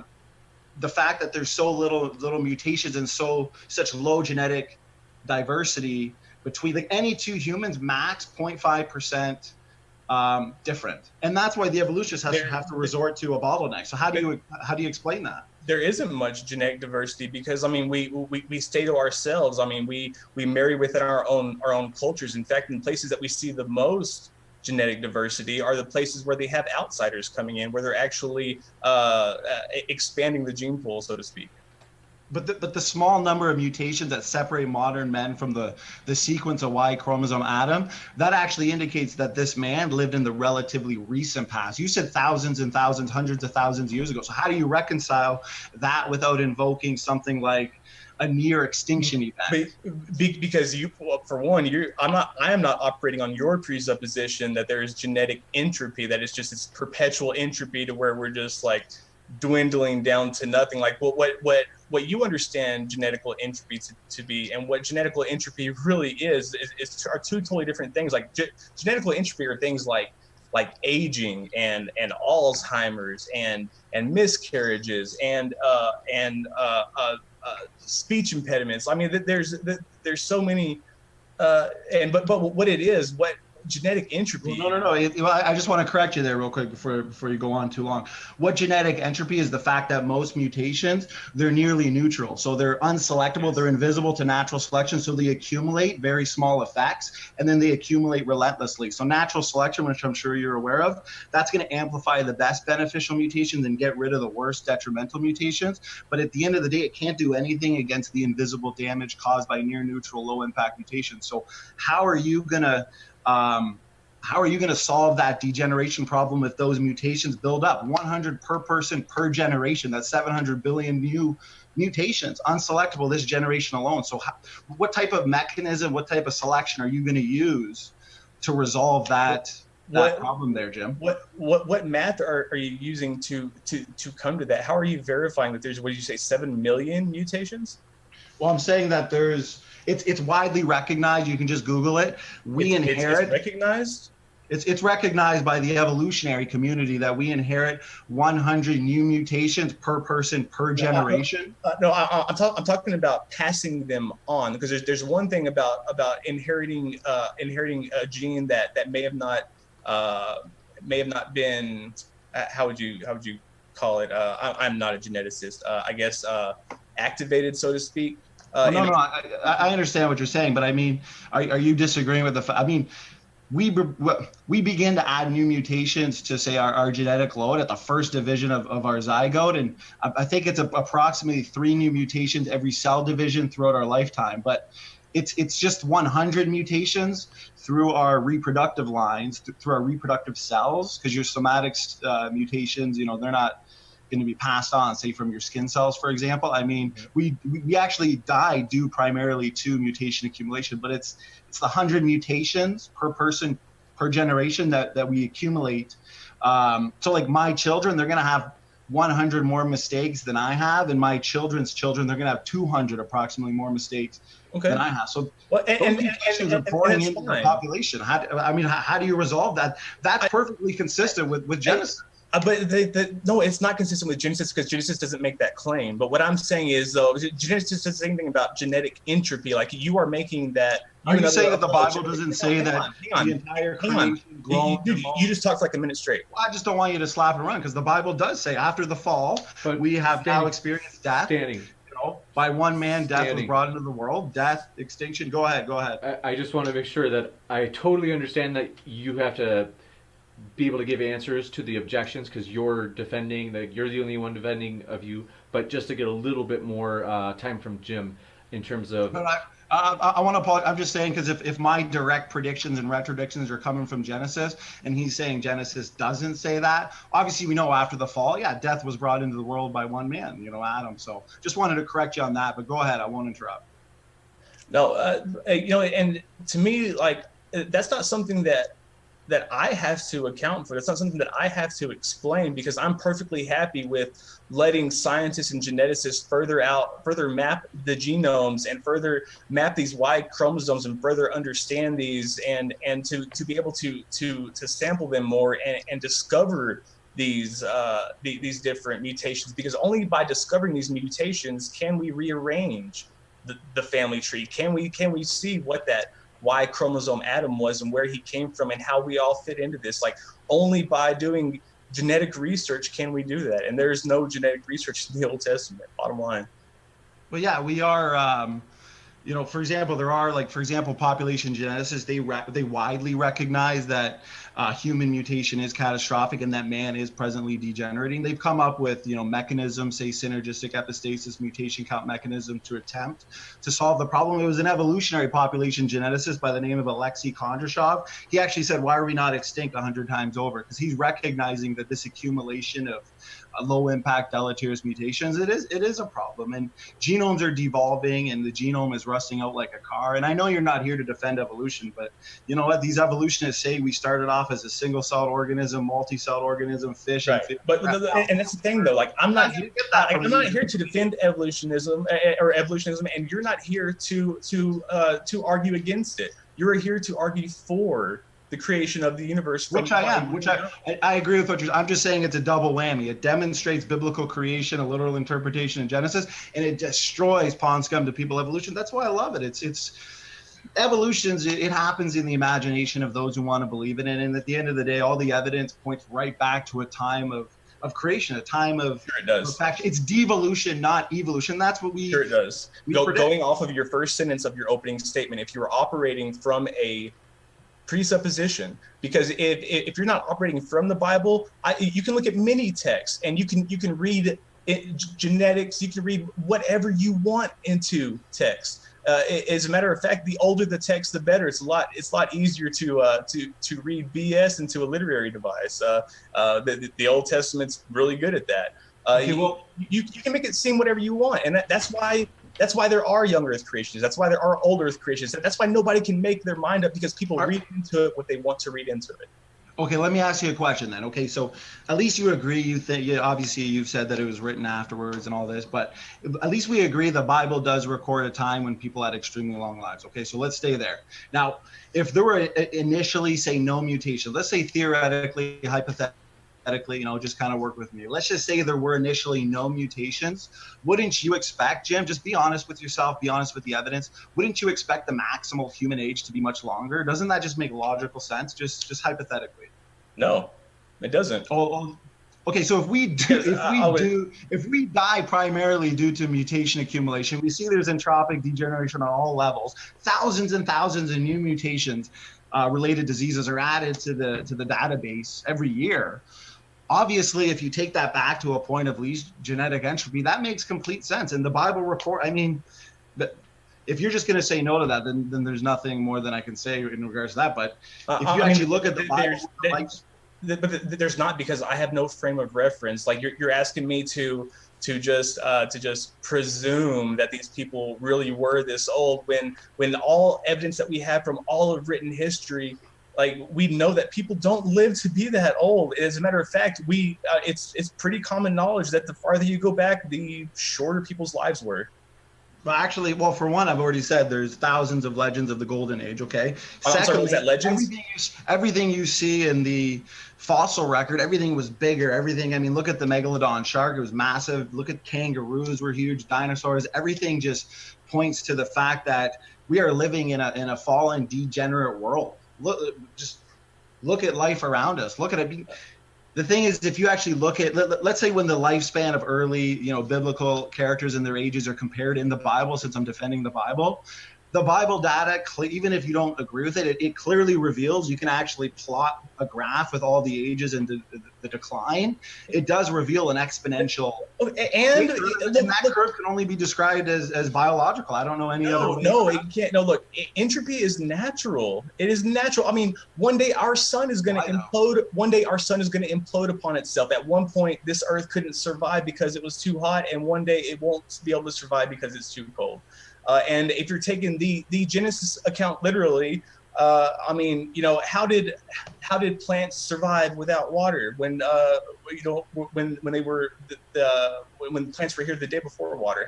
How did they grow? We could go into that petty stuff. Okay, well, if you want to, okay, so you were talking about testable and falsifiable predictions. So I've given you a few based on genetics. If you want to go into, say, for example, say the flood. Okay, so if we're going to look at all the layers, the fossil record, we can even make testable predictions based on the global flood that's actually been confirmed. Can we touch on the example that I made? What's the example you made? Are you talking about plants on? We're at. Are you saying at 20? What's that, James? Actually, time. So we've hit the 20-minute mark. If you guys want to keep talking more, like, we can. Otherwise, we'll go into closings. Well, I want time for the Q&A as well. What's the next conclusion? That's fine. We'll just go into Q&A. Or is it a concluding statement? Still have a concluding statement period from each of you for 5 minutes. I was just asking if you wanted to go longer on the discussion, because I know that it's like, I hate stopping it, but I understand that if you guys are ready for the closings, we can go to that too. No, that's all right.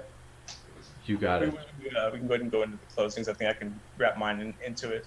All right. We will have Standing for Truth. Given that he had started, we'll have him start the closings, and then Jim will have the last word in the closings. So, Standing for Truth, I will set the timer for 5 minutes, and I will officially start it when you start speaking. 5 minutes. Awesome. Well, thanks so much, James. You know what? At the beginning of my presentation, I put forth testable hypotheses on, the three major haplogroups: mitochondrial DNA, low genetic diversity, for example. The evolutionary community, they resort to, a bottleneck of a near extinction event of 10,000 people to explain the low genetic diversity. It's rescue device after rescue device, but the retrodictions and predictions flow perfectly. They flow beautifully from a literal interpretation of Genesis. And we can even look at the flood. That's kind of what I wanted to go in there. We stuck to genetics, time flew by. That's awesome. But there's plenty of evidence that the earth was once underwater. We see marine fossils on mountains and in landlocked areas far from the sea. Actually, no one's disputing that. And some of these sedimentary rock layers, they actually extend, and Jim might be aware of this, they extend over entire continents or even farther. And the deposition of those layers, they had to have been catastrophic.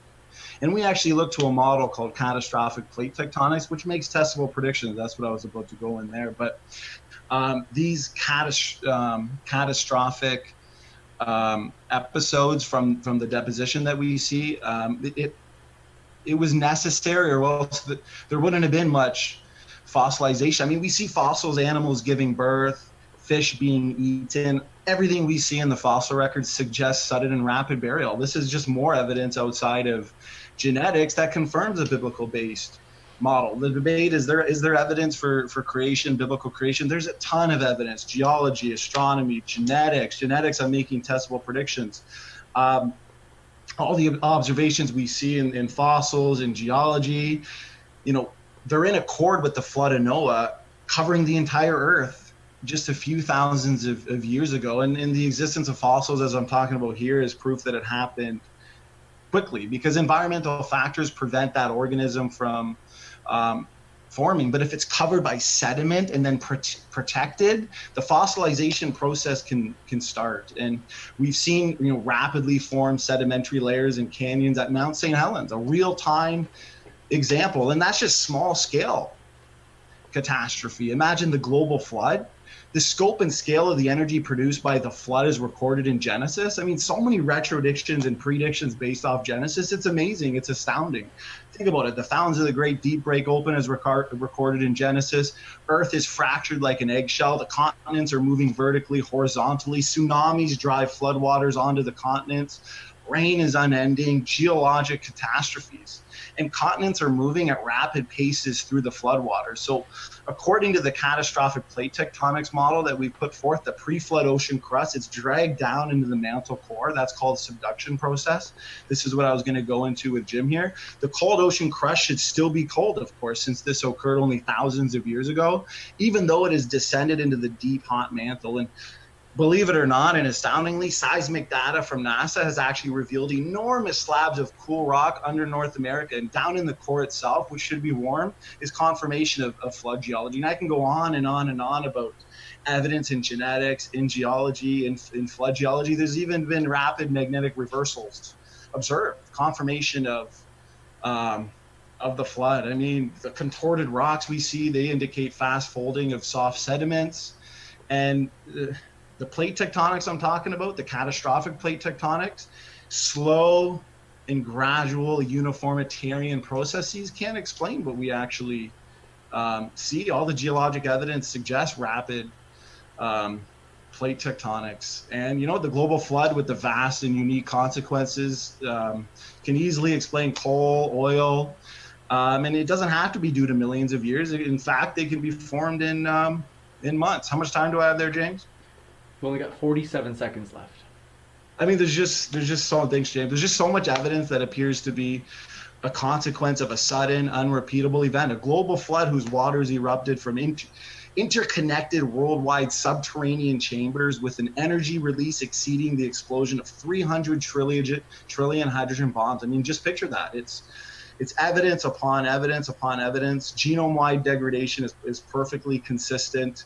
with Genesis. All modern scientific evidence points to the decay and destruction of an originally perfect design creation. If you're an evolutionist and you have to hope, dream, and imagine that you're going to take your fish to fishermen by losing information, I would refer you back to the quote from Michael Behe from Darwin Devolves in my first rebuttal. I mean, that's all we see. Death, degeneration, and destruction, all expected and predicted after the fall of man, after the fall of Adam. So thanks so much. I'd love to see Jim, come to Jesus. Salvation's easy by faith alone. Seems like a good guy, nice guy. We've had a good conversation. 20 minutes flew by. Great debate, actually. Thanks for inviting me there, James. You got it. Thanks so much for that closing. And now we will jump over to Jim. So, Jim, I've got the timer set for 5 minutes, and I will start on your first words. Thank you, Standing for Truth, for those kind words. I appreciate that. I appreciate your amiability during this debate. I'll just touch on what I was going to touch on. I mean, gosh, I could start anywhere, but since we're talking about creation, I mean, he's got to be aware that one, there are two different creation stories matched into one in Genesis. There's two different sources. You've got Genesis 1 that starts off calling God Elohim in the very first freaking verse, and then you have Genesis 2, and it's using the Yahweh, and it's and there's conflicting accounts as well. If the land was filled with plants and trees on day 3, then how did they survive if the sun wasn't created until day 4? That doesn't make sense, especially, I mean, if he takes it literally, then he means a literal 6-day creation. And I'm not sure that he's aware of what that implies. Did God just make an old earth, an earth with the appearance of looking old?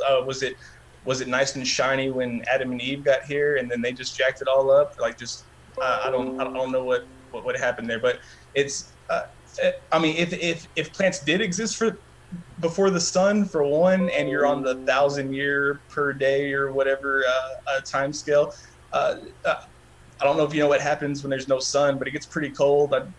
I'd feel safe saying it's probably gets pretty close to absolute zero. And as far as the claim about the age of the people, I mean, there's been no skeleton that we've gotten from Ethiopia, from Europe, from anywhere in Africa. As a matter of fact, it wasn't until about 30,000 years ago that people started living past the age 30. And it's verifiable. We can go back 100,000 years plus. I feel comfortable saying 150,000 years. And seeing it go back that far, much farther than I'm sure that my interlocutor believes that the Earth actually is, and I mean it's just a really, really ridiculous claim. With that, I'll put the rest of the time towards the Q&A. Thank you again. You got it. Thank you so much. And we have a lot of excellent questions, so we will try to fly through these as much as we can, and we also only have 20 minutes, and so I'm really sorry with that, but just to respect the debaters' time, we're going to... you're not hurting my feelings any if you want to go far longer. You bet. I think that Standing for Truth has a date tonight, and so I don't want to take time away from that. I just made that up. I don't know what it is, but I do know that Standing for Truth mentioned before that he has to Yeah, I know it's not a date. Come on. I have no friends. My own wife doesn't want to hang out with me. No, I'm just kidding. No, I think the 15 to 20 minutes we agreed on, roughly questions. If it goes a little bit longer, that's fine. Okay, cool. Cool. As long as it's okay with you, James. Yeah, that's okay if we go like maybe whatever you guys are both okay with, but I also want to, I know that you guys are polite, so you might. How about until the questions start sucking? That's funny. All right. We'll start up. So thanks so much for everybody's questions. Great questions. The Holy Spackle, thanks for your super chat. We'll go through the super chats first. They said, can you give your shave with a straight razor? I think that's for Jim. Yes, I can. I do shave with a straight razor. Wow, impressive. Ronald Ndonka, thanks for your super chat. He asks, for James, modern day debate, do you believe God used evolution in his creation? That's a great question. I'll try to be quick. It seems that it's inevitable that there's some degree of evolution, even for a young Earth creationist, with the diversity we would need since the animals would get off the ark to get all the diversity we have today. It seems like even young Earthers need some sort of accelerated evolution. So even though I'm not a young Earther, I'm kind of agnostic on origins, but I would say that it seems that both sides need to adhere or accept the idea that allele frequencies can change in a population over time. So using that definition, I definitely would be, and that's what Jackson Wheat taught me the definition is a long time ago. So thanks for that, Jackson. I am not a hipster. I know they didn't say at modern day debate, but I just got to say that right now. I will fight somebody. Did someone say you're a hipster? Oh yeah, no, I'm a real farmer. Okay, I'm not a wannabe farmer. You've got the most hipster glasses I've ever seen, though. Okay, so next one. Thanks so much for that. Tatted Philosophy, thanks for your super chat. He said, standing, will you debate Aaron? So I think he's referring to Aaron Ra, your rival. Aaron Ra, my rival. Yeah, of course. I've been stating that I would debate him for a while now. I know even the Film Freeze had an outstanding debate challenge to him. As long as it's an agreed upon structure. I mean, it could even be the same type of structure we had here with Jim here. It can be a couple openings, couple rebuttals, discussion portion. I just want an agreed upon structure and format. I'd prefer it here on Modern Day Debate. I love supporting you, James. Great channel. You're putting out some awesome stuff. I've debated on here, 10 times I think it's been, and I've never had any complaints. So if Aaron Ra wants to debate, let's set it up here on Modern Day Debate and agree to a structure. I think that would be a blast. I think it'd be a good turnout too. It'd be fun for everybody. Gotcha. We will next up go to, thanks for that super chat, by the way, CI Lobotomy LLC. Thanks for your super chat. They said young Earth creationists are just flirfs with more friends. I don't know what a flirf is, but it doesn't sound good. Standing for Truth. What have you got to say to that? Repeat that. They said young Earth creationists are just flirfs with more friends. I think it's something to do with flat Earth. Am I right or am I wrong? Flat Earth. Well, I mean, I don't see flat earthers making testable hypotheses like young Earth creationists are. And I think I'm definitely not a flat earther, by any means, but I think believing that pine trees, whales, carrots, and say T-Rex are related through common ancestry probably takes as much imagination as one who believes in flat Earth. Yeah, I gotta agree. I think it's the other way around. I think flurfers are just young Earth creationists who don't travel. I want to see a map from a flat earther. That's all I'm asking for is a map. I'm curious. Oh, it's entertaining if you haven't seen one. They sell them. As a matter of fact, I bought one. I have one somewhere. I'd hang that up. It's just a circle, and it's got like the North Pole in the center, and then it has the South Pole. It's the ring around the edge of the ice wall. Next up, thanks for that. And we have you better put it on camera next time, Jim. I hope you do. I'll put it behind me. Sigifredo Sarabia, thanks for your super chat. They said, if evolution is false and the Bible is true, how old would the world and universe have to be versus rock and fossil dating not going away from Gospels?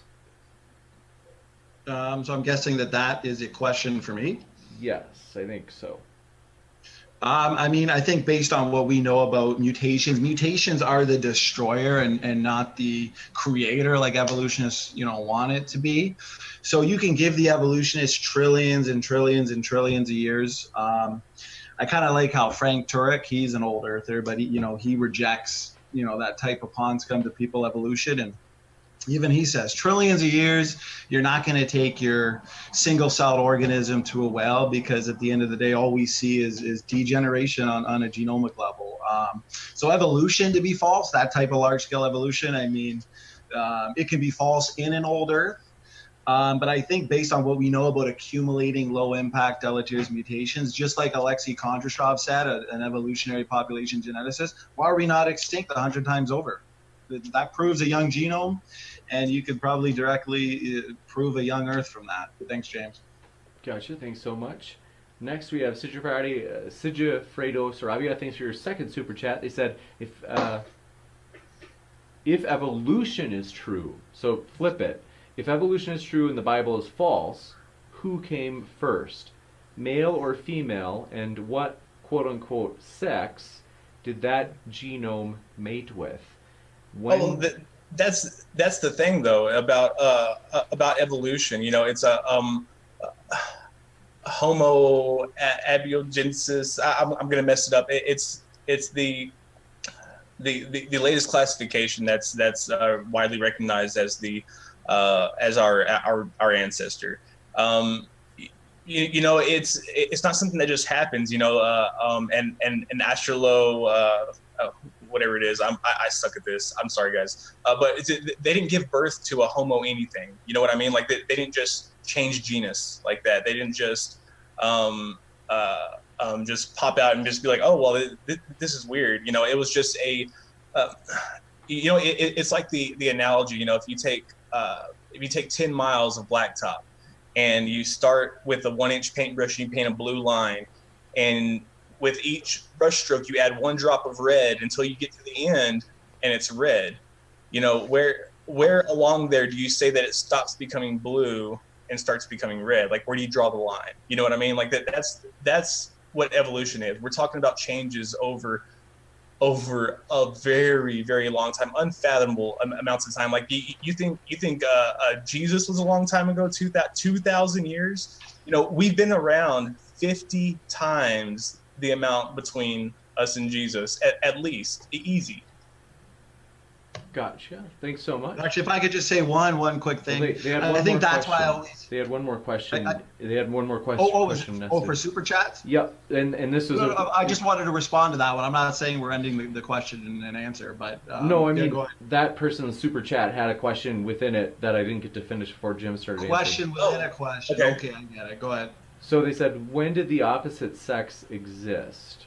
I think they mean like if the first sex pops up, like maybe how long after did the second one pop up? Well, I mean, what happened, you know, is you had natural selection. People would, well, I mean, at this time, you know, they were choosing mates. You know, we see it in the animal kingdom, they choose mates that would benefit them. They're strong, they can provide for them, whatever. And in this case, they were likely smarter. They could use tools. They could maybe they could run faster. Maybe they could provide them shelter. And they who knows? Maybe he had fire. Maybe he's like, hey, what's up, baby? Like I got that hot stuff, you know. And the other guy's like, I can't make fire. I don't know how it was, but it's just something between mate attraction and natural selection, basically.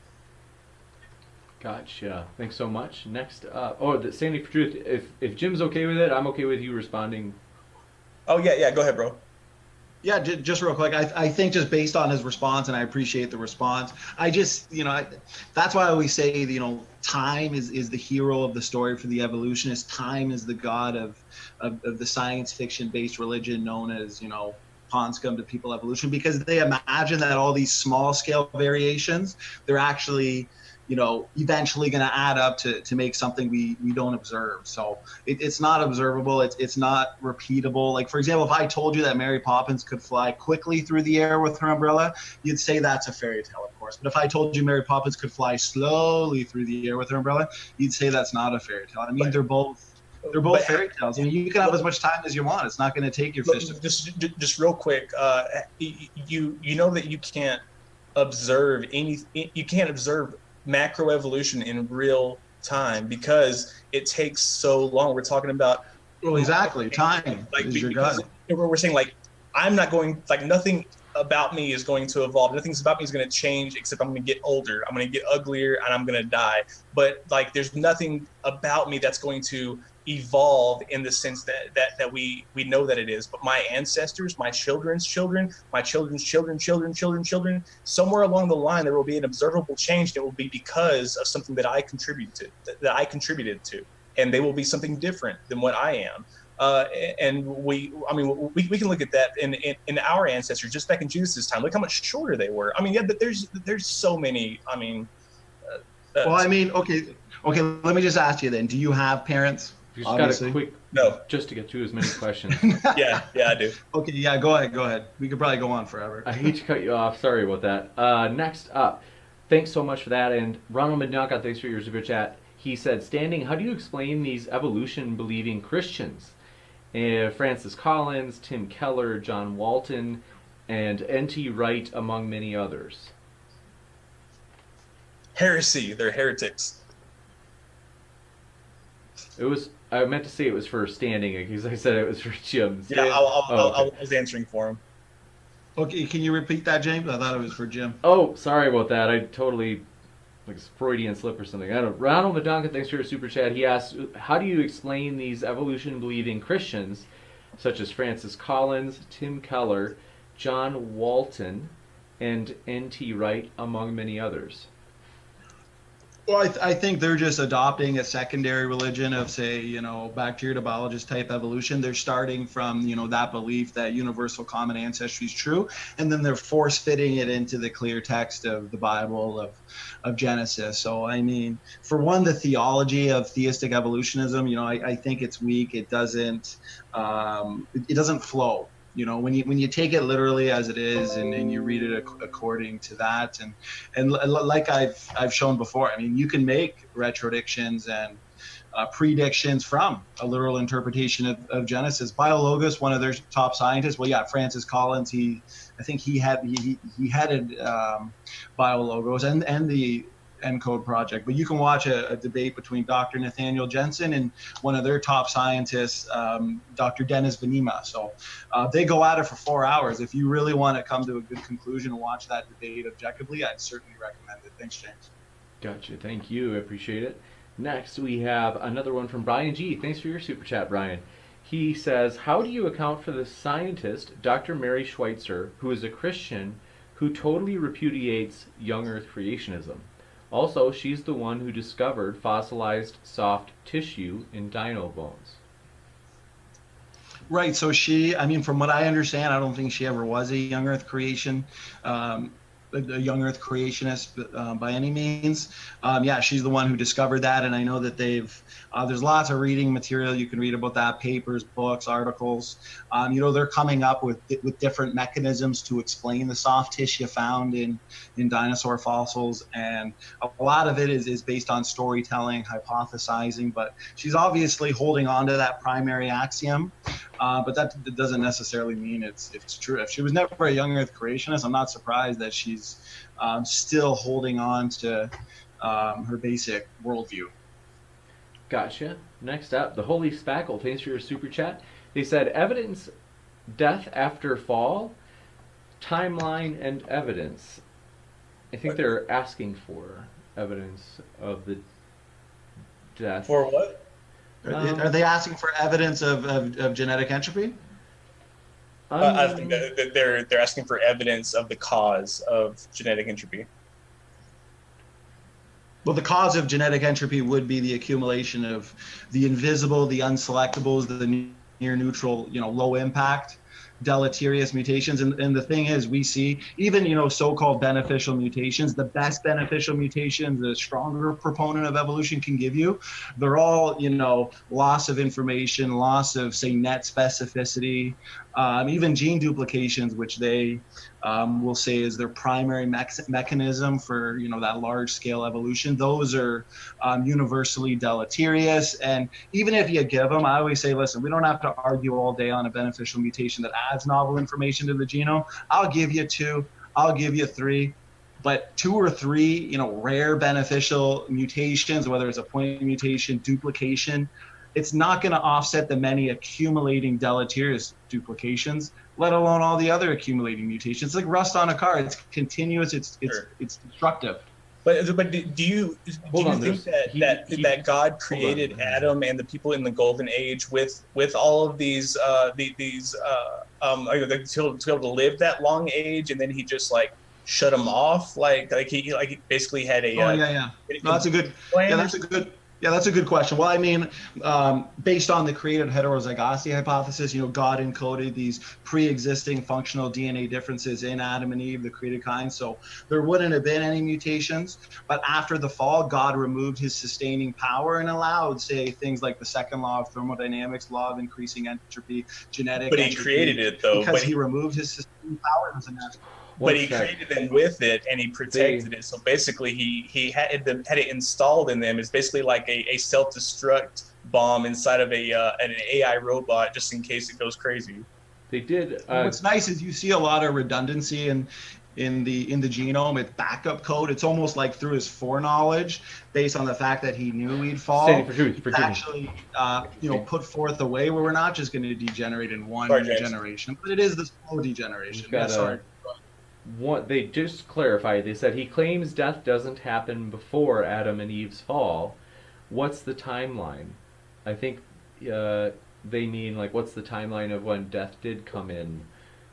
The timeline, so either he's wondering when will we go as a species extinct, or how long until death was brought into the world before the fall? Is that the question? I'll read the original super chat and then their addition, and you might be able to put the pieces together. They said evidence, death after fall, and then they said timeline and evidence, and then they said he claims death doesn't happen before Adam and Eve's fall. What's the timeline?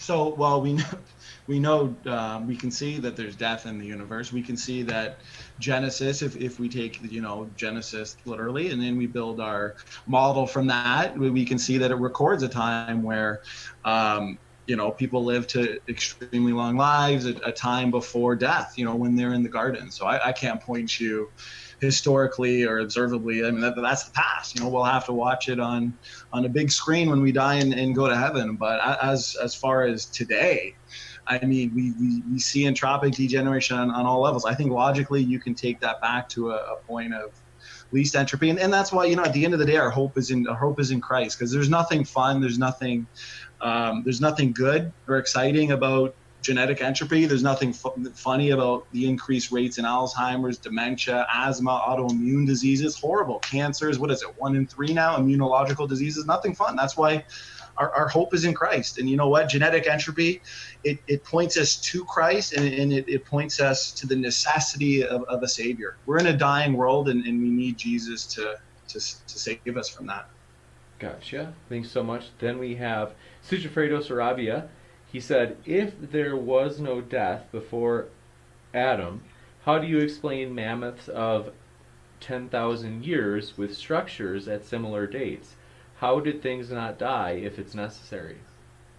Well, it's funny because I have a paper that I've studied where it talks about mammoth populations. They were actually highly inbred, and they carried a very elevated genetic load, which they say likely contributed to their extinction due to this mutational meltdown. So you can actually see plenty of paleogenomic evidence of genetic entropy, even the claimed examples of human evolution, Homo erectus, Homo neanderthal, Homo naledi, all suffered from, what's called reductive evolution. Like, let's say Homo naledi, for example, is a praised example. That reductive evolution, that inbreeding, that went on. And I always say inbreeding, it's like a sneak preview to where we're going as a species genetically. But you see these pathologies, reduced body size, reduced brain volume. And then the dating of it, 10,000 years, based on unknowable, impossible assumptions. But I actually love to use mammoths as evidence for genetic entropy. So I think I enjoyed that question, because that's proof of, yeah. Thanks, James. You bet. Thanks so much.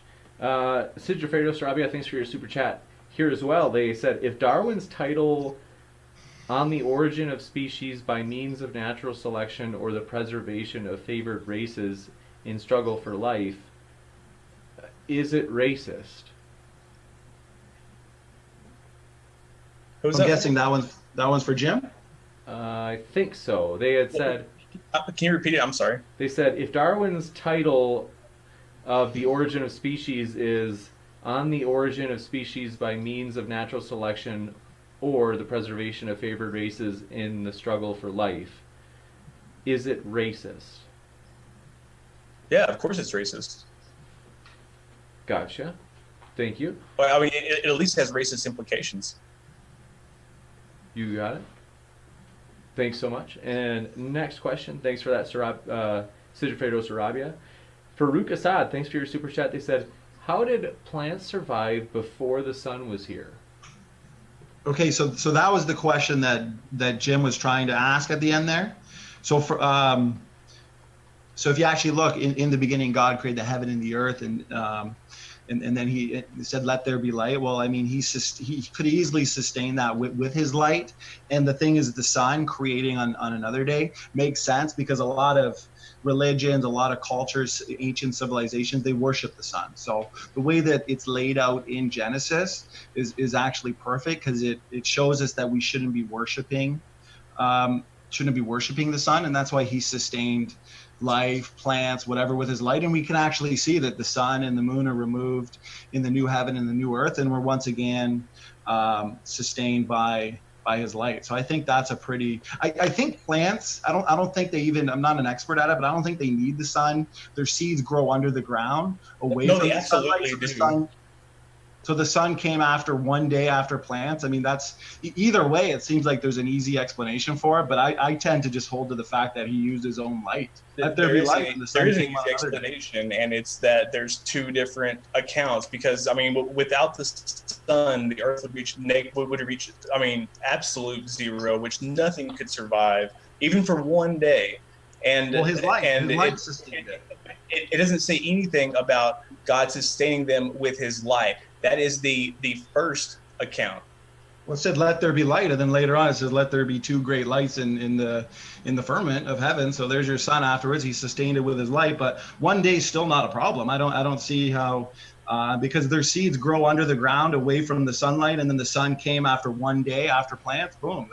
Either way, I think it can be explained scientifically or theologically, supernaturally, with the fact that because he's going to sustain the new heaven and the new earth with his light. Why wouldn't he do it in Genesis on the first and second day of creation? I mean, that seems like a pretty theologically easy answer or a scientifically easy answer. But what he did is he separated the light from the darkness. It doesn't say anything about a sun or anything like that. It just says light. And plants need a lot more than light to grow. It's very much has to do with the sun and the distance from the earth and the amount of radiation that they're getting, and it's everything necessary. What about Revelation? Okay, what about Revelation and the new heaven and the new earth? He's sustaining it with his light. Are you saying God?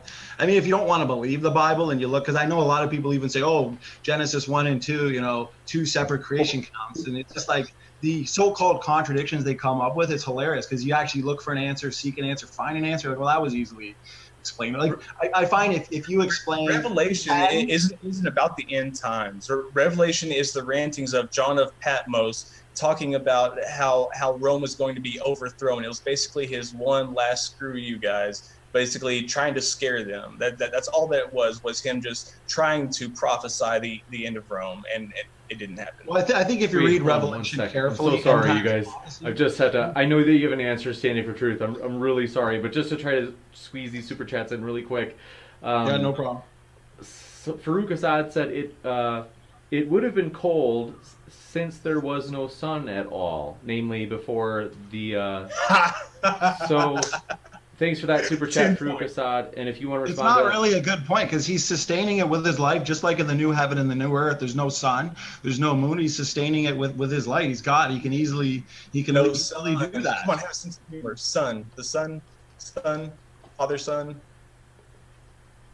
Oh, what did he say? I don't know if they. You pulling a fast one?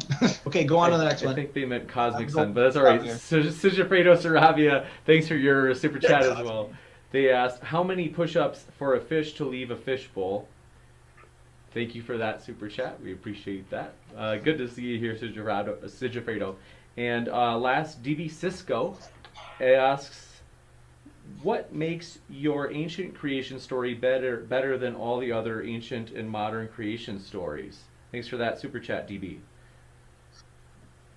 Well, I think the fact, because everything we see in reality, everything we see in empirical evidence-wise, I mean, points us to Genesis. That's why you see everything in regards to, Y chromosome Adam, mitochondrial Eve, the fact that, we observe low genetic diversity. All of these things have to be explained away by the evolutionists with certain rescue devices, right? Like a population bottleneck, for example, to explain it's all storytelling. And you know what?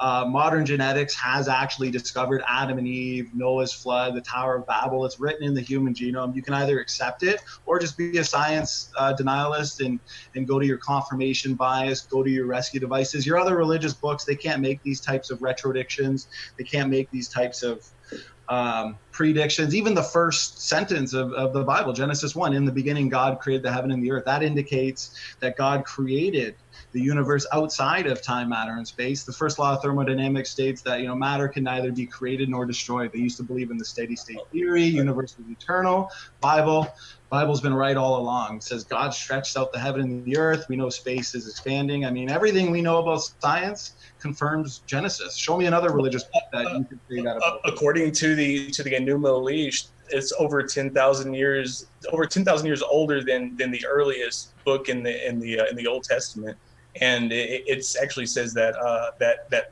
Marduk is the supreme god. So does that mean that's what it is? Are you saying that religious? Are you saying that religious book was written before Genesis, before the Bible? Yeah, absolutely it was. It's written in cuneiform. It's pounded into clay. I think it's pretty obvious that all the legends you see, Babylonian, all these different religious books, they all come from a common source, and that common source is the Bible. All these other legends you see. No. That is the common source. No. I'm right on that one. Give me 1 second. No, you definitely are not. RIGHT. Forgive me 1 second. We've okay. Just last two. These are late, and then we're gonna wrap up for sure, and really quickly because standing for truth. I appreciate you being so patient. Jim has died. Jim, we hope you come back. Basically, Movie Theory said, you heard it right, folks, evolution is racist. I hope you don't mind Movie Theory if I combine your super chats. They said, is Aaron Ra afraid to come to a neutral platform where his atheist friends can't help him by jumping in a debate? Thanks for your super chats, Movie Theory. Let's see, I guess the first one on racism would be addressed to Jim. Jim's back, he's alive. I don't know, but Jim kind of agreed with that. I don't know if you want to say anything, Jim, you can. What was the question again? He said, you heard it right, folks, evolution is racist. No, I wasn't saying that. What I guess I should rephrase it. I'm saying that people have taken that title and they have used it for racist things, much like people have taken like Norse mythology and used it for racism or nationalism, something like that. It's taking advantage of something and using its authority to your advantage. Gotcha. Thanks so much, and we appreciate that super chat, Movie Theory. And then the last one, I don't know if this would be for standing for truth. What was it about the Aaron Ra not wanting to come on a nonpartisan platform? That's what they had asked. Yeah, I think it's pretty obvious to anybody that modern day debate, James, which you're putting forth here is neutral, it's nonpartisan, it's fair. You're great at communicating. I mean, you send several emails, few days, week in advance, confirming the format, confirming the structure, making sure both participants are happy and content. Aaron Ra, I think a lot of these atheists that like to maybe go on non sequitur and it's kind of a free for all. Maybe they are hesitant to come onto a nonpartisan platform like yours, but I would certainly welcome them, and I think they would enjoy it. So if Har and Ra wants to debate here, I think that would be fun. And I said it before. Let's get her going. So thanks, James. You got it. Let's see.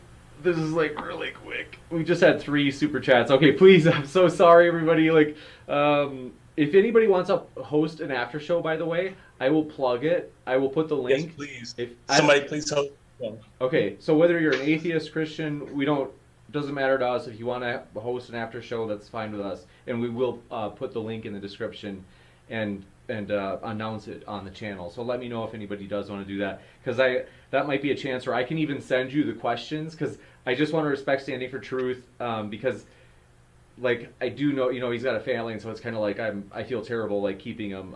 Really quick, if you're okay with me just reading these really quick. Brian Stevens said evolution could be wrong and God doesn't have to exist. If you want to give like a 25-second response to that, Standing, if you're okay with that. Sorry, brother. Can you repeat that real quick, James? Brian Stevens said evolution can be wrong and God doesn't have to exist.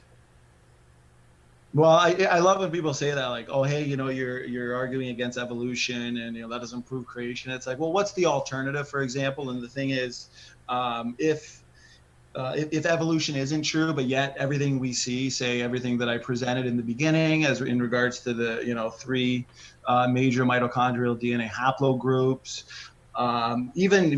we're even making direct. 8 minutes didn't give me a whole lot of time to present everything, but we're even making direct predictions on absolute mitochondrial DNA differences, and it's actually consistent with a 6,000 year time scale. And evolutionists have over predicted the amount of DNA differences by a lot, by a landslide, and they're going to have to make testable predictions now to explain that away. And young Earth creation scientists have made successful predictions and retrodictions. So yeah, evolution's true. Okay, let's pretend or let's say evolution's not true. Let's pretend it's not true. Now let's look to the Bible. We're still going to come up with these accurate retrodictions and predictions. So either way, creation wins. Oh, I must have misspoke or something. People are chewing me up in the chat.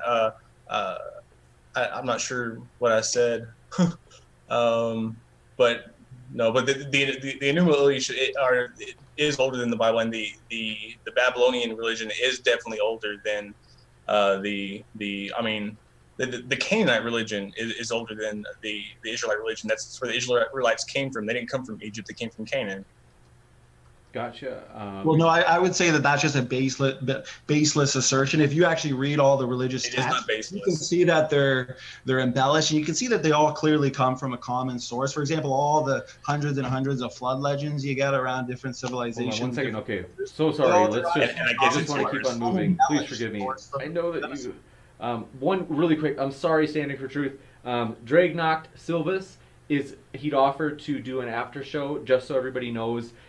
His channel will do an after show. I'm about to link his channel in the description for this video, and then if anybody else wants to do an after show today or tomorrow, just let me know.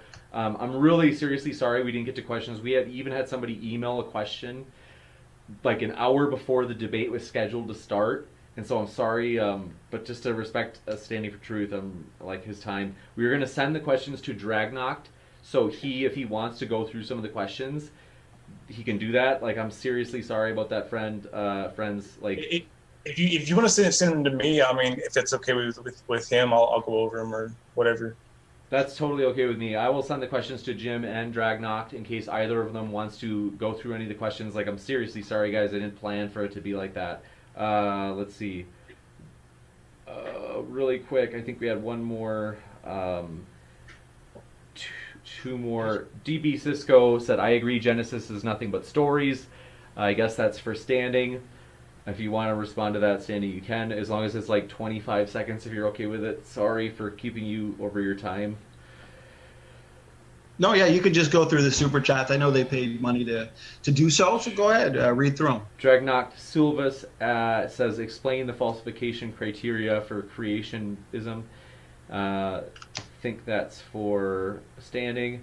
If you want to respond, you can. If you want to leave, I totally understand, because you already have stayed past your promised time, and I know that you did, I think, I'm under the impression you promised your family that you spent Well, I time mean, with them. Dragnot can go out and actually test the model for himself. He can go measure the mutation rate in the Khoisan peoples. You know, the click speakers of I think it's Southern Africa or whatever. You know, they haven't been measured. And Dr. Nathaniel Jensen, he's made predictions on it based on the measured mutation rate that he used to calculate the absolute differences in mitochondrial DNA and in species. And then evolutionists so far, they've made inaccurate retrodictions, predictions. They've over predicted the mitochondrial DNA differences. They've under predicted the nuclear DNA differences. We've actually it fits perfectly in a biblical based model. Fits a 6,000 year time scale. The mitochondrial map that I showed earlier in my opening 25 seconds. Go look at that. Test on that. Yeah, no. I'm just saying he can easily go test them and falsify. He can even go he can go in the lab and test for DNA function. I mean, I could go on and on about that, but thanks, James. Thank you for staying later than promised. Thank you everybody for being here. Seriously sorry about not getting to all the questions.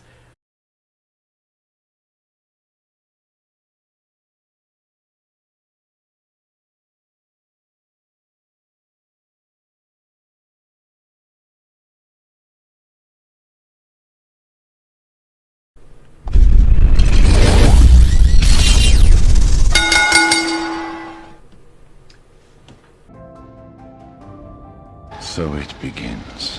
The world will never be the same because we've got the debate of all debates. Is there evidence for Adam, Eve, and Noah? Evolutionist Adam Friended is no stranger to debates. He's no stranger to discussions, and he's definitely no stranger to controversial topics. He's taken on the likes of Dr. Ken Hovind, and we've got Standing for Truth, who's no stranger to debates. He's no stranger to discussion. He's debated the likes of Dr. Stefan Frello, atheist activist Jim Nader, godless engineer R.J. Downard, and many, many more. This is one debate you are not going to want to miss. This Saturday on Modern Day Debate, be there.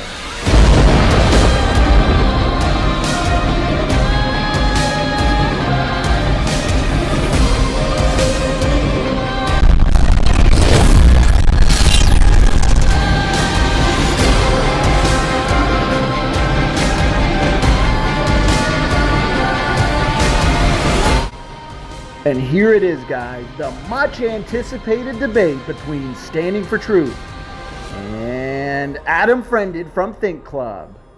Is there evidence for Adam, Eve, and Noah? Enjoy.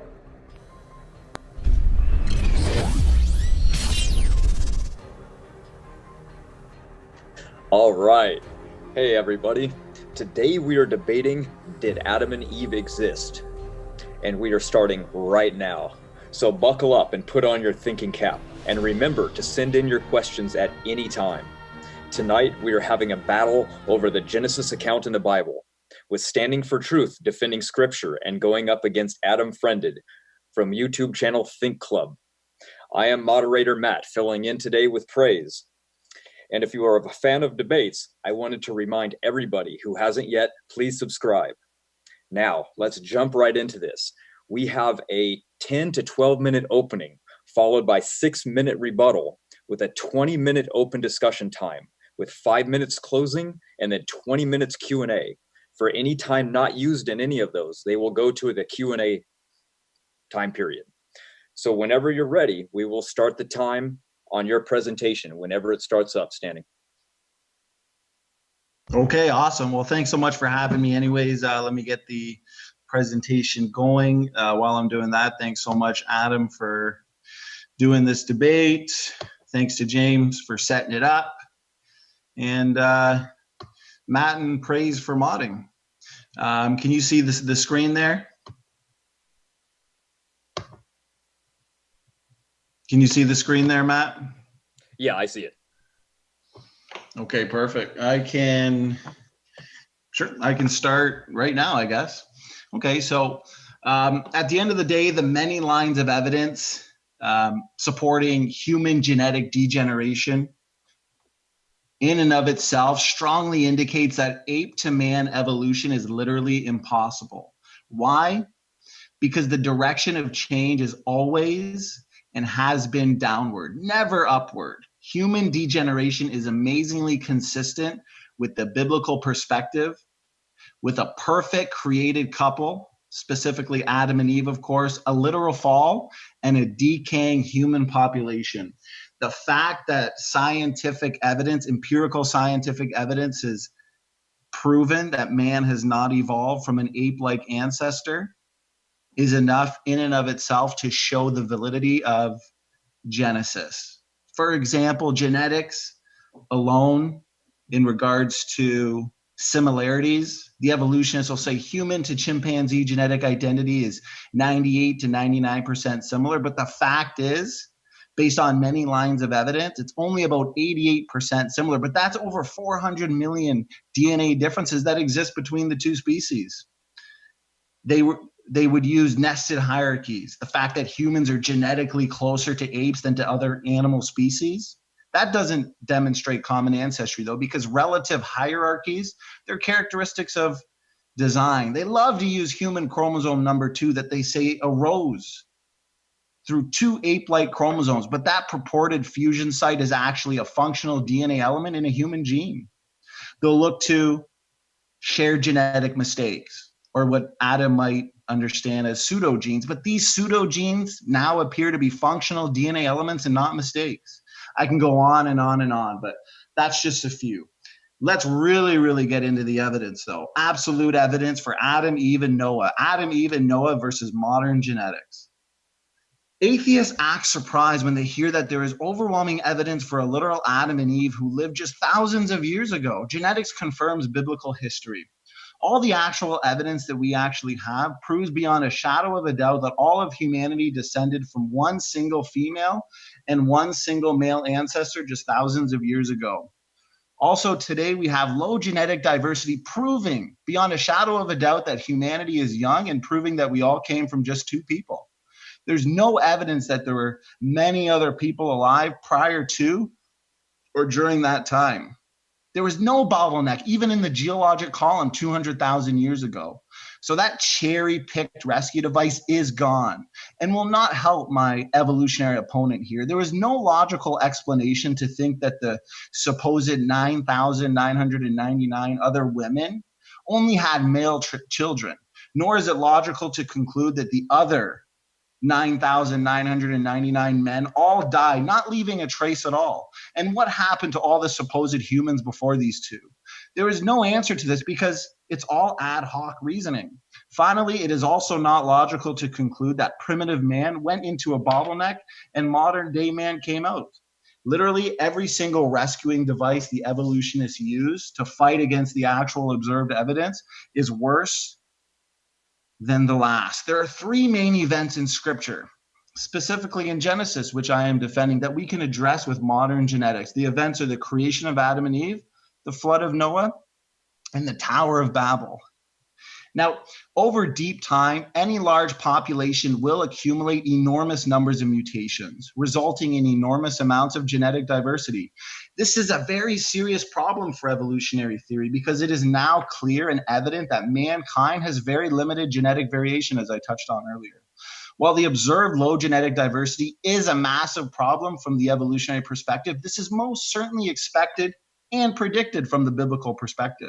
If you only started with 2 people, obviously, what does that do? It restricts the diversity today. From the biblical model, we all come from just 2 people. This obviously means that limited diversity is easy to explain, and the Bible predicted this. What does this mean? The death and demise of the evolutionary bottleneck theory and the evolutionary out of Africa theory.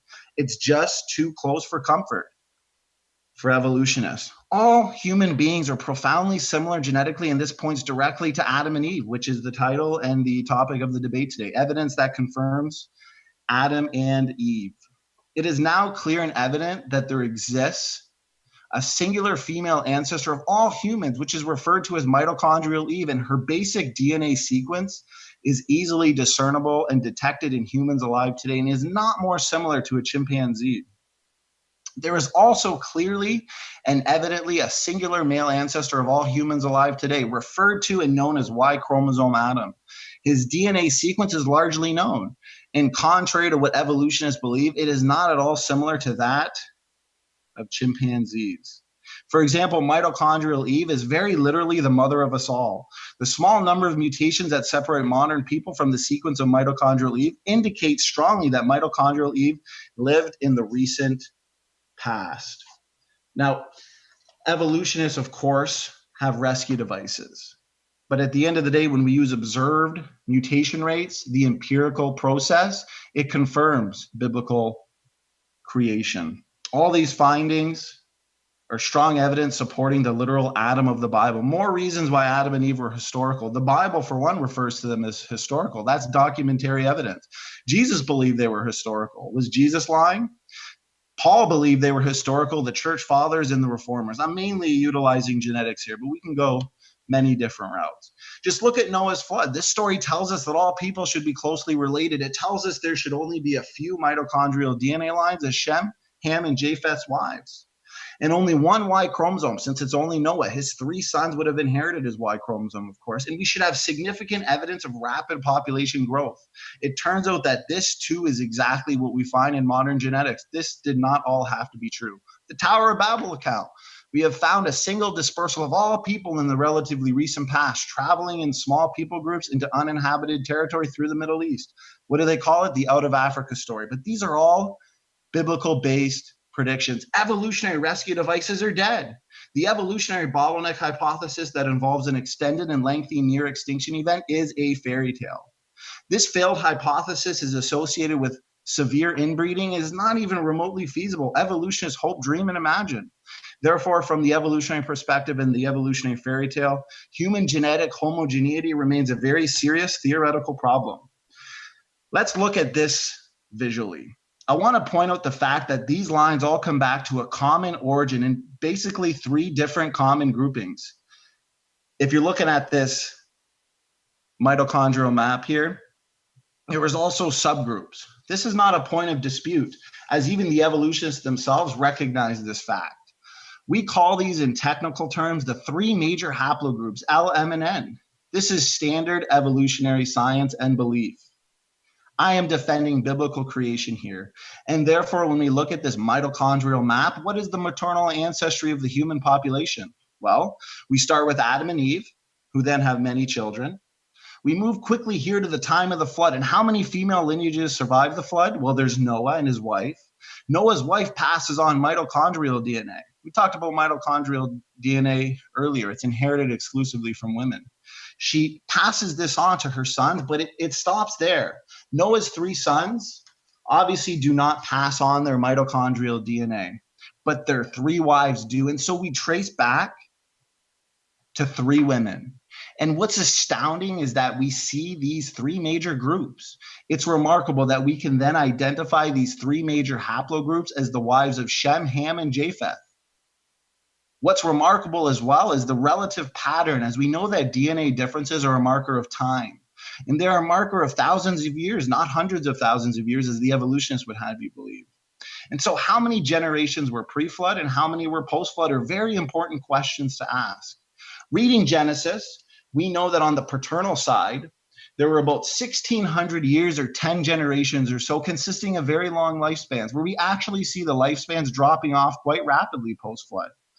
And so we probably got a couple hundred generations post-flood. Therefore, we see very little time for mutation pre-flood and longer branches post-flood, indicating more generations and more differences, more mutations. The mutations would also explain the long African branches, which you can see here. We have a few potential explanations. Africans could undergo a faster rate of change, or even an explanation involving UN data in the 70s that tells us women on average in Africans married early, whereas the rest of the globe, not so much. If this was true historically, Africans would have gone through twice as many, maybe even 3 times as many generations and therefore mutations than non-Africans.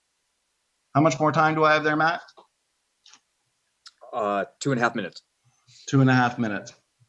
They do have criticisms. I've debated Dr. Stephan Frell. I've debated lots of evolutionists on this, and they've got no real rebuttal. I'm going to put this to bed. L, M, and N are too close together. They'll say that M and N came from L. Don't you know this, standing for truth? Well, they're too close together with few genetic differences separating them. So to say M, N came from L is only in theory and based on evolutionary assumptions, because their base, L, is located in South Africa, while it should be located near the border of the Middle East and Africa. L, M, and N can also be all three linked together, regardless which came from which, because the three at or near the center of genetic diversity worldwide. What does this mean? It means we came from L, M, and N. Whether L, M, and N together or L producing M and N, it's a worldview thing. But the most important thing to be taken from this is that the map makes testable predictions. They flow from the placement of the root. This is specifically related to mitochondrial DNA. For example, the mutation rate in the most divergent of African people groups, the Khoisan peoples. Where are the predictions from the evolutionists? They don't exist. Genetic entropy, as I touched on in the beginning, the biblical-based model predicts death, degeneration, and extinction after the fall. This is exactly what we see, all consistent. The created heterozygosity hypothesis, which we can get into as well, based on the biblical story and account of the biblical kinds in Adam and Eve, makes testable predictions on DNA function. How much longer, Matt? 1 minute. Go ahead. Well, real quick, genetically, it goes back to this idea of big A, little a, big B, little b. If Adam and Eve were created genetically homogeneous with no variety in their DNA, all capital letters or all lowercase letters, then yes, it would be difficult to create variety in just a few thousand years. And this goes for the kinds of animals God created. Adam and Eve and these kinds with capital A, lowercase a, capital B, lowercase b. And you do that for the millions of DNA positions that exist. That means they have the potential to produce all sorts of variety in just a single generation. We've now got multiple lines of evidence indicating that this was the case, that God created Adam and Eve and the kinds in the beginning, so they have the potential within themselves to produce all sorts of variety. In the case of animal kinds, all sorts of species, in what some would call an evolutionary heartbeat. I can go on and on about this model. For sake of time, it's not ad hoc because it makes predictions on speciation rates, mutation rates, DNA function, and more. We can get more into that later. Thank you so much for watching the presentation, and thank you so much, gentlemen, for listening. All right, Adam, you're on mute right now. Just a reminder. And you have all the time you need. Go ahead. All right. I almost had to duck out of this debate because my face is so bruised from face palming all the way through that presentation. I'm sorry. I came here expecting a debate on whether or not Adam and Eve were or Noah were real. And I mean, I'm going to do my best to steelman my opponent's position here. He seems to be saying that evolution is wrong, therefore creation is true, therefore Adam and Eve are real. I didn't hear any real evidence for an Adam and Eve or creation, or any real evidence that the historical figure of Noah was actually real. I didn't hear any evidence for any of that stuff. So my big question is, outside of biblical evidence, what evidence do we have for Adam, Eve, and Noah? Because that's really what the debate is about. I didn't realize that the debate was going to be diverted to an assault on evolution. So I'm more than happy to defend evolution. It seems like my interlocutor knows a bit about evolution. He talked about chromosome 2 a bit and the fusing of chromosome 2. He seems to have a problem with that. He mentioned something called human degeneration, which I don't necessarily know what he's saying there. In evolutionary terms, we evolve to fit an evolutionary niche. If the niche changes, we change accordingly. So a lot of evolutionists will say that that humans are not, or evolution is not guided in any particular direction. It's this niche filling apparatus that actually drives evolution. But there are there are cultural evolution ideas that drive humans in a certain direction that I think we could talk about. So he also mentioned, I want to say before I turn it back over to him, that he talked about mitochondrial Eve, and in human genetics, mitochondrial Eve is the last common ancestor of humans, but it's not actually Eve that lived in the Garden of Eden or of Adam and Eve. It's just what geneticists have called it. So it's maybe not even what we would think of as modern humans. So I'll turn it back over to you. Oh, all right. You're just giving up your time, so we will use that then later. You went 2 minutes 30 seconds. We'll put that in the Q&A. Move that up to 26 minutes. All right.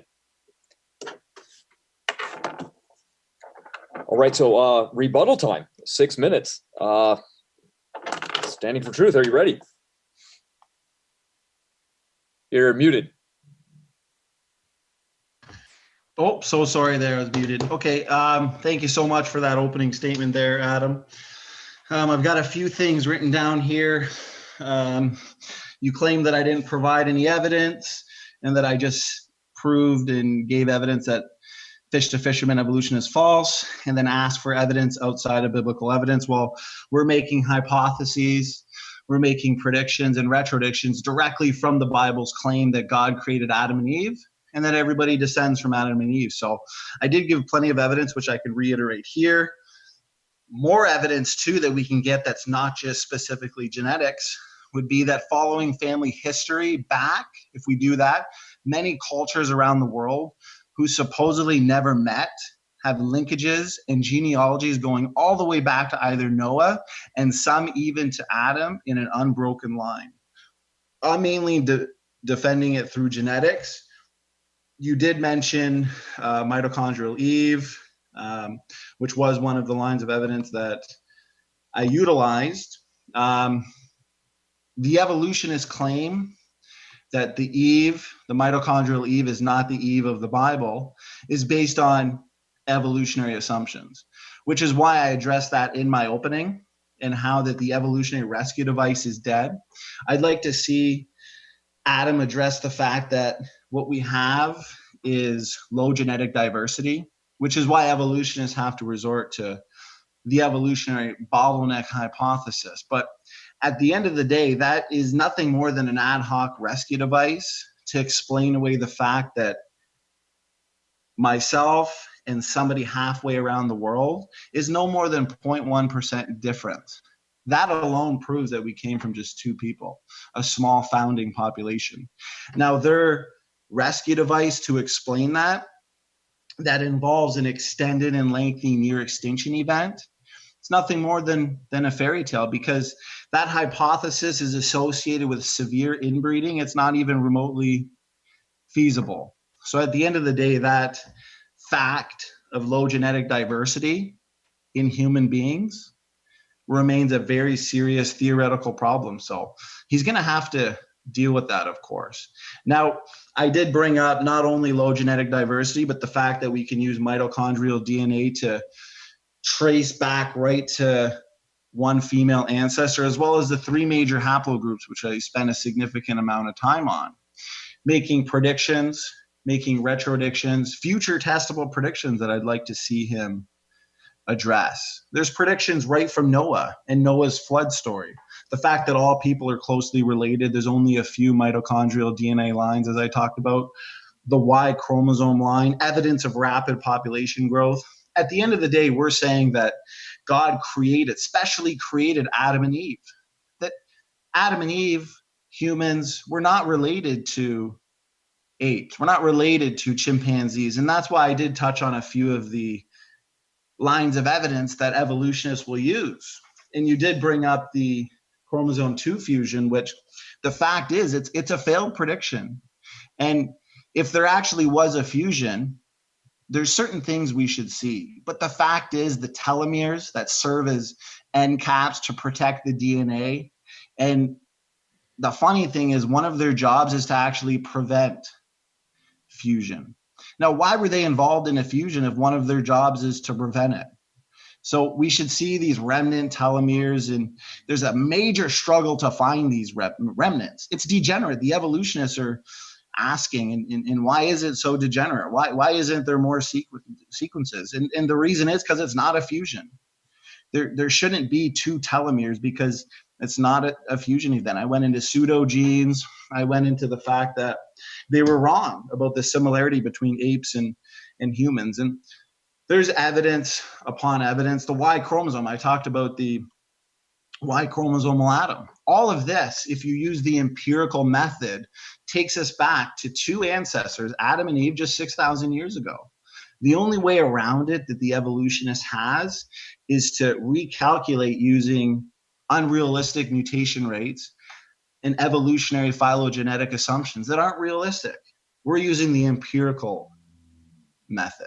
I've given evidence that is undeniable of a literal Adam and Eve and Noah's three daughters-in-law, right from genetics.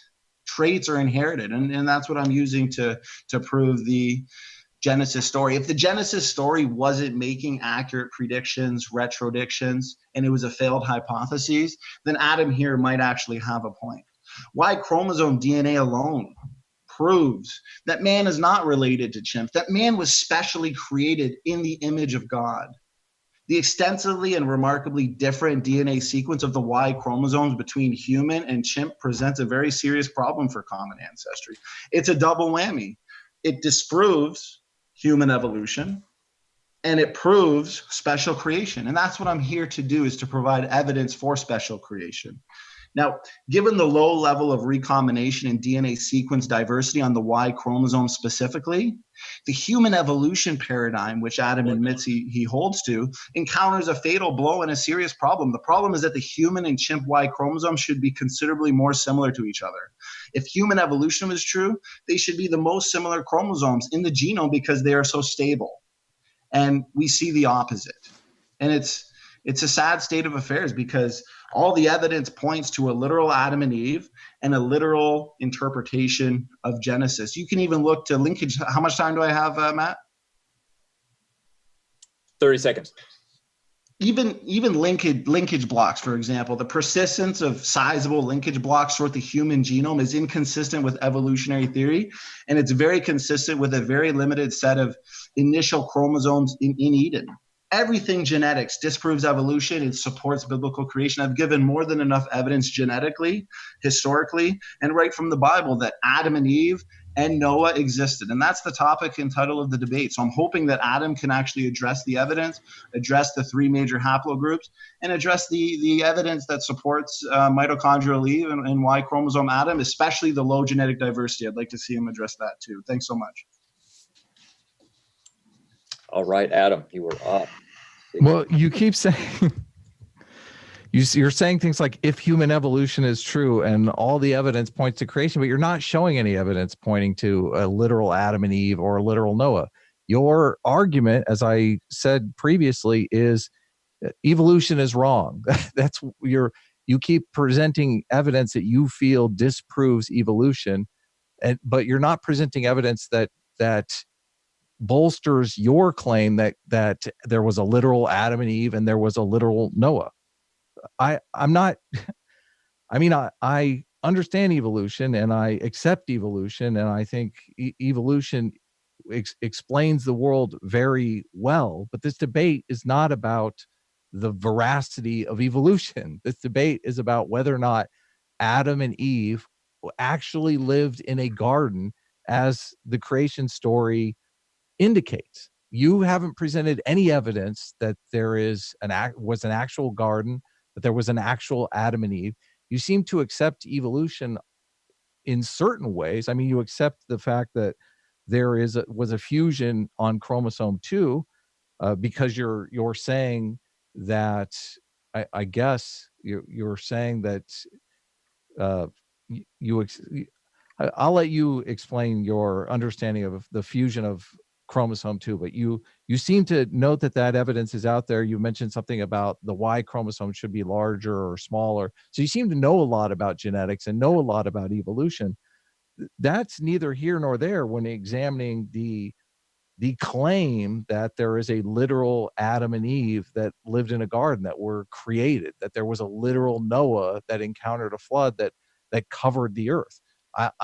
If there are two paradigms kind of at odds with each other here. There's the biblical paradigm and there is the scientific paradigm. And sure, you could be correct in the biblical paradigm. All of the narrative stories in the Bible could support your claims. But if you're going to argue in the scientific realm, if you're going to use all of this scientific data, then you have to present scientific data that actually Adam and Eve lived. So I'm here basically to assess your evidence for a literal Adam and Eve, a literal Noah, a literal flood, any of that kind of stuff. And all you're doing is presenting me with arguments that evolution can't be true. That's not what the debate is about, okay? I didn't come to defend evolution. I came to assess your evidence that there was a literal Adam and Eve and a literal Noah. So please present that evidence. Okay, you went 3 minutes, so we'll add those 3 back to the Q&A. So we're up to 29 minutes for Q&A. Are we going to have some back and forth here? Portion, which is 20 minutes. And I just wanted to remind the audience, send your questions to Modern Day Debate at any time. We're gathering them up. Praise, have you been taking the questions? I'm writing them down as well. Got them. Yep, I got every single one. Okay, great. Are they in proportion, or should we get more? Yeah. Should we ask for more questions? Oh, we can get a couple more. Yeah, let them come on in. Okay, great. Yeah, keep shooting your questions in, and Standing for Truth and Adam, are you both here and ready? I'm good. Yeah. Sure. I guess I would just like to ask him real quick how he would explain the 3 major haplogroups, as well as the fact that what we do see in the human population and human genetics is low genetic diversity, right? Like me and any other person on this planet is no more than 0.1% different. Therefore, why does the evolutionist, and I know I'm using evolution, but at the end of the day, it's because it's evidence of a small founding population, which is exactly what the Bible, a literal interpretation of Genesis, predicts. So how do you explain that? And then therefore, how do you not see that as evidence for Adam and Eve and a small founding population, as I indicated? Go ahead. Even if there is low genetic diversity and a small founding population, it doesn't mean that it was Adam and Eve. It doesn't make it a creationist story. The cheetahs were knocked back to a population of 7,000, and they suffer from all kinds of genetic diversity issues. Cheetahs have a terrible time going because they lost a lot of their genetic diversity through some kind of famine or some kind of hardship. There are probably plenty of times when humans were knocked back to a small population. I mean, a lot of the moral psychology comes out of the fact that this is probably how religions evolved. Humans were knocked back to small tribal bands, and those small tribal bands went to war with one another. So just because there's limited genetic diversity, it's not evidence for little Adam and Eve. Well, thanks for your response there, Adam. So I am glad that you brought up the cheetahs and then the cheetah populations, because you're right. There's approximately, I think it's about 10,000 cheetahs left in the world today. And conservationists feel the cheetah is already showing serious signs of inbreeding and genetic decline, as you stated. So there's that's not enough. That's not modern day. The cheetahs have always had a problem. They predict that millions of years ago, they were knocked back to 7,000, a population of near 7,000. So it's not a thing today. They've always had low genetic diversity.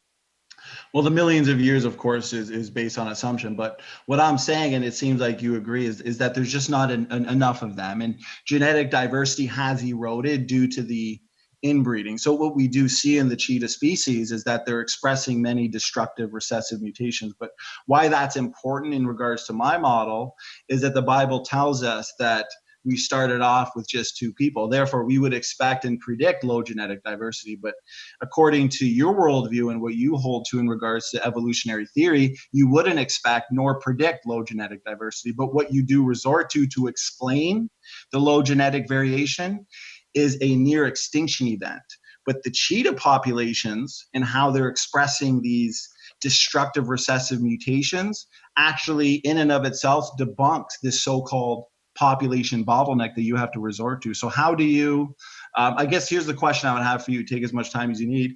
How could such a tiny, nearly extinct, genetically compromised population, okay, suddenly explode into all parts of the planet, seizing dominion over the world, if what we would see is this homogeneity, this inbreeding, of course, with that small population? Take your time. Well, once again, I'm not here to defend the genetics. I'm here to assess your claim that there was a literal Adam and Eve. Like these claims. So are you making the claim that if there was a human population that was small, therefore it had to be Adam and Eve? What is more plausible, that there was that humans evolved from a small population, or there was a famine or an earthquake or a volcano that knocked humans back, or an asteroid striking the earth, something like that knocked humans back to a small population, or that God created Adam and Eve and started the human race that way? I mean, which seems more plausible with a naturalistic explanation of the world? Well, I appreciate your response. Good questions. The point is that, if we only started with two people, what does that do, Adam? It restricts the diversity today. So from the biblical model, which is what I'm defending, we all come from just two people. That means the limited diversity that we actually see is easy to explain. But any alternative is a serious problem because of this limited genetic variation. And that's why the evolutionist has to resort to the population bottleneck. But I'm saying that population bottleneck is nothing but a fairy tale. It's nothing but pseudoscience, because it would have resorted in severe inbreeding, and it's not even remotely feasible. So I understand why is your population bottleneck not a fairy tale and my population bottleneck is? Because you're saying the same thing about the population bottleneck. You're just saying it's biblically founded. You believe in a population bottleneck, do you not? Right. No, I definitely believe in. So why is mine a fairy tale and yours is not? Okay, so the reason why, from let's say the evolutionary perspective, that this human genetic homogeneity remains a very. Let's talk about your perspective, because you seem to think. I want to answer your question though, because you asked me why isn't it a problem for me, but it's a problem for you. Well, the thing is, we start with just two people, okay? Mm-hmm. But it's a very benign population bottleneck. And then 10 generations later, a second single generation bottleneck, right, at Noah's flood, of just 8 people occurred. This was at the time of Noah. But both these bottlenecks, Adam, were very brief, just one generation. Then they're followed by explosive growth. And in both cases, there would be almost no previously accumulated mutations, hence no inbreeding effects. That's the problem with the evolutionary population bottleneck, is that it's prolonged. Therefore, there are inbreeding effects. So the very limited human genetic diversity that I talk about, it still remains a huge problem for evolutionary theory. And that's why it resorts to the unrestrained storytelling. Because from you so far, all I really see is storytelling. But the whole point is it is compatible with the biblical perspective. And we don't even require any far-fetched mental inventions. God created two people. What do we see today? Low genetic diversity. Makes complete sense. Evidence for Adam and Eve. Go ahead. I'm going to ask you something. I mean this in all sincerity. I don't mean to disparage you or anything. The inbreeding argument, is that a standard anti-theist argument, an argument against the Noah and Adam and Eve? I think it might be a straw man argument if you don't understand the biblical model and genetic degeneration and the accumulation of low impact deleterious mutations, because at that time there wouldn't have been an accumulation of mutations. But according to the evolutionary theory, over deep time, right, as evolution would propose, any large population, what are they going to do? They're going to accumulate enormous numbers of mutations, which results in enormous amounts of inbreeding. Is the inbreeding argument a standard anti-theist argument against your position? Are you saying, do atheists use that against my biblical position? Yes, they do. But like I said, it's a straw man argument and understanding of the biblical based model. Because what is inbreeding? It's the exposing of the hidden reservoir of genetic mistakes. But you need genetic mistakes to begin with in order to see those inbred mistakes. Adam and Eve wouldn't have had any mutations, and at the time of the flood there would have been very little accumulating mutations. But according to the evolutionary population bottleneck theory, there would have been an excessive amount of mutations. Plus, the whole point is that this population bottleneck that the evolutionists propose in the out of Africa theory, it's prolonged.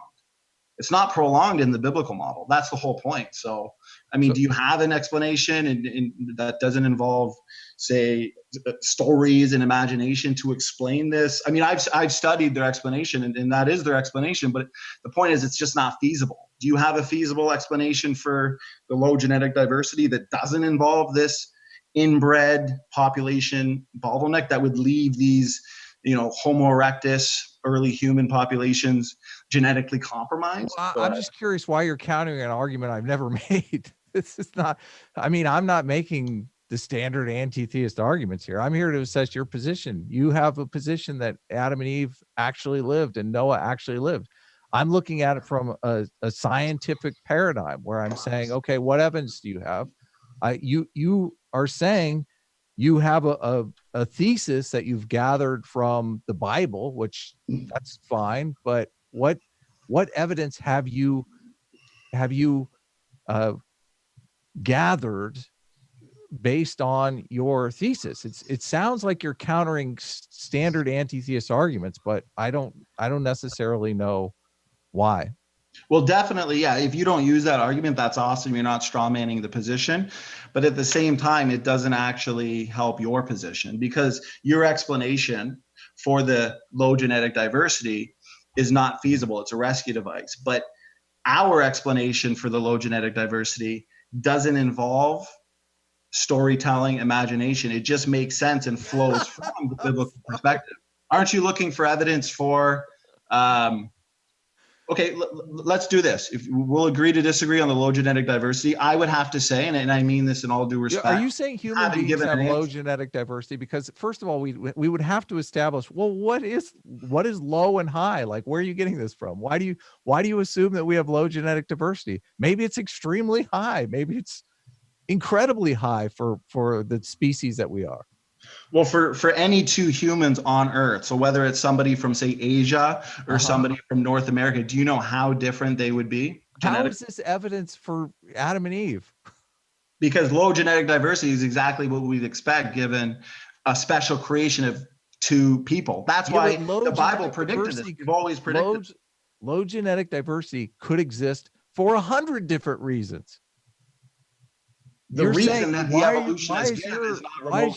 So it remains in the realm of pseudoscience. That's the thing. Okay, I want to hear you comment on the chart that I gave regarding mitochondrial DNA and the fact that these lines, these mitochondrial DNA differences, they divide into three major groups designated L, M, and N. How is that not compelling to you, since that's exactly what we predict based on post-flood humanity and repopulation by three women, Noah's three daughters-in-law, and yet we see three major haplogroups that point us right back to Noah's three daughters-in-law? How come that's not compelling to somebody like yourself? Because it was compelling to me. So what, where's the difference there? Well, just the fact that the mitochondrial DNA split into three different offshoots and Noah happened to have three different daughters. It could be coincidence. We need some more evidence. We need to substantiate that quite a bit more. I thought we were going to be talking about, writings of Noah or evidence of where the actual ark, or I don't know, what scientific evidence do we have for any of these characters? See, here's the thing. The Bible in and of itself is a historical document. It's a documentary evidence. Now, I understand some of it's historical, not all of it. I'm using the historical account as a non-ad hoc explanation by making predictions, retrodictions that flow from it. If it wasn't flowing, like, for example, your answer to the three major haplogroups was what? It could be a coincidence. Well, the thing is, that's what you have to resort to is, yes, it's a coincidence. But the fact that there are three major haplogroups of human mitochondrial DNA in the world is amazing confirmation of the model. It's consistent. it's what we predicted. And then you have to say, well, Why maybe couldn't it have been just a tribe that was separated, a tribe that broke up because they didn't like each other anymore and went and lived far enough away that they didn't actually interact anymore? and this would explain 3 major haplogroups that are joined by relatively short line segments, Sure. indicating that there's not much difference between them. I mean, that once again is ad hoc. Because can you make any predictions based on that? Because I gave you some predictions that this mitochondrial DNA map can actually make. Well, For I'm just example, throwing this- out a hypothesis that it would fit the facts just as well as your hypothesis. Right. But if it's a hypothesis that doesn't actually make testable and falsifiable predictions, well, then it's a failed hypothesis, right? Well, if So it's a what prediction- hypothesis without any evidence, it's a failed hypothesis, but you haven't presented any evidence for your hypothesis either. So we're both in the same boat. No, because I showed you on this diagram, on this mitochondrial phylogenetic map, there were subnodes. I talked about how these subnodes make testable predictions. Because if we came from these 3 nodes, What are the testable predictions? okay, so if we come from these 3 nodes, okay, and the DNA differences are all a marker of time, as I explained in my opening, what we're looking at here with the radiating out from the 3 nodes are post-flood times, or in other words, the history of civilization. So what should we be able to predict? Well, we should be able to read the history of civilization from this tree. Romans, Greeks, Persians, because the tips of this tree, they're individuals. And these testable predictions are actually coming true. Not only that, the African lines, mutation rates, and predictions on mutation rates, for example, the Khoisan peoples have been made by creation scientists. Now, how come they're making the testable predictions? None of this is making any sense, okay? Just Now- so you know, FYI. Right. No, I understand that it might be. Well, yeah, it seems like it makes sense to you because what did you say? Well, maybe the 3 major haplogroups is just what? A coincidence. So you obviously see how. Well, none of this is evidence that these are from Noah. Nothing you said is any evidence that this is from Noah. My hypothesis fits everything that you just said. The tribe that broke up because they didn't get along, is, people were drinking too much. They got in a fight by the campfire. They broke up and went to opposite ends of the world, and that now we are their ancestors. How does my hypothesis not fit the facts that you're talking about here? Well, I'd have to see either, future testable predictions. I'd have to see confirmed predictions. But at the end of the day, all I hear from you as an answer was, well, maybe it's just a coincidence. What about mitochondrial Eve? I seen that you talked about that, but you said that, mitochondrial Eve is not the Eve of the Bible. This is a genetic individual that lived thousands and thousands and thousands of years ago. But why, if we actually use the actual empirically observed mutation rate for that human chromosome, why do studies indicate that mitochondrial Eve actually lived only thousands of years ago? Well, I would have to look at those studies specifically, but I don't think that they're evidence. Those scientific studies are evidence for an actual Eve. Well, let's say hypothetically that the studies that I'm talking about, based on empirically observed mutation rates of the mitochondrial DNA, if it actually did indicate that this mitochondrial Eve lived just recently, say within 6,000 years, is that convincing evidence for you that it's the Eve?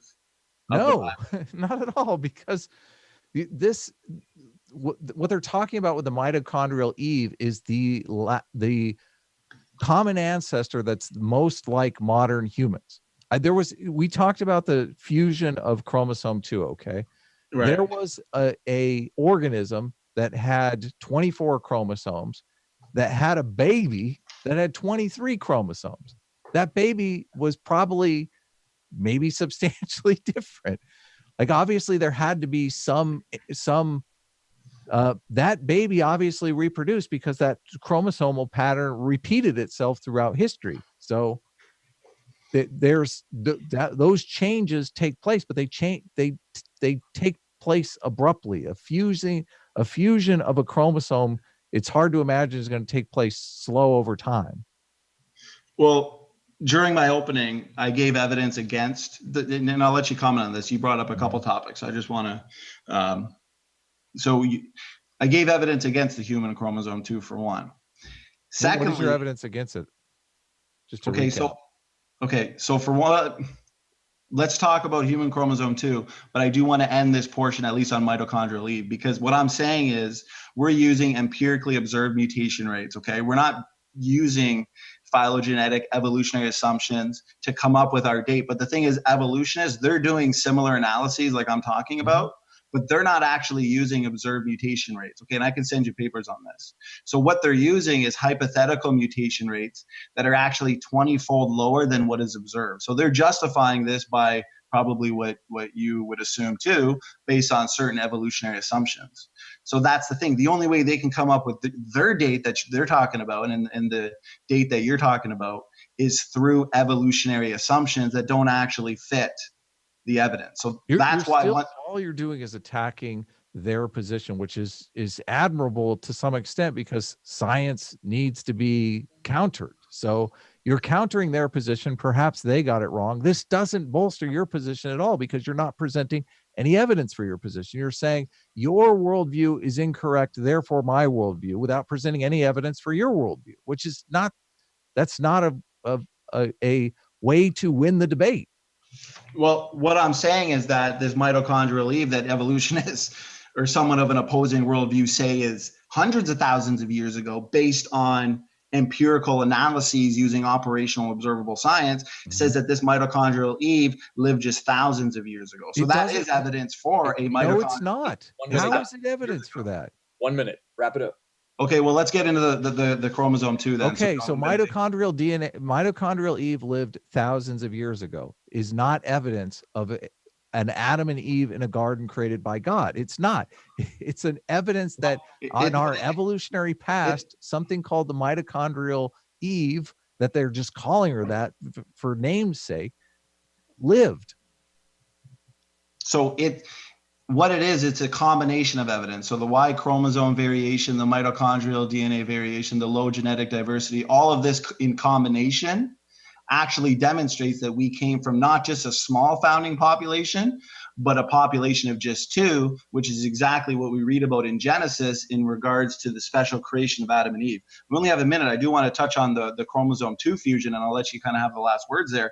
What I said was that human chromosome number 2 that you're saying arose from 2 ape-like chromosomes, I was giving evidence that this so-called fusion site is actually a functional DNA element in a human gene and not actually the result of a fusion. And I talked about how, just one sec, and I talked about how the telomeres we know serve as end caps to protect the DNA, and one of their jobs is what? To prevent fusion. So therefore, this in combination with the other evidence, do you accept that there are parallel genes on both chromosomes? That the genes our genetic material is 98% the same as chimpanzees. No, it's more like 88%. But the thing is, a gene has been found, as I talked about, and it spans the entire fusion site. But genes are always found on one chromosome. So how can we have parts of it on both? And then they fuse together, and these parts are now together. It's just not realistic. And telomeres don't occur in the middle of genes. Genes are not around telomeres. So I mean, I can go on and on and on as to why the human chromosome 2 is not actually the result of a fusion, which in and of itself makes the evolutionary prediction failed, and actually once again demonstrates special creation of human beings because, well, they're not related to chimps. They don't have ape ancestry is the point. Evolution is wrong, therefore creation is not an argument, though. All you're doing is rebutting. If there was no human chromosome 2 and there was no ancestry with apes, humans and apes, well, then where does that leave humans on the phylogenetic tree of life? Where does that leave them? Who are they related to? Are they related to apes? Are they related to dogs? If they're not related to apes, Adam, I want to ask you, where does humankind, are they a separate kind than all other life? If all this evidence suggests otherwise, how can you explain a separate kind called humankind that's not related to any other animal on the tree of life? Go ahead.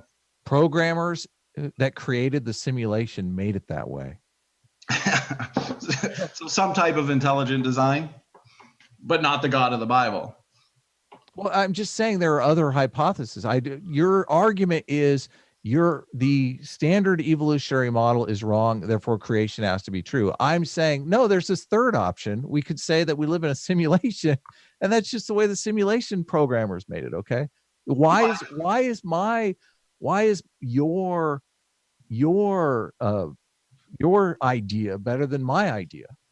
That would be because my idea makes testable and falsifiable predictions. Does your idea that we were created by a My idea makes testable and falsifiable. testable predictions on? Sure. I guess it would also probably predict that there is no chromosome 2 fusion. But at the end of the day, if there is so much evidence suggesting that humans and apes are not related based on the fact that evidence suggests that we're only 88%. I mean, that's 400 million DNA difference that actually exists between the two species, Adam. That's crazy. So what is the reality? You can deny the reality, but the reality is that humans are not apes, and they were created separately and uniquely in the image of God. So it flows perfectly from my position, a biblical position, and the Bible does prove this, but so does the DNA evidence. Humans are apes, but anyway. You guys have gone a little over. I let you go three minutes over, but if you wanted to just make a closing statement, or do you guys want to do a little bit more of this? I would. I'll do a closing statement. Okay, you got 5 minutes. Okay, go ahead, Adam. I should go last. I should go last because he went first. So right, good point. Okay. Okay, so I get what, 5 minutes? 5 minutes, yes. And then we'll move into Q&A.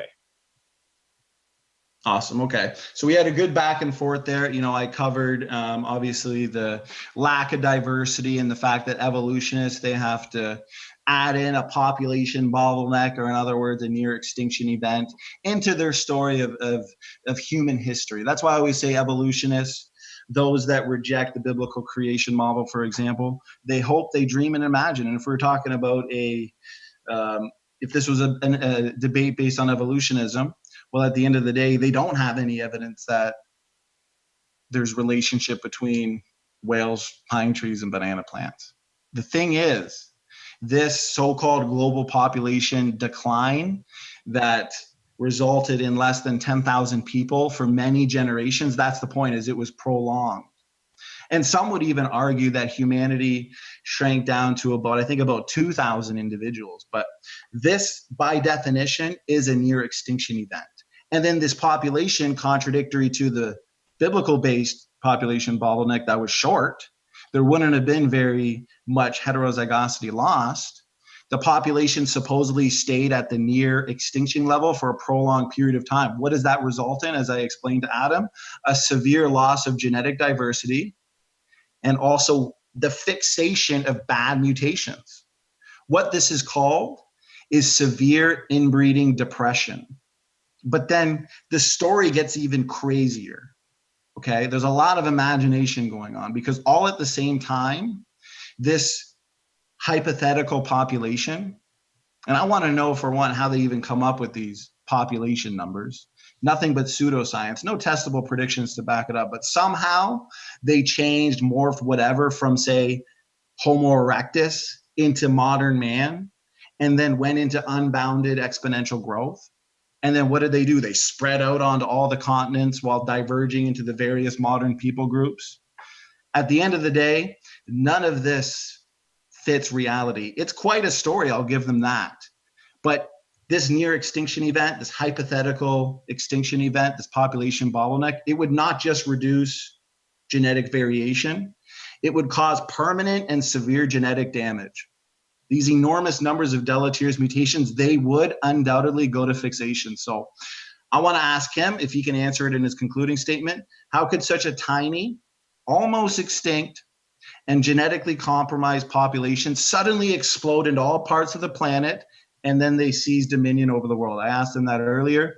At the end of the day, all the evidence in genetics fits perfectly with a biblical-based model, points us directly back to Adam, Eve, Noah's 3 daughters-in-law. He seemed to agree that the evidence against human chromosome 2 is quite compelling. There's lack of evidence for a cryptic centromere site. 2 minutes. Pseudogenes have been overturned. Junk DNA has been overturned. The reality is that humans are not apes. He did say they were apes at the end there, just to kind of throw that in, but I've given evidence that they're not. They were created separately and uniquely in the image of God. The title of the debate is there evidence for a literal Adam, Eve, and Noah?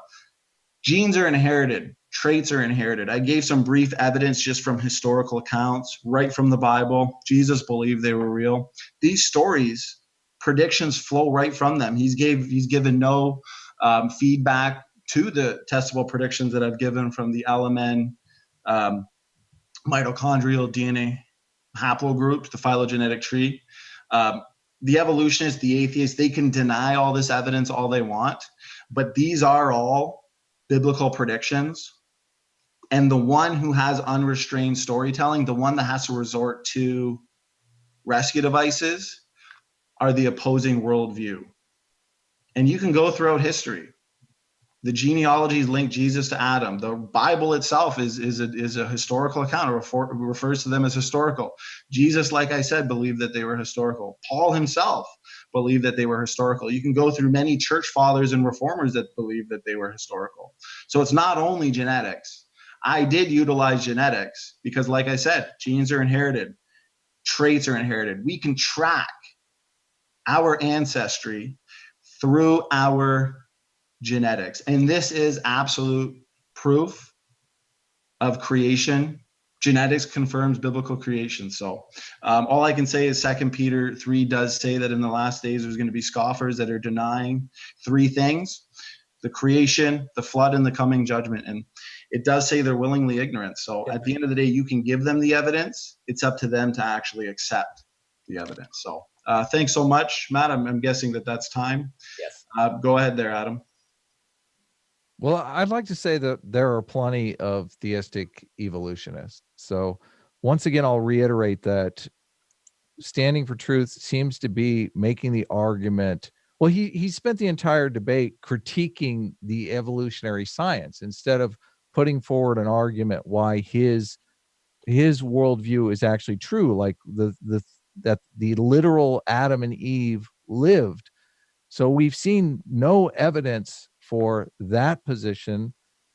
He's attacked the prevailing understanding of the world through evolutionary thinking, which most modern Christians accept. So I would say that most of the people on his side of the debate, not on his side of the creation debate, but on his side of the theistic debate, accept evolution and believe that Adam and Eve was a metaphorical story about our actual development as human beings, and it's not a literal story that we can say that a literal Adam and Eve lived in a literal garden and literally talked to God. If you want to say those things, then you're stepping into the realm of provable evidence-based science, and you need to bring evidence to support your hypothesis. So all Standing for Truth has done is say that the evolutionary story has problems with it, and therefore we probably shouldn't accept it. But he hasn't said, this is my hypothesis, that the Genesis story is literally true, and that we have this evidence that there was this tree that was in this part of the world, and these are the people that came out of that area. None of that evidence have we seen. So I would encourage him to find that evidence if it exists and come back to me. All right, that was 2 minutes. So again, we got 3 minutes added to Q&A, which is good because you guys have a lot. So we'll jump right into that now if you both are ready. All right, crazy. You've got a lot of these down, but I'll start with some super chats.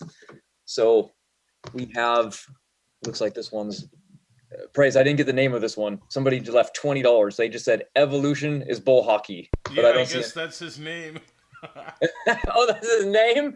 He just gave it. Okay. All right, then. Awesome.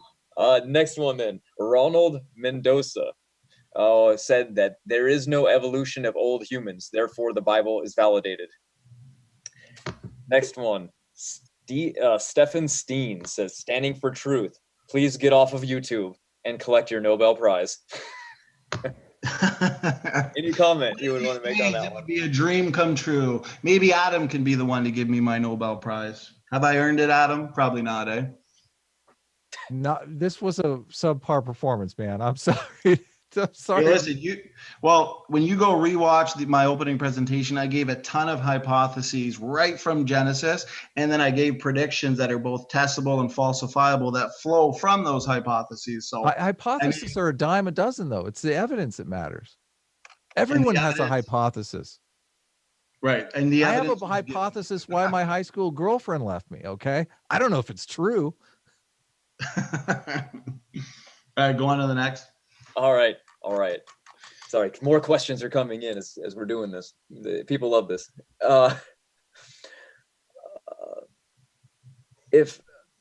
Who's this from? Maynard saves. If Adam didn't want to lose, why debate? Standing for truth.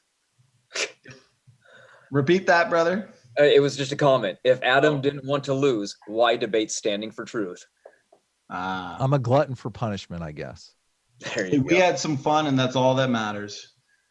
Hopefully some of the audience understood some of the evidence, because there is a tremendous amount of evidence for Adam, Eve, and Noah. We didn't even get into the flood. Maybe that'll be debate too. Right. We got sorry, so many. Crow Daddy 029, standing for truth. Do you have genetic proof of Nephilim humping human women, creating a hybrid of angels or sons of God hybrids? Well, is that exactly how he wrote it, or did you tone it down a little bit? I toned it down, man. You toned it down. That'll boy. We're trying to keep it PG-13. We promised James that we would do so. So he's obviously referring to the sons of God presenting themselves to the daughters of men. But the thing is, a lot of the atheists and Bible critics seem to automatically think that the sons of God there automatically means angels. But at the end of the day, if you actually look at the Bible, I believe it's Hebrews 1:5 actually says, "For unto which of the angels said he at any time, Thou art my son, this day have I begotten thee.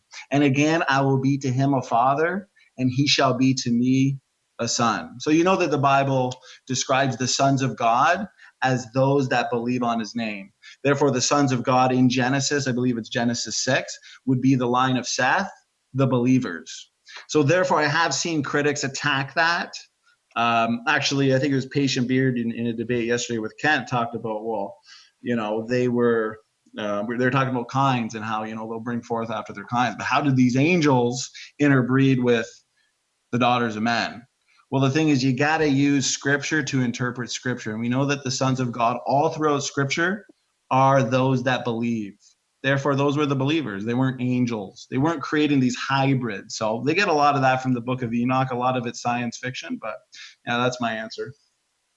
All right. Okay, man, we got a lot more. I guess go fast as you can on some of these. Standing for truth, humans carry up to 4% Neanderthal DNA. If this is the last remnants of is this the last remnants of the Nephilim? Rhonda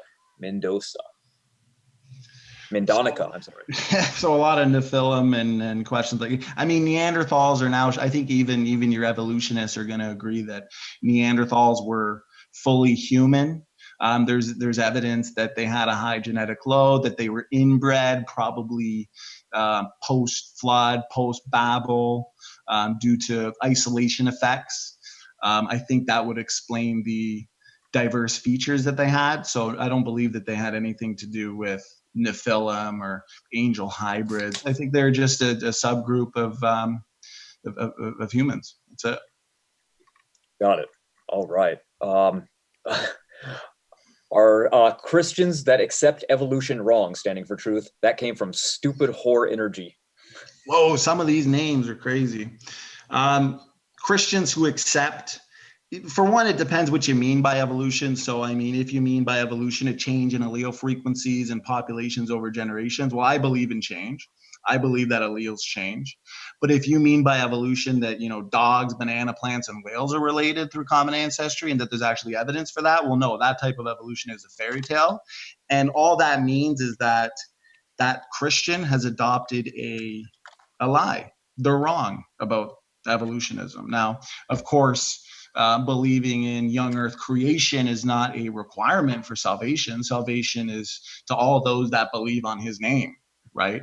For God so loved the world that he gave his only begotten son, that whosoever believeth in him shall not perish but have eternal life. So they're wrong, but it's not a requirement for salvation. So hopefully as they get saved and they grow in the Lord, they can read their Bible and see that in no way, shape, or form does evolutionism fit in the Bible. Hopefully they'll get to that point, and I believe they probably will. But yeah, that's the best answer I have. Yeah, real quickly, I'd like to let Matt know he's one ahead of what the chats are. So if you can go back one. Yeah. Feel free to take over for me, man. I've been adding questions as I see them on the side. It's been throwing me off a little. Oh yeah, I gotcha. So we're which one did you leave off on now, or? That was a question for Standing for Truth. It was basically why are Christians that accept evolution wrong? I believe that was the last one. The answer is yes, they're wrong. Why are you so Depending on against what you mean. evolution? Can I ask you that, Standing for Truth? Yeah, I'm sorry, Adam, ask that again. Well, why are you so against evolution? Why does I'm it against bug you so evolution much? because and good question, I appreciate it. It's anti-science and it's anti-scripture. So why would we throw away a perfectly good Bible Why would for you a say it's theory that has anti-science? no actual evidence? Oh, I'm sorry, what's that? Why would you say it's anti-science? I mean, it could be wrong, but why? I mean, obviously they're basing their hypothesis on evidence. So how is that anti-science? For one, all the evidence that they use is easily disproven and debunked. Secondly, everything but that's part of science. Right. So everything that we see empirically in observational science is inconsistent and contradictory to evolutionary theory, right? So if you're going to take your fish to fishermen, but all we see is the degradation of our genetic codes, well, that's contradictory to their science fiction base. What is there, just out of curiosity, just out of curiosity, my understanding of evolution is that they're motivated to understand how the actual natural world works. What do you think their motive? You're basically accusing them of participating in some kind of a pseudoscience. What do you think their motivation for that is? Well, I mean, a lot of their motivation, I'm not saying any of them, is for one, to not believe in God and to not believe in the God of the Bible. I understand there's lots of theistic evolutionists that have been deceived into evolution, but for one, you always have to define evolution. What do you mean by So you believe evolution was a pseudoscience basically cooked up to disprove God? That's the purpose of evolution. The thing is, if special creation was not true, if the Genesis count is not true, your probably only other alternative would be universal common ancestry, descent with modification, right? You're saying evolution is cooked up to disprove God. Is that your argument? I would say universal common descent, right? That everything shares relationships, that we all came from a single-celled organism. We got to get this going, guys, because we got so many. All right, we can move on. I would just say that it takes away a need for God. I mean, we could set up a separate debate because then you're just believing in the God of the gap. So now abiogenesis hasn't been proven. So you believe that just God created the first life. There's just a lot of, we could set up a separate debate on that. Evolution serves a purpose, though. That's why I'm asking, because you seem to think the only purpose evolution serves is to disprove God. That's like factually incorrect. Okay, so this is from Stupid Whore Energy for SFT. Can you explain how biologists look at very deep coalescence events along the genome and the pattern they look to learn about early human diversity? Right. So if they're using, they can use pedigree studies, they can use trio studies, they can use, we're using the empirical method for one. We're using observable mutation rates, and we're not actually using an assumption that apes and humans are related through common ancestry. But in their calculations and their coalescent calculations, they have to use unrealistic assumptions. They can look at genetic markers. They're doing phylogenetic analyses, but that's the thing. They have deep time assumptions, and they also have assumptions based on their belief in ape to man ancestry. So I know how they do their calculations. I know their the way that they utilize coalescence calculations, the different types of studies, but they're desperately trying to explain away the actual data that we have discovered based on empirically known mutation rates. It's just a Gotcha. So here's another question from Stupid Horror Energy. For SFT, did you know that the very small population of Sumatra orangutans have a great genetic diversity? So so he's saying that not. For one, I'd have to see on paper what their genetic diversity is, because it is well known and established that all humans do have low genetic diversity, even lower, I believe, than chimpanzees with themselves would have. That's why they explain it away with the population bottleneck. This is just a fact. So I don't know why there's any dispute on the known fact of low genetic diversity. These specific people he's talking about, I'd have to actually see what they're, because generally we're no more than 0.1% different than anybody in the chat. And then you compare their genetics to me, Adam, Raw Matt, and yourself, we're going to be 0.1% different. It's just a fact. So I'd have to see the exact data that he's referring to. Gotcha. So this is from Shannon Q. Ask Adam how to explain mitochondrial Eve and chromosomal Adam if Adam and Eve didn't exist.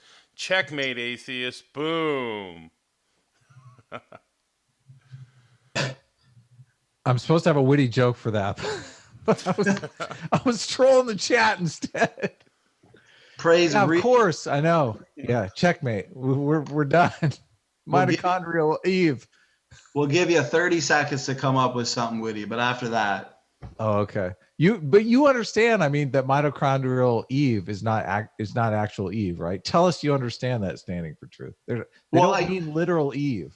Well, I think if you actually just watch the debate, I've shown that your version of mitochondrial Eve is based on inaccurate phylogenetic and evolutionary assumptions. So no, I use the empirical. No, my definition is based on Wikipedia. I looked it up. So what in human genetics, the mitochondrial Eve, also MT Eve, is the mitochondrial most recent common ancestor of all living humans, i.e. the most recent woman from whom all living human descendants in an unbroken line purely through their mothers. So, I mean, that doesn't mean it was actually Eve. So if I can just respond to that. So technically, well, the thing is, I don't want to just keep you've already responded. Myself, but we're using observed mutation rates, not hypothetical mutation rates that evolutionists use. And evolutionists just, like, for example, the information you just got on Wikipedia, they're going to base what they just said upon certain evolutionary assumptions. Well, the Illuminati controls Wikipedia, so I don't agree with you there. So they have to force fit the data. Are you saying that the mitochondrial Eve that geneticists talk about is the actual Eve from the Bible? I think we should be clear on that. Absolutely. That was a huge part of my opening. The mitochondrial Eve is... That's why I just want to double check. And the Y chromosome Adam is the Adam of the Bible. And I gave plenty of evidence to support that. And you didn't really... I mean, how do you explain the fact? Okay, we can move on. I know we have a lot we got to get going here. So. Okay, go, and you can just rewatch the debate to see our discussion on that. No point. So this is from Sigifredo Sarabia. This is for SFT. If Adam and Eve were first, gave birth to Cain and Abel, where does Cain find his wife? Would marrying his sister, whom accepted his mark, create mutations? Any Bible verse to support a contrary? So he's wondering where Cain got his wife, but in his question he gave the answer. It was one of his sisters, but there wouldn't have been any accumulation of these genetic mistakes. Therefore, because the thing is, what does inbreeding do? It exposes the genetic mistakes within the genome. These are recessive mutations. Okay, there wouldn't have been any recessive mutations at the beginning of creation. Adam and Eve, Cain and Abel, Cain's sister, they wouldn't have had these recessive mutations. So that's why in the Levitical law, that's when Moses instituted that, close marriages was not acceptable, because at that point, there would have been enough mutations that could lead to those inbred effects. And we know the reduced life expectancy of inbred children.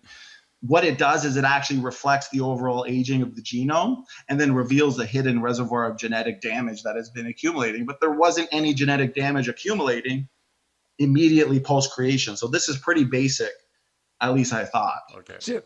Shannon Q in the chat makes an interesting point. I kind of hate to point it out because she's a dirty Jordan Peterson hater, which I think Who could hate Jordan Peterson? She needs to turn her life around on that. Shannon, I really wish you'd have a come to Jesus moment with Jordan Peterson. There's no reason to have that much hate for anyone. But she makes an interesting point in the chat. She's saying that this mitochondrial Eve and the Y chromosome Adam that you're talking about lived thousands of years apart. Well, how do you respond to that?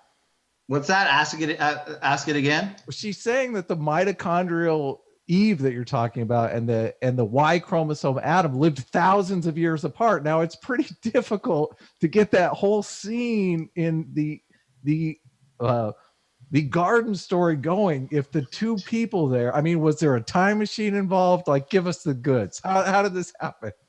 Well, it kind of goes back to one of the questions earlier about coalescence calculations, because coalescence theory has everything to do with this. And all it is a model of how gene variants sample from a population may have originated from a common ancestor. But what do we see? The evidence shows all humans have descended from a single female ancestor and a single male ancestor, and mutation rates, observable mutation rates, prove that they were. She's saying those. No, they weren't thousands of years apart. No, they weren't thousands of years ago. Because okay, how do you explain the fact that the basic DNA sequence in this mitochondrial Eve, for one, it's easily discernible and it's detected in humans alive, and it's nowhere near as similar as a chimpanzee. And this same goes with Y chromosome Adam. So this whole evolutionary assumption that it was spread out by hundreds of thousands of years has no actual. Yeah, we got to get going here. So here's another one. I'm sorry for dragging you guys down this path, but we'll go ahead. Let's beat that horse to death. So here's Sigifredo Sarabia again. He says, based on your genetics, did Adam and Eve have a belly button? If not birth, if they didn't, they were still modern humans. Did the belly button evolve? Okay, so that's how you can address that, SFT. So did Adam have a belly button? Yeah. Adam probably didn't have a belly button since he was created directly from God. Take that, Michelangelo. You got it wrong. I don't have much more to. I think that's pretty feasible. We've all got belly buttons, though, not Adam. Yeah, there's a few questions with that question. And so there's another one. Did Adam have nipples? Why? It would just be me hypothesizing. The belly button, no. The nipples, I'm not too sure. What's their function? Then you'll have an answer. Yeah. So here's Subtracted. Hey, Standing for Truth, why run from Aaron Ra? Hey, you know what? I've been all for a debate with Aaron Ra. Set it up on Modern Day Debate. Hey, we can do this exact same topic if you want. We can have the same structure. That's it. We just have to agree to a formal structured debate. Just like Adam and I had a discussion portion, we can have that too. I think it'd be fun. A lot of people would probably enjoy it. So set it up. Set it up. Here's another, I guess, comment. I don't know if it's as trolling or not, but he says, here's Standing's Nobel Prize in like the turd emoticon. So you can respond to that if he wants. Up to you.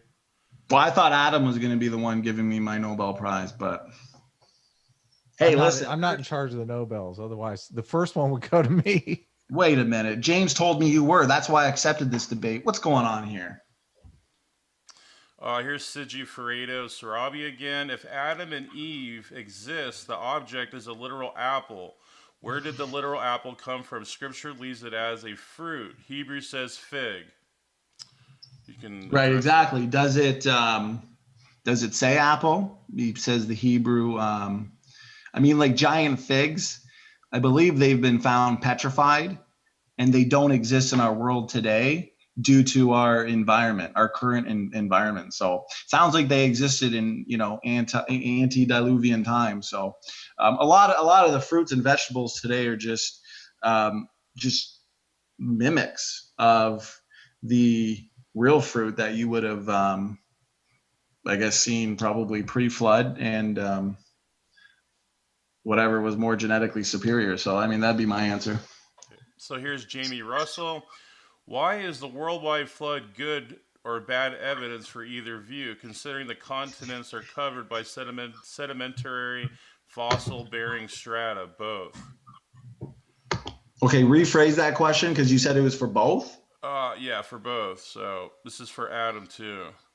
Well, I mean, is he asking for evidence for the flood and why Yeah, it would be beneficial? Why is the worldwide flood good, or does it have good or bad evidence for the secular view, or is there evidence against it? I guess that's what he's asking, or is there evidence for it for the creationist view? Well, I would say there's a ton of evidence that I've never seen any explanation for. I mean, some that come to mind is we see rapid or no erosion between sediment layers. We see flat featureless boundaries, and these whole rock sequences he's talking about, they're deposited rapidly in quick succession. So I don't know how the evolutionist explains it other than some local catastrophes, because uniformitarianism is contradictory to the evidence that we actually see. I mean, I want to know how Adam explains fossils in general. There's not enough water on the earth to cover the entire surface. And we're living with the same water that's always been here. So obviously, if you flatten out the earth, okay, for one, where do you think the Bible says the Noah story says that it rained? The Noah story says it rained for a long time. It doesn't say all the mountains became smooth. No, I'm trying to say that if you flattened it, the whole earth would be covered in water. And the Bible says that the fountains of the great deep broke open. So the majority of water wasn't from rain. The fountains of the great deep broke open. And like I said, everywhere you look, there's abundant evidence What from is the great? Where is the great deep? What are you talking about? Well, there is water coming. Are you saying there was from the water? The water has to be coming from lower than that. How do you explain? Are you saying there's water in the molten core of the earth? Is that what you're saying? There's subterranean vents. I mean, you could see water coming from these vents in the earth floor. No, not where you. There's not enough. There's not enough water on the earth for the flood story to be true. The oceans they're pretty big, my friend. When you look at an ocean when you're flying over it, they're huge. They're massive. But that's relative. But you're also assuming. Guess what's you're huger? also assuming what the pre-flood world looked like. Guess what's huger Mount than Everest the wasn't ocean? there. The Mount Earth. Everest was there. Guess what's even huger than the Earth? The sun. Oh my God. Do you believe that these Mount Everest, the Himalayas, do you believe that they existed pre-flood? What, the Himalayas? Yes, these massive mountain ranges. Do you believe when you think of the global flood? What does it matter what I believe? What's the evidence? What's the evidence say? Well, I just gave you various lines of evidence. I mean, the fossil record in general supports massive death and burial. I'm just a teeny bit skeptical of your evidence, okay? I'm just saying the mountains that you're thinking of that would have had to been flooded, they arose at the end of the flood. You know, they didn't exist pre-flood, but continental. Are you familiar with plate tectonics, continental drift? Sure. If we can get this closed here soon, we can. Yeah, let's go. Come on, rip through those super chats. Come on, what's taking so long? So this is from Brenda. These all super chats? Yeah, we still have some more. We got Brenda Van Onsen. Please ask SFT when he is going to debate me. Please also ask Adam. I guess Brenda's asking for a debate with you guys. Sure. So, I guess we could do a 2-on-1. But what's the Brenda? Well, that sounds. I don't know if I'm into that. But I gotta ask my wife first. He can email me at friended2157@gmail.com if he wants to debate. I have debates on my channel every Wednesday. So. Okay. So this is Subtracted. Standing for Truth. Why do humans have tailbones? Why do humans have a coccyx? Well, a coccyx has very important functional roles. Gotcha. So this is from Crawdaddy29. My super chat question was great. Another armchair pseudoscience apologist. Where's your Nobel Prize for tuning up modern science? 2 of a vertebrate species are extinct. So I guess you can respond to that if you want. That's 3 Nobel Prizes in one debate. That's pretty good. Yeah, we got a few. I'm good. You guys want to ask some? So now we're going to the regular questions. You guys left for that, or do you want to get this closed, or? Well, I think I'll take a couple. I'm not. That's fine. Okay. Yeah, you can give a couple to Adam there. It seems like I've been taking a lot of them here. Yeah, let me see if I can get some for Adam.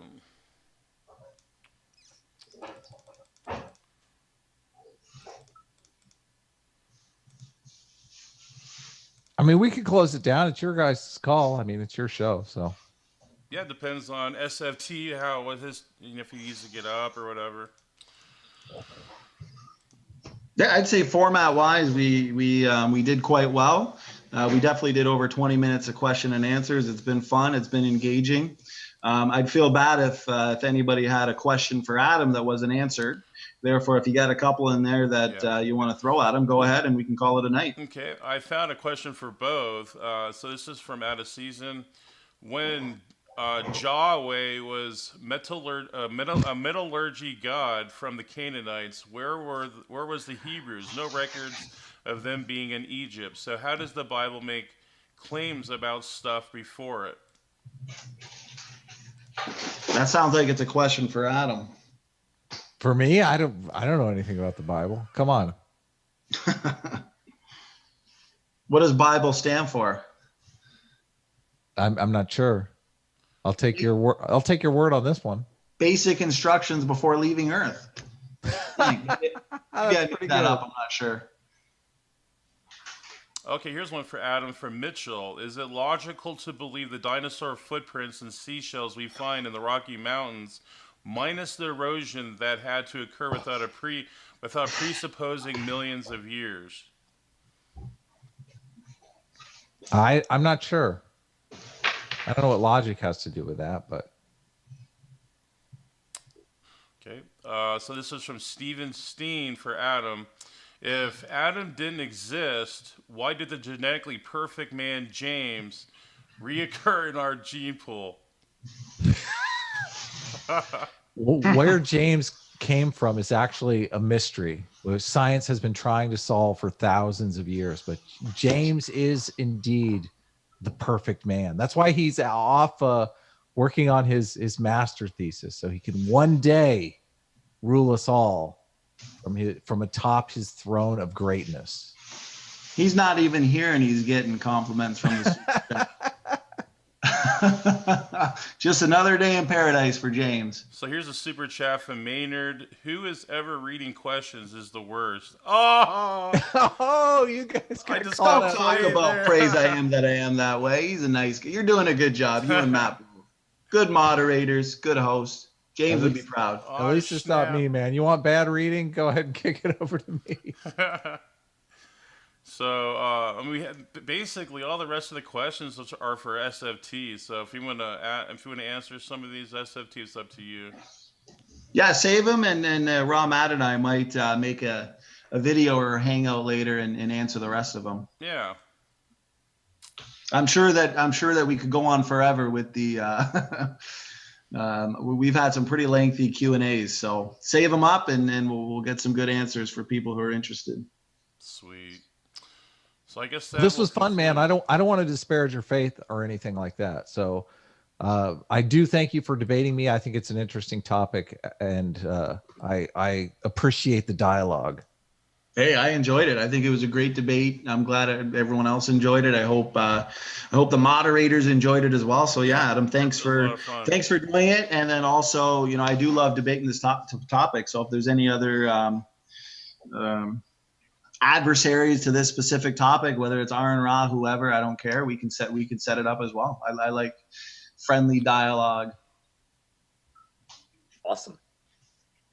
Great. I guess we'll start closing it up. I just wanted to thank everybody for your questions and especially your super chat. James will love that. We really appreciate it. If you've enjoyed these debaters, you can find their channels below under Show More. We'll post them there if they're not already posted. And if you're interested in debating yourself, make sure to leave a comment in the comment section in the chat below after the show. And again, thanks for watching. And Trace, close it up if you have anything to say. No, I enjoyed this, and maybe we can do this again. I think a round 2 maybe or something. We'll see.